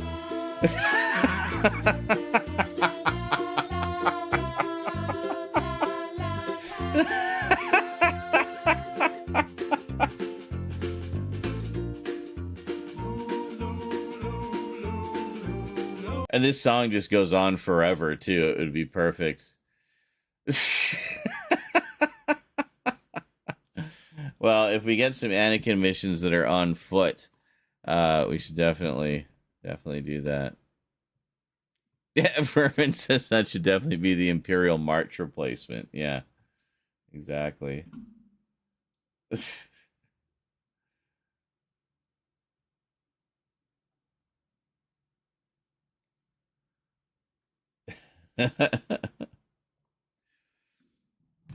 Well, here, since some of you were late to the party, let's just replay a level here real quick, and I'll give you an idea of what we've been doing tonight.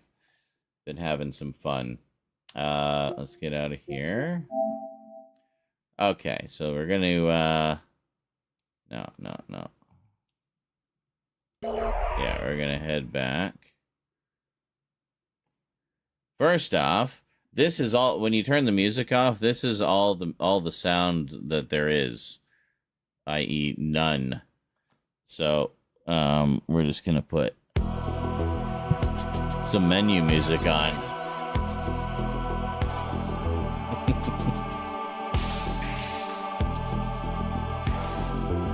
God, Darth Brooks, or maybe it's the main theme, Achy Breaky Heart. Well, I can't do copyrighted stuff as much as that would be funny as hell. Alright. Alright, so if we go to the first mission here, we'll do this. Now, I have to kill the cinematic for obvious reasons.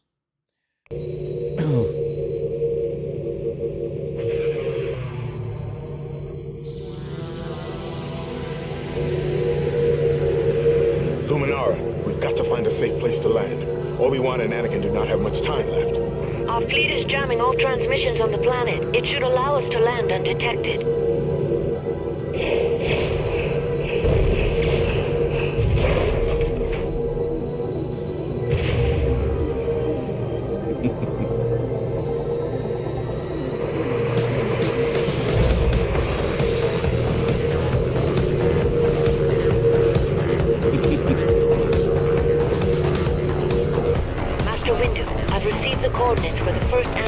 anti-orbital cannon.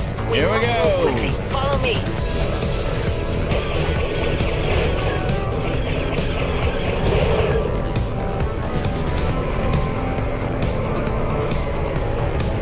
Master Windu, there's the first anti-orbital cannon. My sensors indicate several enemy units moving on our position. This is not going to be easy.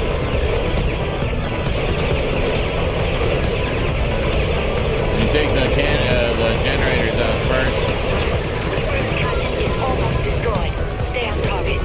1 down, 2 to go. And then we'll deal with the enemies. I've input the coordinates for the second anti-orbital cannon. Let's go.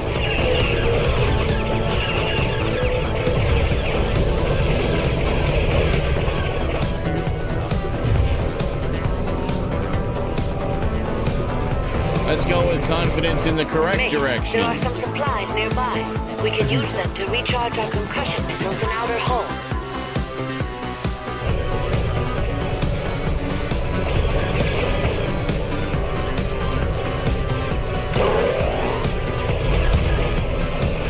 I'm taking heavy fire. I'm working on it. Alright. Actually, you barely took a scratch, you wuss. Watch your fire, Mace. Well, stay out of my way then. Mace, I'm picking up a squad of Hellfire droids on my sensors. Be careful, Mace. Their missiles are lethal.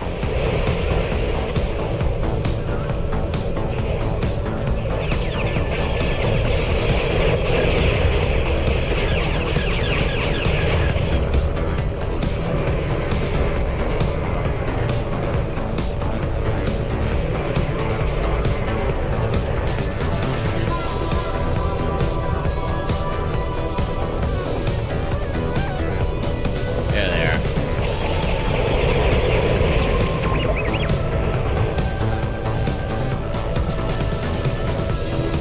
Wait a second. No, I thought I saw something over here. Oh, hello.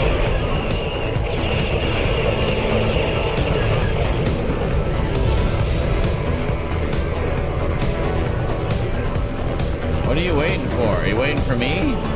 Alright.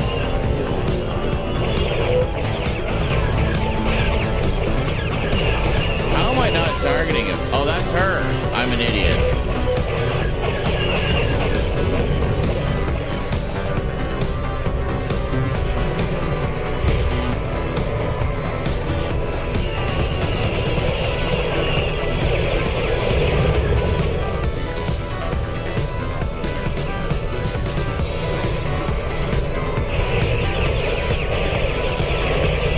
I'm taking heavy fire. Well, give me a second. I'm working on it.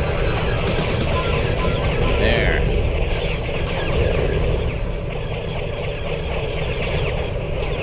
Oh, hello.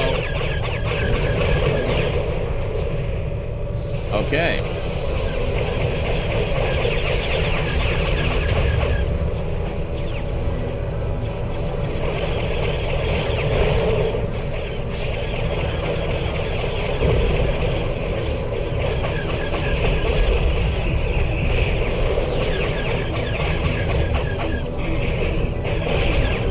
On my way.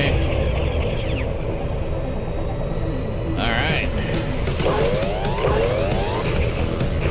Mace, we don't have much time. Take these platforms up to the second cannon. I'll meet you there.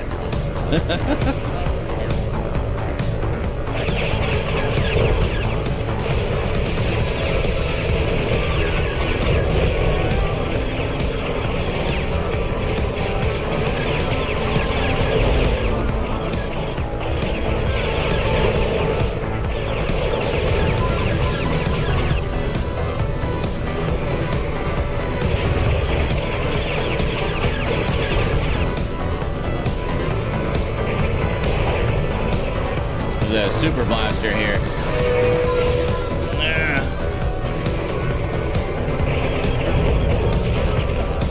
Does triple damage.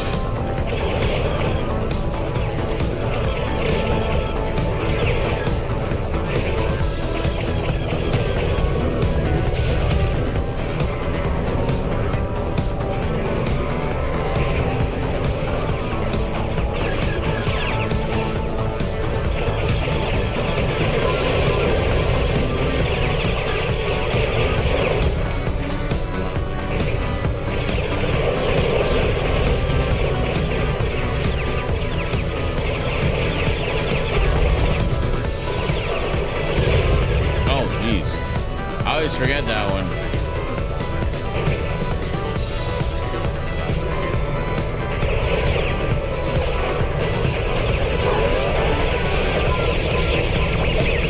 Returning to formation. Let's take out that second cannon. Enemy reinforcements are on the move. The second cannon is almost down. Just a few more. The second orbital cannon is down. Only one more to go. I've input the coordinates for the third cannon. I'm That's taking right. heavy fire. Need assistance. You are? Liar. There's literally nobody there. You reacted after I'd already killed everybody for you.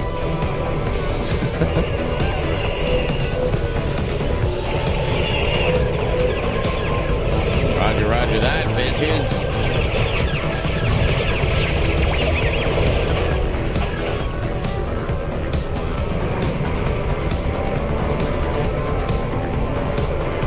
Mace, I'm picking up multiple enemy units on my sensors.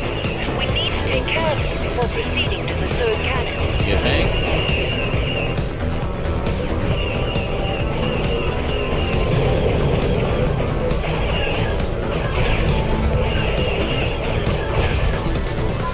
Little shits.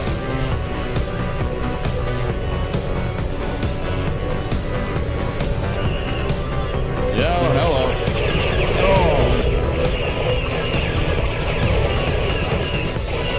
Come back here.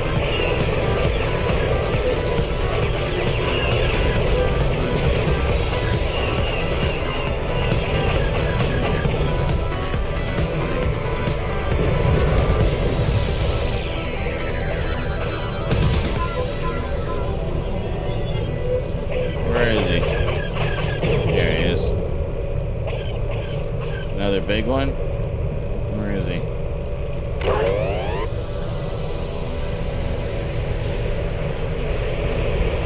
There he is. Is it two of them? Oh, it's two of them. I'm taking heavy fire. Jeez, I can't be everywhere.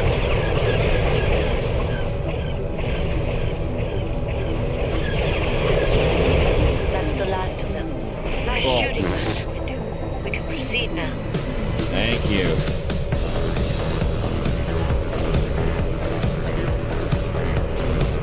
The last anti-orbital cannon is housed in that outpost. We cannot get through with our tanks. Wait here. I'll find the cannon's power generator and disable it. Get ready for it.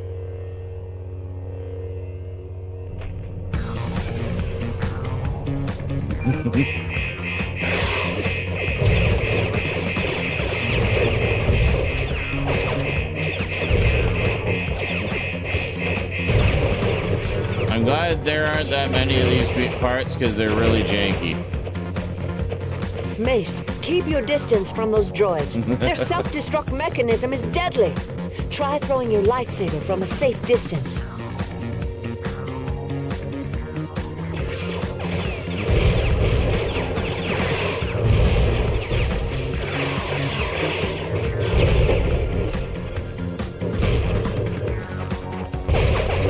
Get off me.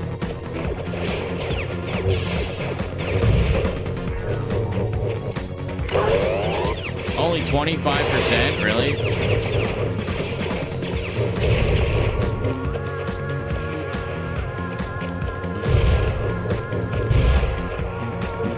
Mace, the power generator should be close. Destroy it, and the cannon should overload.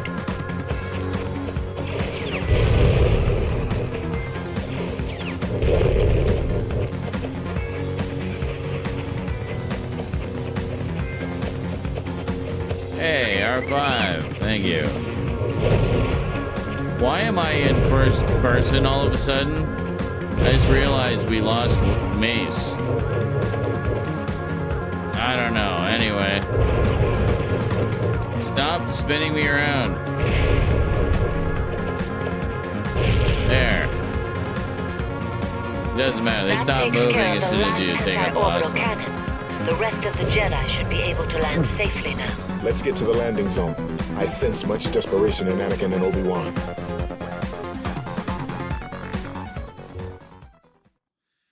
And there we go. So there's a repeat of the first mission there, just so you can kind of see how we were doing it with the music there. Hope you enjoyed that. I still haven't accomplished anything in the bonus objectives. It says defeat 100 enemies. I didn't even know if there are 100 enemies in that. I don't know. It's weird.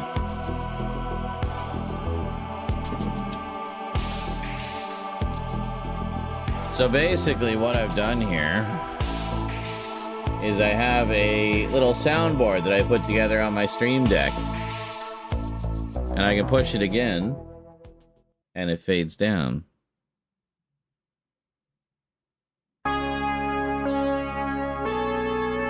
So I can fade one,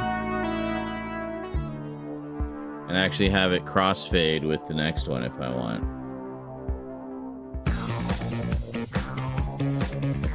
Isn't that neat?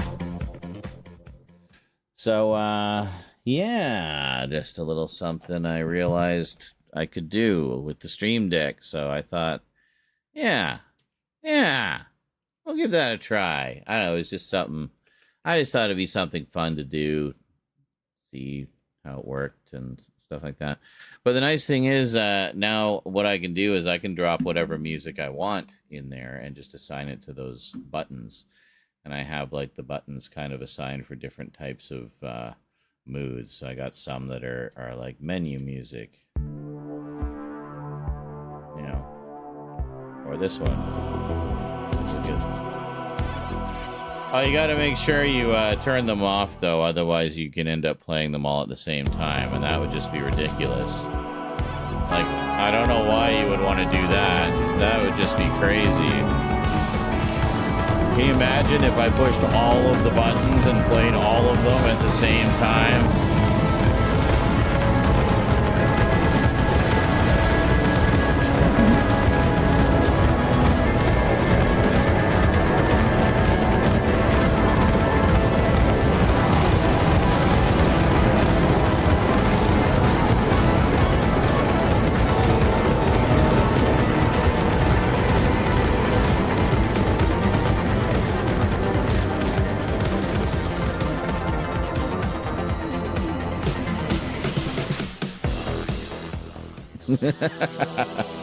Oh, stop. There you go. Can you crossfade it with itself? Oh, actually, hold on. We'll do one that starts a little more abruptly.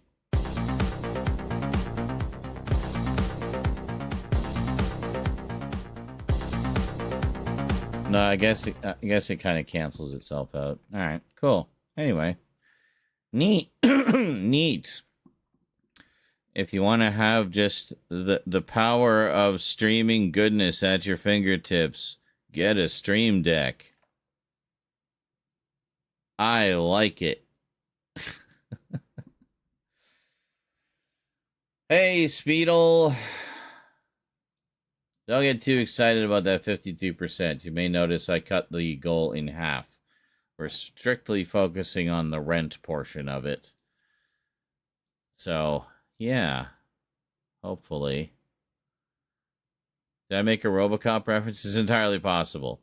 That game is, or that game, movie, the first one in particular, is so firmly ingrained in my brain that I randomly make references to it, or what have you. To the point where I don't even realize I do it.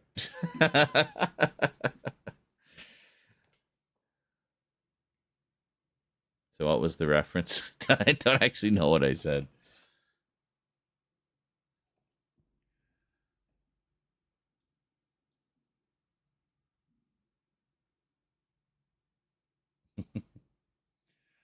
RoboCop was the first R-rated movie that I ever saw in the theater. Now, of course, R here in Canada means if you are under 18, you are not admitted. Period. That's it. I know it's a little more lenient in the States. You can go if you're accompanied by a parent or guardian. Well, it's, yeah, restricted is restricted here. I don't know why. But anyway, so I was 15 when it came out, and I really wanted to see it. So a friend and I basically tried a couple of theaters. First one just refused us at the door. Second one, we spent some time at my friend's place making me look older, using like some pencil rubbings to make it look like I had the suggestion of 5 o'clock shadow. I couldn't even shave yet. And then he gave me like a ratty t-shirt. He says, yeah, this is, the 20-somethings like to wear ratty t-shirts. Like, okay. And we went to all this trouble. Then we went to this theater where the, you could get your tickets from, I don't know if you get it from, no, they didn't have the machine yet. So we got our tickets. Then we went to the concession and got all our popcorn and everything. So we went up to the ticket guy. It's like, okay, well, they can't refuse us if we've already bought like all our popcorn and stuff. Seemed logical. So we went, had our armloads of tickets. Like, here you go. I was running for RoboCop. And he took one look at us. And I don't know if he just appreciated all the effort or just felt sorry for us because it was such pathetic effort. But whatever the story, just, decided to allow us to have an experience that day that we would never forget, and he let us in. So that was cool. So I got to see the original RoboCop in the theater when I was 15. I was just like shitting my pants with thinking like, oh God, we're going to get in trouble. But also, excited to see the movie and loved it. It was great. And a friend of and this friend who went with me went specifically because he was like honored to help me have my first R-rated movie experience in the theater, because he had gone the year previous. He was a little bit older than me. He had gone the year previous, and when he was 15, because that was the year that Platoon came out, and that of course was rated R, and he really wanted to see Platoon. I wasn't big into war movies at the time. It wasn't until later I took an interest in them a little bit. But and Platoon is an all-time great. It's fantastic. So that was the big one for him. So he wanted to help me have my first R-rated experience as well, like he did. So that was nice. I appreciated that. It was a damn good movie too. It was like even better than I thought it was going to be. It's no wonder that it still endures to this day. The first one in particular, the sequels and spin-offs, and I don't know. It just seems like a franchise that just can't get a break.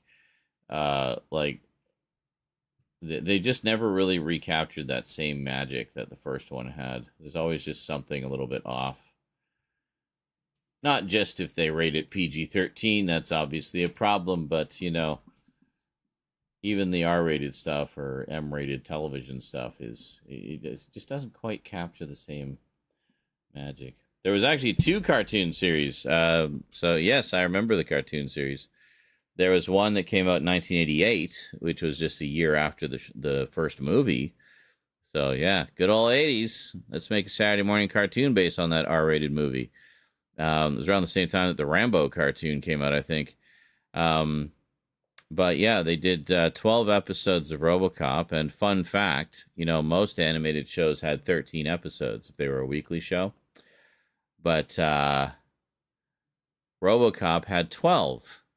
Well, that's kind of odd. Why'd they have 12 episodes? I thought the standard was 13. Well, here's the fun fact. They had the budget for 13, but the powers that be really wanted to do a pilot episode for something, a little comic book called The X-Men. So they actually took the budget from RoboCop's 13th episode and used that to produce the original X-Men pilot, Pride of the X-Men. So that's why RoboCop only had 12 episodes. Now you know where that money went. So it was thanks to the RoboCop cartoon in kind of a sideways way that we got the X-Men pilot. Now that pilot, of course, did not get picked up. It wasn't until a few years later we got, X-Men, the animated series, which we all know and love, 1992. So yeah, so it would have been like 4 years later, something like that.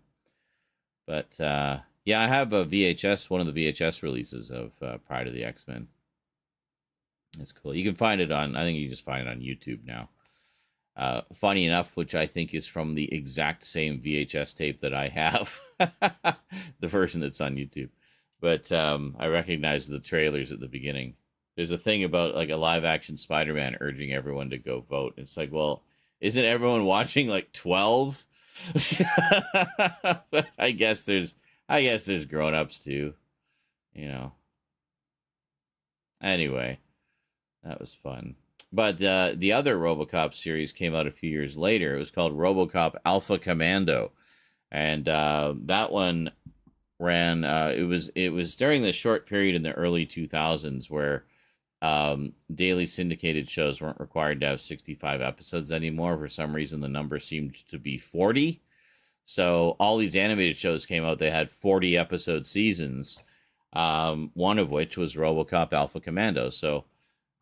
Yeah, sadly that one's never had a video release, but you can find all 40 episodes on YouTube in very nice quality too, might I add. It must have been ripped off a streaming service or something. But and then the Marvel series of RoboCop, the 1988 series, did get a full DVD release in the UK. I have a different DVD release that the UK got, which only had 9 of the 12 episodes for some strange reason. But, you know, it was easy enough to find, you know, rips of the remaining 3 episodes. So, there you go. Walking encyclopedia of useless facts, me. Hope you enjoyed. Joys of ADHD brain. You go through every damn rabbit hole until you know everything there is possible to know about a subject. I try to make it interesting anyway.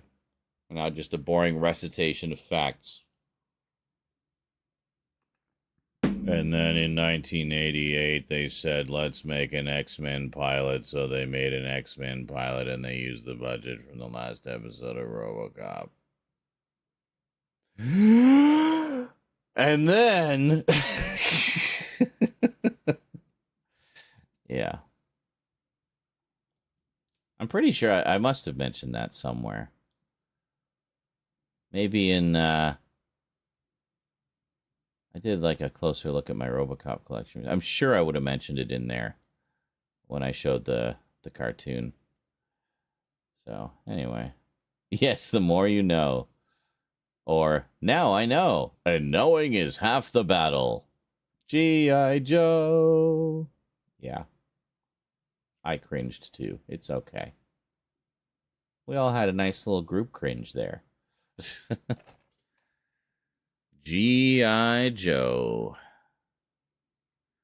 Or as it's known in the UK, Action Force. You know what they would say instead of, Yo, Joe? They would say, Full Force. I'm not making that up. That's actually what G.I. Joe was in the UK. I don't know. I guess because as it was just too American. I don't know. But yeah, anytime they said Yo Joe, it was dubbed over as Full Force. And they had a different intro song. But other than that, the episodes were the same. Like everything was the same. As far as I know, nothing was censored or cut out. It was just they changed the name to Action Force. I don't know. It just seems so strange because now nobody gives a shit. It's just G.I. Joe. So, I don't know. It's kind of like here in Canada when we got Beast Wars, which was made in Canada, by the way, right across the water from me in Vancouver. We got Beast Wars in Canada. The Canadian, I guess, CRTC said, oh, you can't have a children's show with the word war in the title. It's like, really? But it's about giant robots. Like, it's not an actual war. So, yeah, you can't have war in the title. It's like, okay. So they changed the title of Beast Wars to Beasties. Yes, Beasties. Not Beast Wars, Beasties. And they used the same title song, but they changed the lyric. So when they had the badass lyric, oh, Beast Wars! It's the same badass voice, singing or saying beasties. It's just not the same. But anyway, thankfully the home video releases have the correct title, if not the full-length title sequence. I'm going off on a tangent. But anyway, the other one, funny enough, also by the same company, Mainframe Entertainment, and within about a year of Beast Wars coming out, they got the license to do another line of toys called War Planets. Guess what the problem with that was?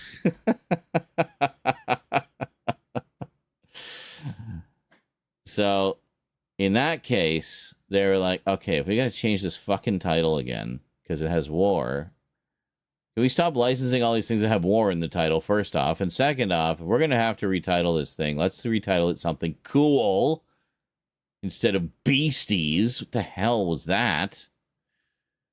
So they called it Shadow Raiders, which I think is actually a better title than War Planets, even though technically War Planets is more accurate. But Shadow Raiders, yeah. And then the DVD release called it Shadow Raiders War Planets. It's just, all of those words don't really fit together, but okay, sure, we'll go with that. I kind of just want like, hey, how's it going, Bob?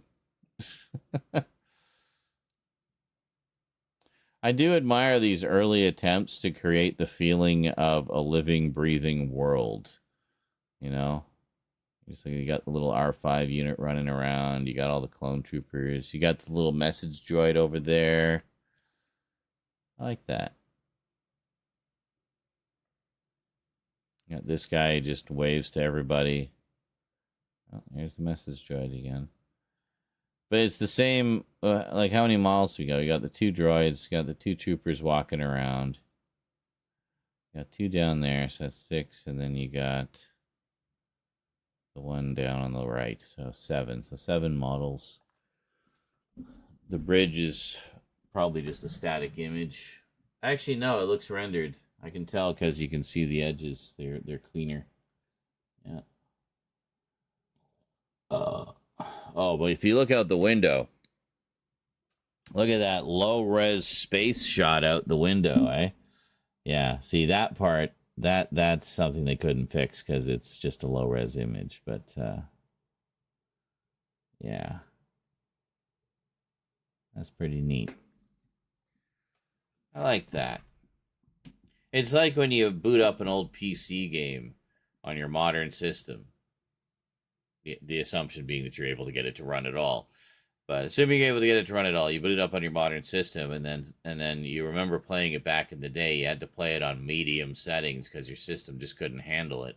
And now, on your beast of a modern system, you fire this thing up, and you crank everything up to ultra, and it doesn't even break a sweat. So it's like it brings the game to life all over again for you, you know? That's what these up-reses are like for me. Like seeing these old PS2 games looking this crisp and, you know, pretty and reformatted for widescreen and added trophy support and just all this fun stuff. It's just a really neat way to revisit all these great old games. Greetings, Wolfden. How's it going? Everybody shows up so late. Is everybody just used to me streaming in the middle of the night?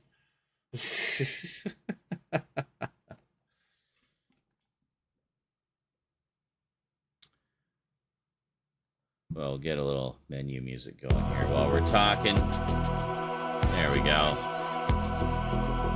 Just too quiet. If there's like ambient bridge noise, maybe, but...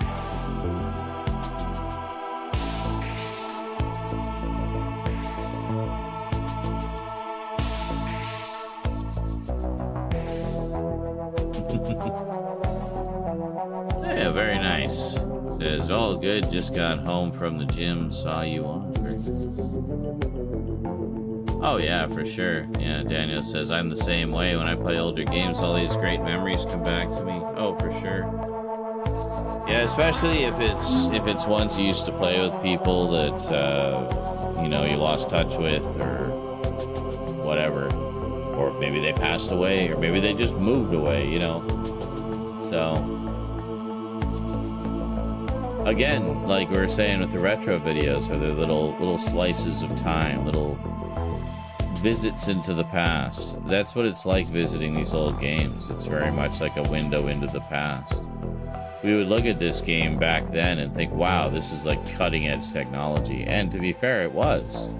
That was kind of the thing with LucasArts at the time, was they were very much at the forefront of video game technology, and they always used the cutting edge game engines and stuff.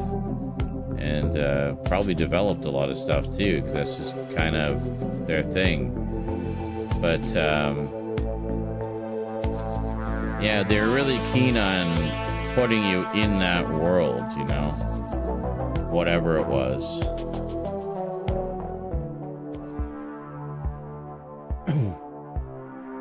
Which is pretty cool. And, you know, let's face it, a lot of us grew up wanting to hang out in the Star Wars world, right?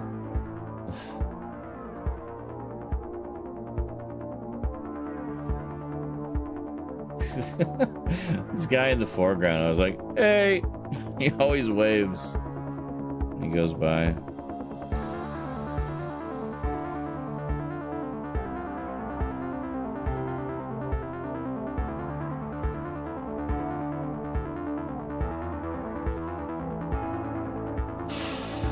So I don't know what I'm going to do about this rent situation, guys.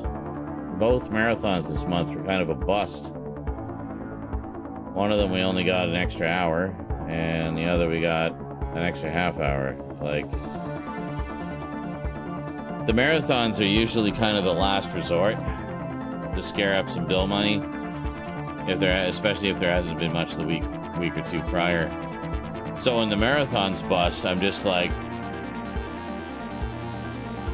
well, fuck.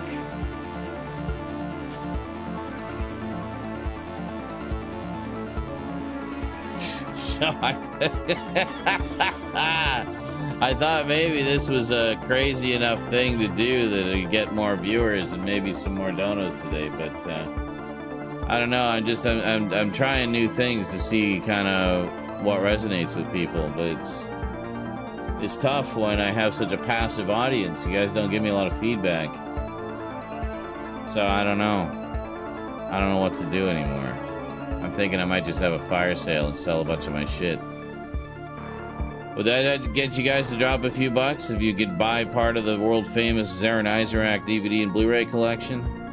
I mean, it's not going to be, pick what you want, I'm selling it all. No. It's going to be stuff that I've, you know, replaced or, you know, upgraded to a different edition or what have you. So, you know, you'll be getting stuff that's just, it's redundant from my collection, but it's something that you might enjoy. So, and it'll give me some shelf space, and most importantly, it'll give me some rent money. So,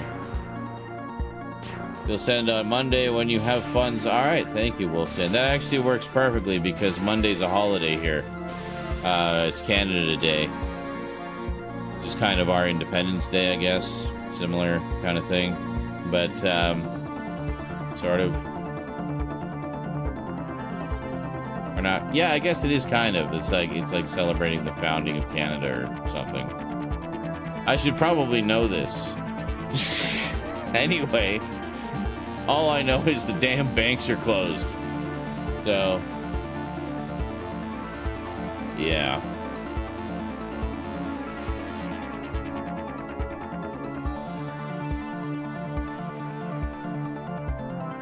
Yes, indeedly doodly. So it's pretty cool. Weren't you playing some? Was it you that was playing some Mad Max recently, Daniel? I swear somebody was. I can't remember if that was you. I mean, I guess I could just go look at your channel. I'll go look at your channel.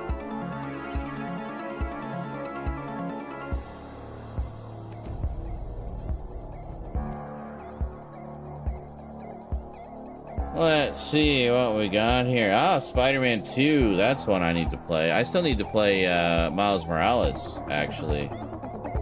No, it wasn't you. No, it was somebody else.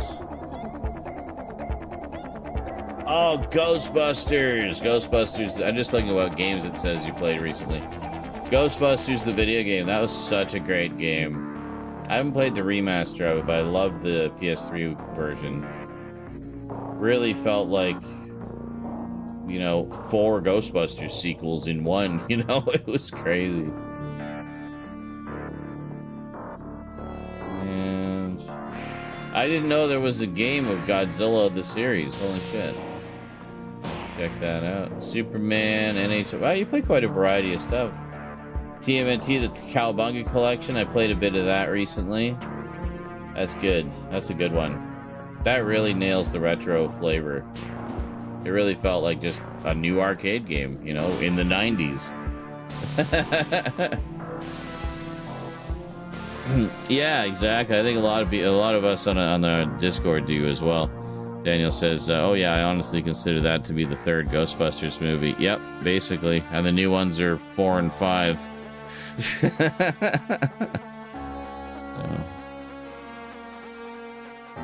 Oh, nice. Yeah, Wolfden says I was running Streets of Rage 4 the other night, a quick side scroller you can do co-op with. You may like it. Nice. I have that somewhere.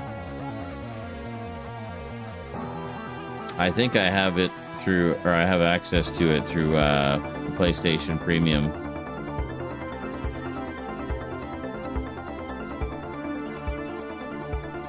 Oh.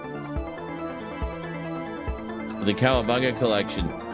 I need to, yeah, I need to play that. Oh, sorry, is that the one? Oh, so I was mixing it up with Shredder's Revenge, the new one that came out. Yeah, but the Cowabunga collection is awesome too. That's one I actually still need to pick up. I forgot. I keep forgetting about it. But there's too many other things on my mind. But yeah, I was playing Shredder's Revenge, which very much evokes the feeling of the old arcade game, which I used to play quite a bit. And it's great. They really just nailed it. Obviously made by fans. So, yeah.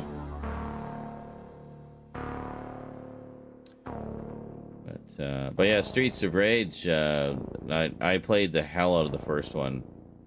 I had, what is it? I had a disc, CD that came with the, when I got the Sega CD system. And, oh, it didn't loop. That's interesting. They're supposed to loop. I must have forgot to turn the loop on that one. Yep, I did. There we go. All right.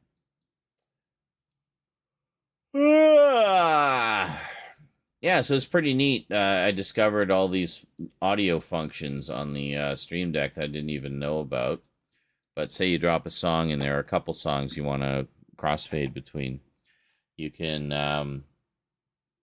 set it so that when you push the button, it starts the song. When you push it again, it just stops.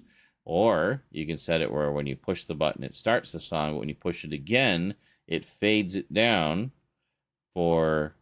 you can also have it fade in if you want. But it fades it down a set amount of time. So I gave it a 2-second fade. I found 1 second was a little too fast. So 2 seconds, and then...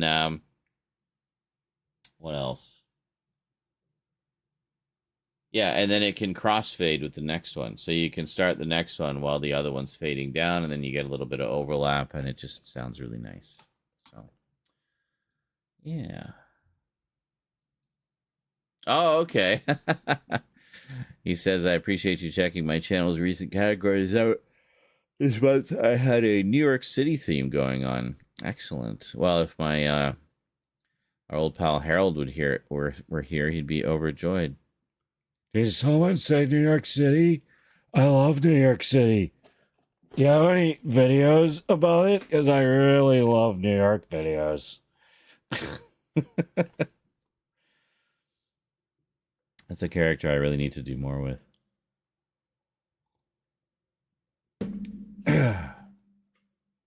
Oh, is it? They did indeed make games of the Godzilla 98 series. They were mainly on Nintendo Game Boy Color. Oh, okay, cool. I mean, I guess we can play just about anything through an emulator these days. Even if they... But I know they did do a lot. They're doing a lot of... there's been certain handheld games that have been kind of given a new lease of life on console. The first I saw of that, I think, was one of the old Sonic collections on the PS2, the Sonic Mega Collection Plus, which included all the Game Gear games. So you play the Game Gear games on your, big ass TV. So that was pretty cool. And now, what we were talking about before, how a lot of games that previously were only ever available on the PSP, while some PSP games did get ported to the PS2, not all of them did. But there's a bunch, even more now, that they've been porting to the PS4 and PS5. So games that haven't been released since the days of the PSP. So that's pretty cool. Getting to play a lot of stuff that, and you get to play it in much better quality and on your big screen. So there you go. Oh yeah, the Sonic Mega Collection Plus. Oh yeah, it was awesome. It was great. I played a lot of it. I've picked up pretty much all of the Genesis collections that have come out since the PS2. Oh, excuse me. Holy moly. But yeah, I got one on PS3. I can't remember if they have one for PS4. They must have one for PS4. They wouldn't miss that opportunity. And I have a bunch of digital ones too. I have Steam. Steam, I probably have the most definitive Genesis collection because there's all the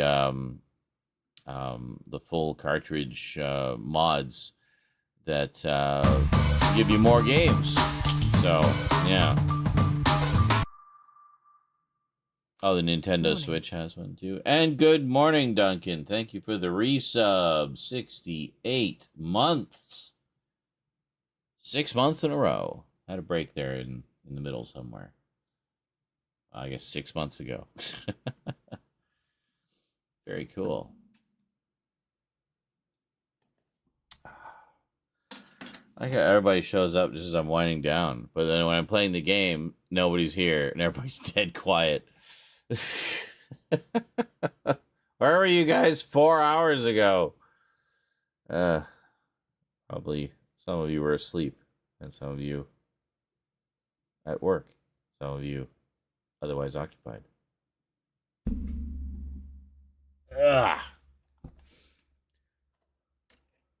Ugh. Mm. You were having a lie-in. Oh, okay. But was it in protest of something, or you just wanted to sleep in? Was up late last night, finishing off Sweet Tooth on Netflix. Oh, yeah, I've heard that's really good. I haven't seen it yet. I'm in the middle of watching The Good Place, which I had never seen, but I'd heard good things about. So, really enjoying that. It's so much fun. Has Ted Danson and Kristen Bell and Jamila Jamil and the guy I don't know the actor's name, but he's in The Acolyte, the new Star Wars series. He's in The Good Place as well. Apparently he's some badass Jedi dude in The Acolyte, which is quite a leap from his character in The Good Place, where he is anything but badass. And he's kind of the lovable dumbass character. He says, I've imported Sweet Tooth Season 1 on Blu-ray from the US. Hopefully it will be region-free. It's a WB release, and I hear they are region-free. Yeah, I think generally they are. WB doesn't tend to region code their stuff, so fingers crossed.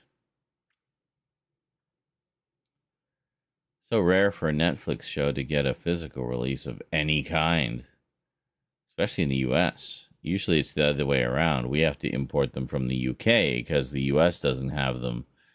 So annoying.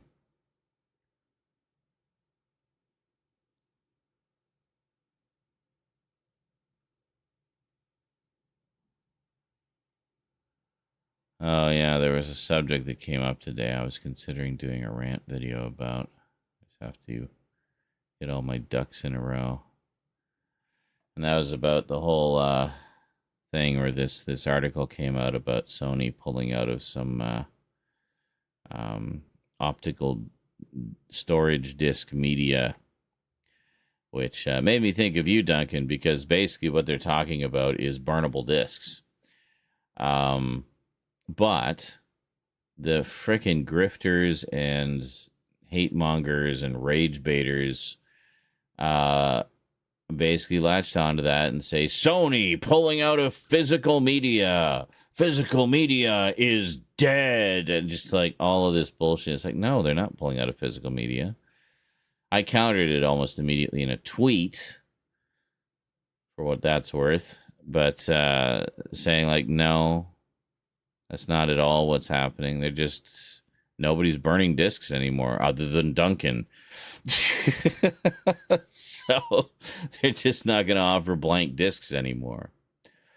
And in case you missed the memo, they just signed a massive distribution deal with Disney to sell all their, or to handle all of their physical media, with some stuff being licensed to Mill Creek, mainly older catalog live action films, possibly old, maybe Touchstone. Oh, it just occurred to me.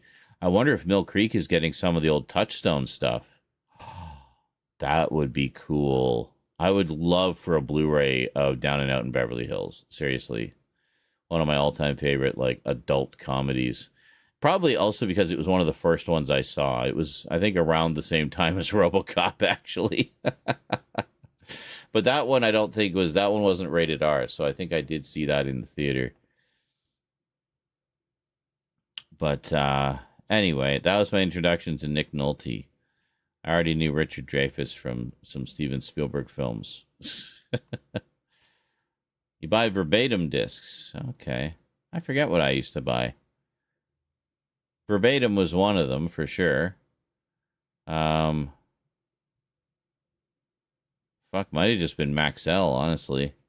Yeah, I think it was Maxell. I was always very brand loyal to Maxell. I used to buy their blank tapes all the time, too.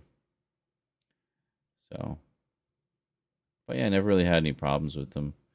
I'm sure I bought Sony discs a few times. Yeah. Oh, okay. Yeah, Duncan says even verbatim burnable discs are actually made by another company these days. The big manufacturers these days are CMC and Rytech. Rytech. I was thinking Realtek. No, that's different. They do like network drivers and stuff, or network, network interface hardware.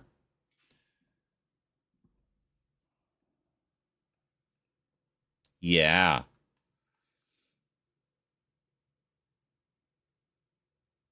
Cool. What else am I watching? I just got up to date on The Boys, which is great.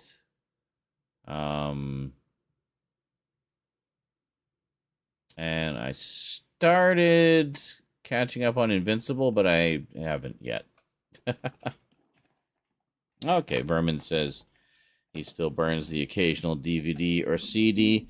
I actually really enjoyed making my own DVDs. Like when I was doing, still doing the video letters for Jason before we still keep in touch, but we kind of drifted away from the video letters.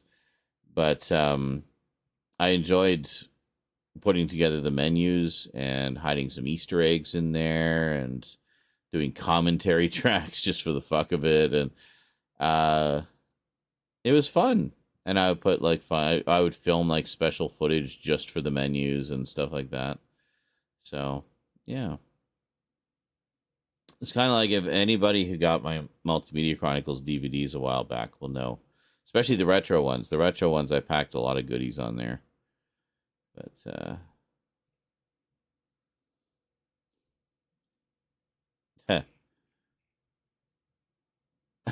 yes, and Vermin says, plus, I buy bootlegs because I'm a cunt, apparently. So I support the CDR market that way, apparently.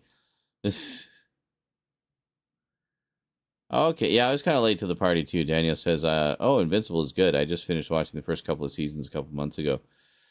Yeah, it's. I was kind of late to the party too. I watched. I guess when I watched it, there was still only the first season. Is there only 2 seasons now? I can't remember. Anyway, I'm halfway through whatever the current season. I think it's only 2 seasons. Yeah, there's the first season, and then there was the Adam Eve special, and then there's the second season. Right. Anyway, I watched all that except for the last 4 episodes of season 2. So I still need to finish season 2. But decided to have a marathon of it after Omni-Man was announced in the latest Mortal Kombat game. Yes, and once again voiced by J.K. Simmons. J. Jonah Jameson himself, which is great. Yeah, he's terrific in that. And what's his name? Daniel Yoon, I think his name is, from Walking Dead. Played Glenn. He voices Invincible. So, yeah, pretty cool.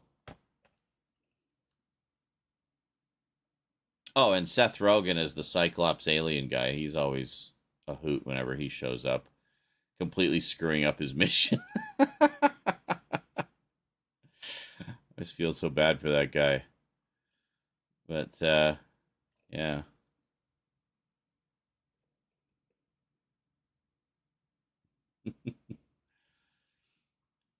Yeah, I definitely like to read the comics of both Invincible and The Boys.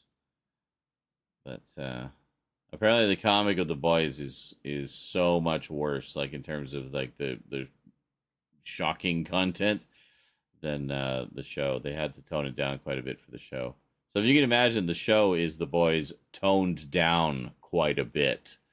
You can only imagine how crazy the comic book gets. I have not read it. I've seen some clips. Hey, how's it going? Oh, sorry, you can't see the menu anymore. I'm still seeing that guy going back and forth.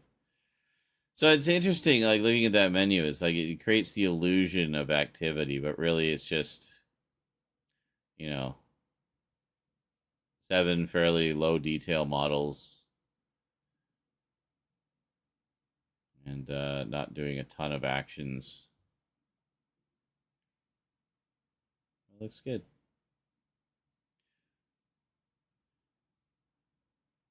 Duncan says, I tend to burn CDRW over CDR. Really?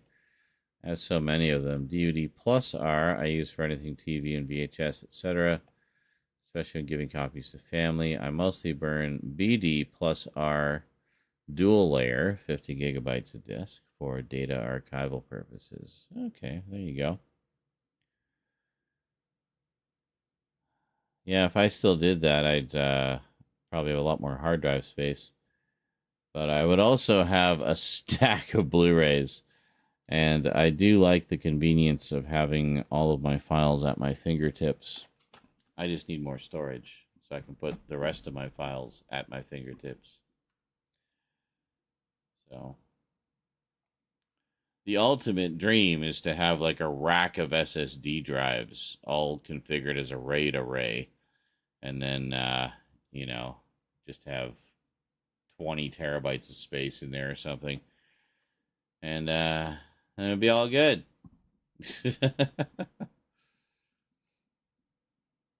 That would be just about right. Actually, no, 20 terabytes wouldn't be enough. What am I talking about? I need like double that. It's like 40 or 50. Say 50 terabytes. 50 terabytes. All SSD drives in a big-ass rack configured as a RAID array. That'd be expensive as fuck.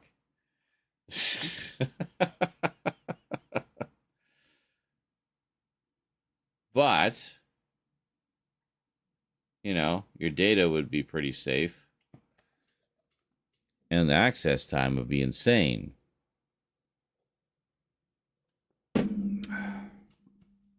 Dream of dreams, I know, right? This is, Duncan says, at work we use LTO tape. Loads of our data is on 1990s, 2000s DDS DAT tapes, which I'm moving onto LTO tape before we upgrade to the latest version of LTO tape, which hold up to 30 terabytes of tape with compression. Oh, wow. Wow, that's crazy. I could fit a significant portion of my DVD collection on that.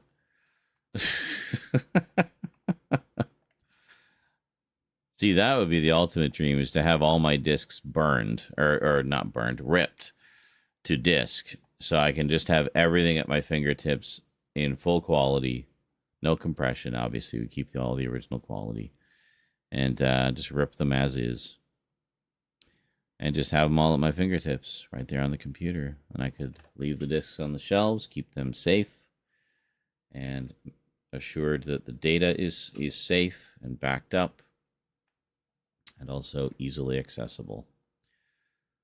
So, the thing I really need to finish doing, but I need to, I no longer have the equipment to do it. I need to get some equipment that works with modern computers. I'd really like to finish digitizing my VHS tapes, and that's a project I should really get moving on, because some of those tapes are old, you know? I've always taken good care of them, or tried to, but I haven't even run them through a machine in so long that, you know, I'm naturally concerned. Don't want to lose anything, you know. There's a lot of stuff there that is, you know, home movies with friends and stuff, so it's irreplaceable. So I obviously want to get all that captured and archived and preserved. But do I have a wish list on parts? Nothing specific. One of the main things I need is, and it's not even that expensive, it's basically just a FireWire adapter so that I can connect my Digital 8 camcorder to the computer, because I use the Digital 8 camcorder as a pass-through time-based corrector, so it stabilizes the video signal. So that's why my captures are so clean and pretty.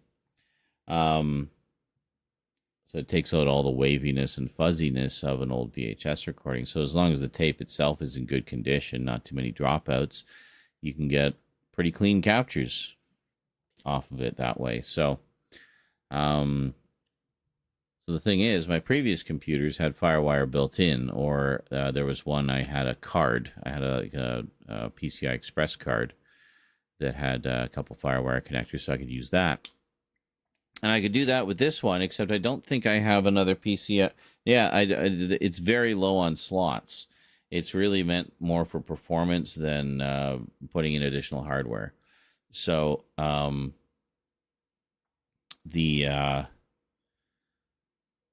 already using. There was only 2 PCI Express slots. I'm already using both of them. One is for the capture card, which is how you're able to see the games, and the other is actually for a SATA controller card for my internal hard drives. So it had some internal hard drive bays, but it didn't have any SATA headers on the motherboard, at least none that I could find. And I looked. I know what they look like. It didn't have any. So I just got a card that had like 4 connectors on it, like SATA connectors, and that's it. And then just put in 4 SSD drives. I didn't even screw them in because there was only 2 drive bays, but the SSD drives are small, so they're just in there loose. I mean, there's no moving parts, so who cares? I'm not going to be moving it around, and it's not like jostling an SSD drive is going to do anything to it. There's no moving parts, you know. You just don't want to knock any of the, I don't know, transistors loose and whatever. Anyway, yeah, it's a bit of a Frankenstein in a way, but it gets the job done. That's actually the other thing. The other wish list is a second computer, so I can actually get back to, you know, properly having some PC games in the mix as well. I got a shit ton of PC games, but a lot of which are only on PC, or that I only have on PC. And I'd rather, if I have it on PC, I'd rather play it on PC anyway, because then you can, you know, crank up the graphics as much as you want. And if I had a second computer, like I used to, that I could run the PC games on, then I could run everything maxed without a problem. But I can't really do PC games now unless it's older games because, you know, when you're running the stream, you're running Streamlabs. Also, I'm multi-streaming, so that takes up more processor power. And stuff like that. And then trying to run a game on top of that. It affects the performance of the game. It affects the performance of the stream. It's just so much better to have a second PC to run your games off of. And then also, if your game crashes, it doesn't take the whole stream down with it. It just, the game crashes, everybody sees the game crash, and we all have a good laugh about it, and then we fire it up again. You know?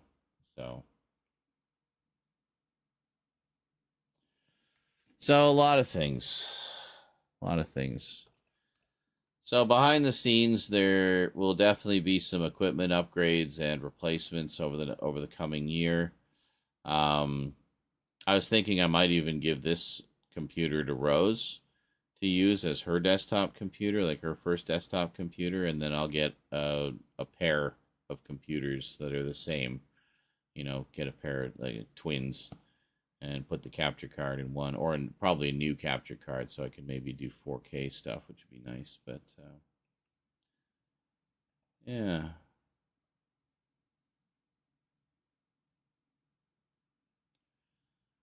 Oh, yeah, of course. Duncan says, I need to finish capturing a load of VHS tapes. I play them on an SVHS player, which has a TBC built in. Yeah, SVHS did.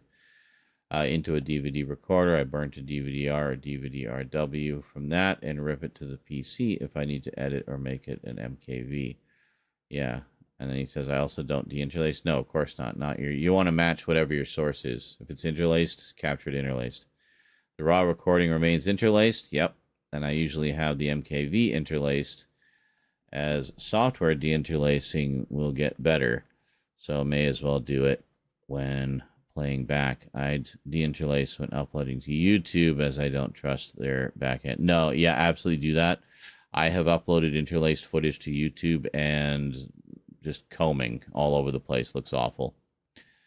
And he says I also have reel-to-reel tapes to digitize. Yeah, so the way I do it is I actually capture to DV-AVI format, which is essentially as close to uncompressed as you can get without going uncompressed.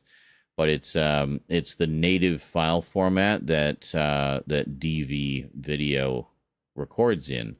So it's basically 1-to-1. If it's like a digital 8 tape, that's DV-AVI format to begin with. So it's 1-to-1. I'm getting like a straight, 1-to-1 copy of that. Now, if it's a video 8 or a high 8, then I run that through through the camcorder with time-based correction and capture that. Digital 8 is already time-based corrected natively, so I don't have to worry about it because it's digital. But all of those are interlaced. VHS is interlaced. So the only kind of deinterlacing that I do on the processing end, other than when I'm making things for YouTube, ideally, if it's something that I've pulled from an interlaced 30 frames per second source, ideally I would want to run it through my frame doubler, which interpolates the missing scan lines for each field, so the 60 fields, and turns them into 60 progressive frames. So it still maintains that video look of the original, but also gives you much cleaner deinterlacing because it's making it so that it's essentially natively deinterlaced, if that makes sense. If you've looked at my recent retro videos and seen the 60 frames per second conversion on that was using that process. And I really like it a lot, especially for anything shot on video. Anything shot on video, I think, basically needs to be processed that way in order to be properly displayed on a modern display. It gives you a little bit of a bump up in resolution because you got double the scan lines being used to make up the image, and it gives you double the frames. So it maintains that video look that it would have had on an interlaced display back in the day. So, yeah. So I really like taking my old shot on video stuff, like my old home video stuff, or anything I've recorded that was shot on video, like a talk show or sitcom or something like that, and run it through that process. It makes it look so much better on the computer. It really does.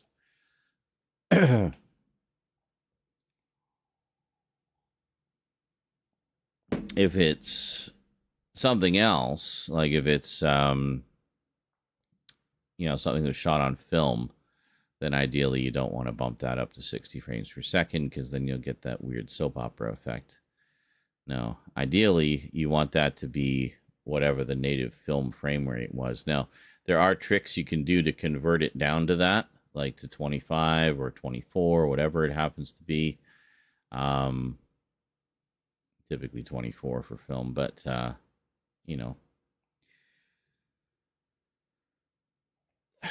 there's sort of like right ways and wrong ways to deinterlace that or to convert it, but I don't know all the ins and outs of that. It gets a little too technical even for me, but I'm happy with the results that I've got. But I just record, everything I do now, I just record it natively and progressive, obviously, but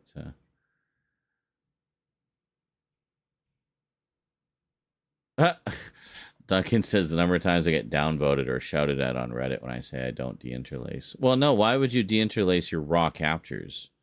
Obviously, you want to keep those in their native format, because also, like, deinterlacing technology continues to improve. Look at the thing I just described, the algorithm I use to bump everything up to 60 frames per second.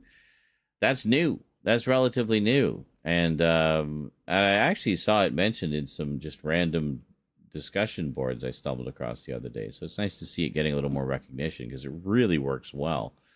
And it's free. As Duncan says, DVAVI is also the format most nonlinear editing software tends to support the best when editing cleanly. Oh my God. It's so nice. And it's funny because the file size is huge for DVAVI. You're looking at about 12 gigabytes per hour of video. So at like standard definition, if that was like a super high bit rate Blu-ray quality thing, you wouldn't balk at the file size. But no, that's standard definition. That's 480i standard definition, 12 gigs an hour.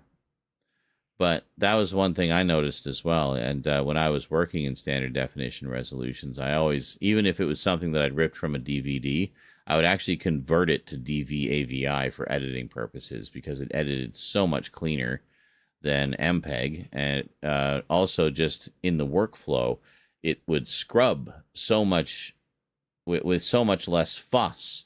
It would play back with so much less fuss than any kind of compressed format. So yeah, DVAVI was definitely my editing format of choice for a very long time. Basically until I went high def, in which case now I do everything in MP4 usually.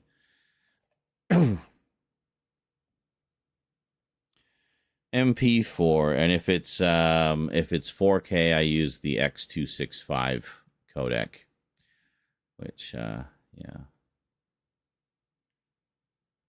Yep. There you go. Yeah, so you already know. Duncan says my mini DV camcorder tapes are all an hour, like 1 hour tapes, and I need to archive those. 12 gigs an hour. Yep. Yeah. Also, many of my mini DV tapes are in HDV format. Oh, which is still 12 gigs an hour, but is HD MPEG 2 footage. So yeah, so 12 higher compression, I guess. Like way higher compression, but also higher bit rate, higher resolution, higher. MPEG 2, HD MPEG 2. That's going back to the dawn of high definition. Yeah. H.264 and X.265 are very nice. X265 I like because it's it basically gives you the copy of or the quality of like a 264 video, but in about half the file size. So compression's getting like way better. What was this? Duncan says I have a couple of MPEG 2 Blu-rays. Chain Reaction is one of them. Nice. I don't know if I do. Because I think I came to it a little bit late because I didn't get a PS3 right away. I didn't get a PS3 until 2008. But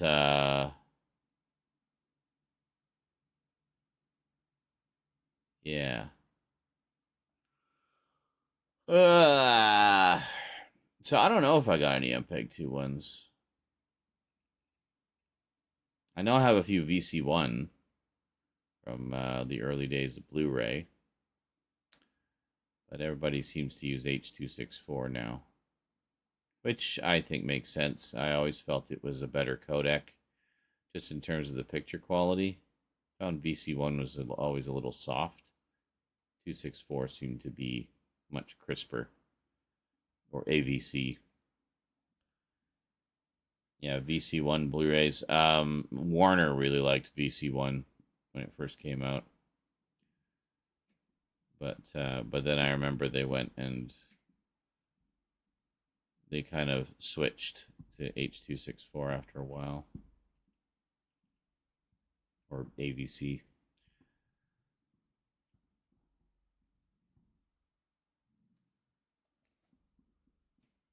Ah!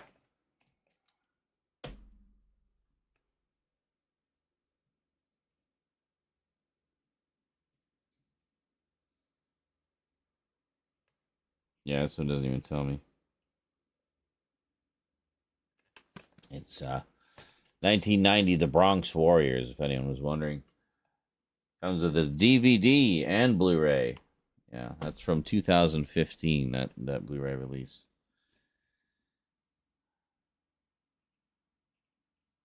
Crazy to think that's almost a decade ago.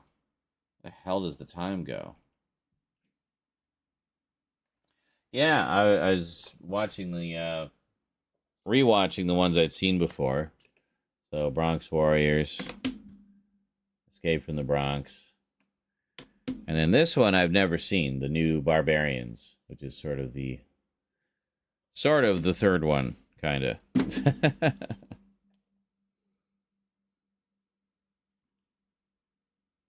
Good old Fred Williamson.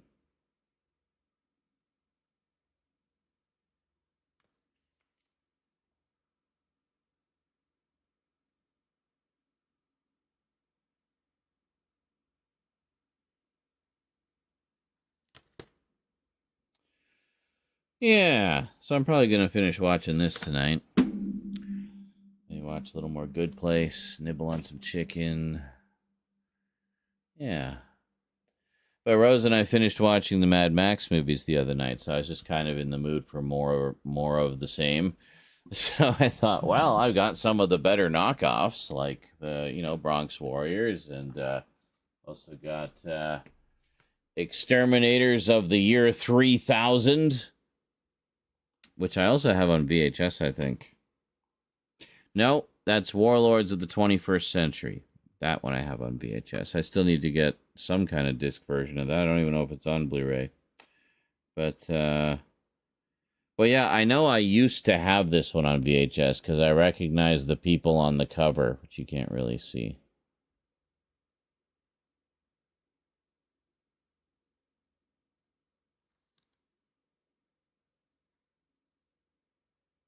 Mm-hmm.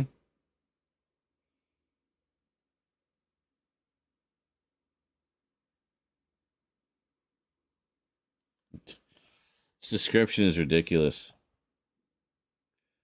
A glorious crash of gun. This isn't the full description, but just the last line here.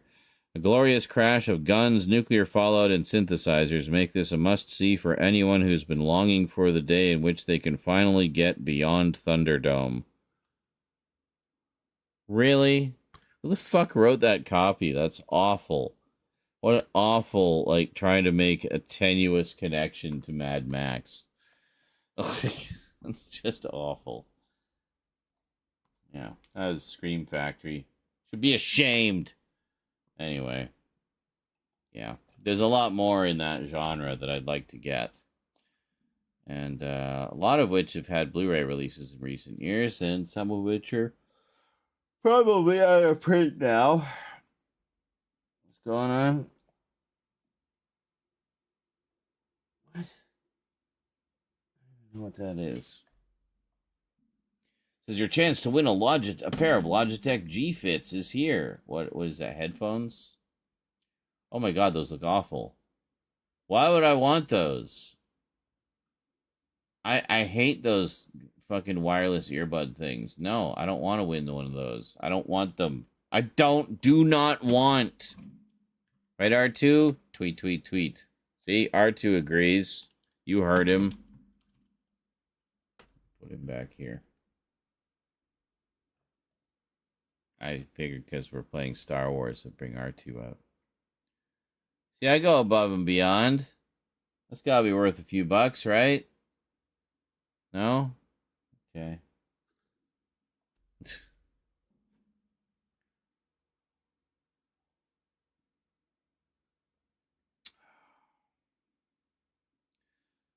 So I don't know.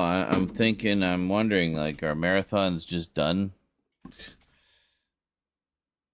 I feel like maybe marathons are done. That's all right. We'll do other things. That is the droid we're looking for. That's right. Right there. It's right there. See? Oh, I have a kitty nearby. I don't know. You probably can't see him. He's right there. He's just a shadow. Well, he is a black cat, too, so he's normally a shadow. Our shadow floof. Alright. Well, I think I'm going to get really high and stare at the ceiling. But anyway, that was fun. Let's do that again sometime. Maybe tomorrow. Or maybe we'll do something else tomorrow. Actually, I should probably get back to Mad Max because we're almost done. And it would be nice to finish it. Although it's never going to be finished, really.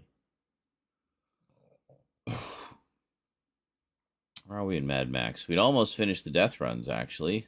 Something I never thought I'd say. And they were really easy once we were able to bring Chum with us and use all our weapons and just blow up all the competition. Hey. It's like, you know the rules of Thunderdome. There are no rules. Well, same goes for the death runs. Just get to the end by any means necessary and take out the competition. But, yeah, we were doing pretty well on those. So we'll finish those up. I'm sure that will be some kind of achievement. And maybe all those NPCs that were bitching about me not winning any death runs will stop bitching about me not winning any death runs and give me some respect. Yeah. And meanwhile, we've got at least one major story mission or story thread left to do. And, yeah, story went to some pretty dark places the other day. Now we're dealing with the aftermath of that. So, anyway. Maybe we'll do that tomorrow. So I should tune in tomorrow and we'll play some more Mad Max. Alright. Well, those of you who came late and missed the festivities, feel free to check out the VOD. We had some fun tonight. And if you like the music, I put tons of info about it in the description there. So you can check out more of Electric Dragon and their music. Very cool. I don't know if it's like a solo thing, or if it's a group thing, or maybe a duo. I don't know. Probably solo. Most electronic musicians are solo. Anyway, I'm just rambling. I think I'm gonna make a chicken sandwich. I got got a rotisserie chicken with money we don't have, because I wanted some. Yeah, for sure, Daniel. Glad you're able to stop by, too. Always a pleasure. YouTube chat is dead. Sorry, unalived. I don't care. Anyway, I'm going to head off. We've hit our threshold. I generally don't like to go over 4 or 5 hours unless the donos are flying fast and furious. And we've had one today. And a resub. I don't know how we're going to make this rent, guys. Unless you guys pull a miracle out of your asses. I don't know. Getting a little stressed. Anyway, we'll end on a song. Hope you had a good time, everybody. We'll see you next time for more shenanigans on Channel Z. Until then, thanks for watching. Until next time, sayonara.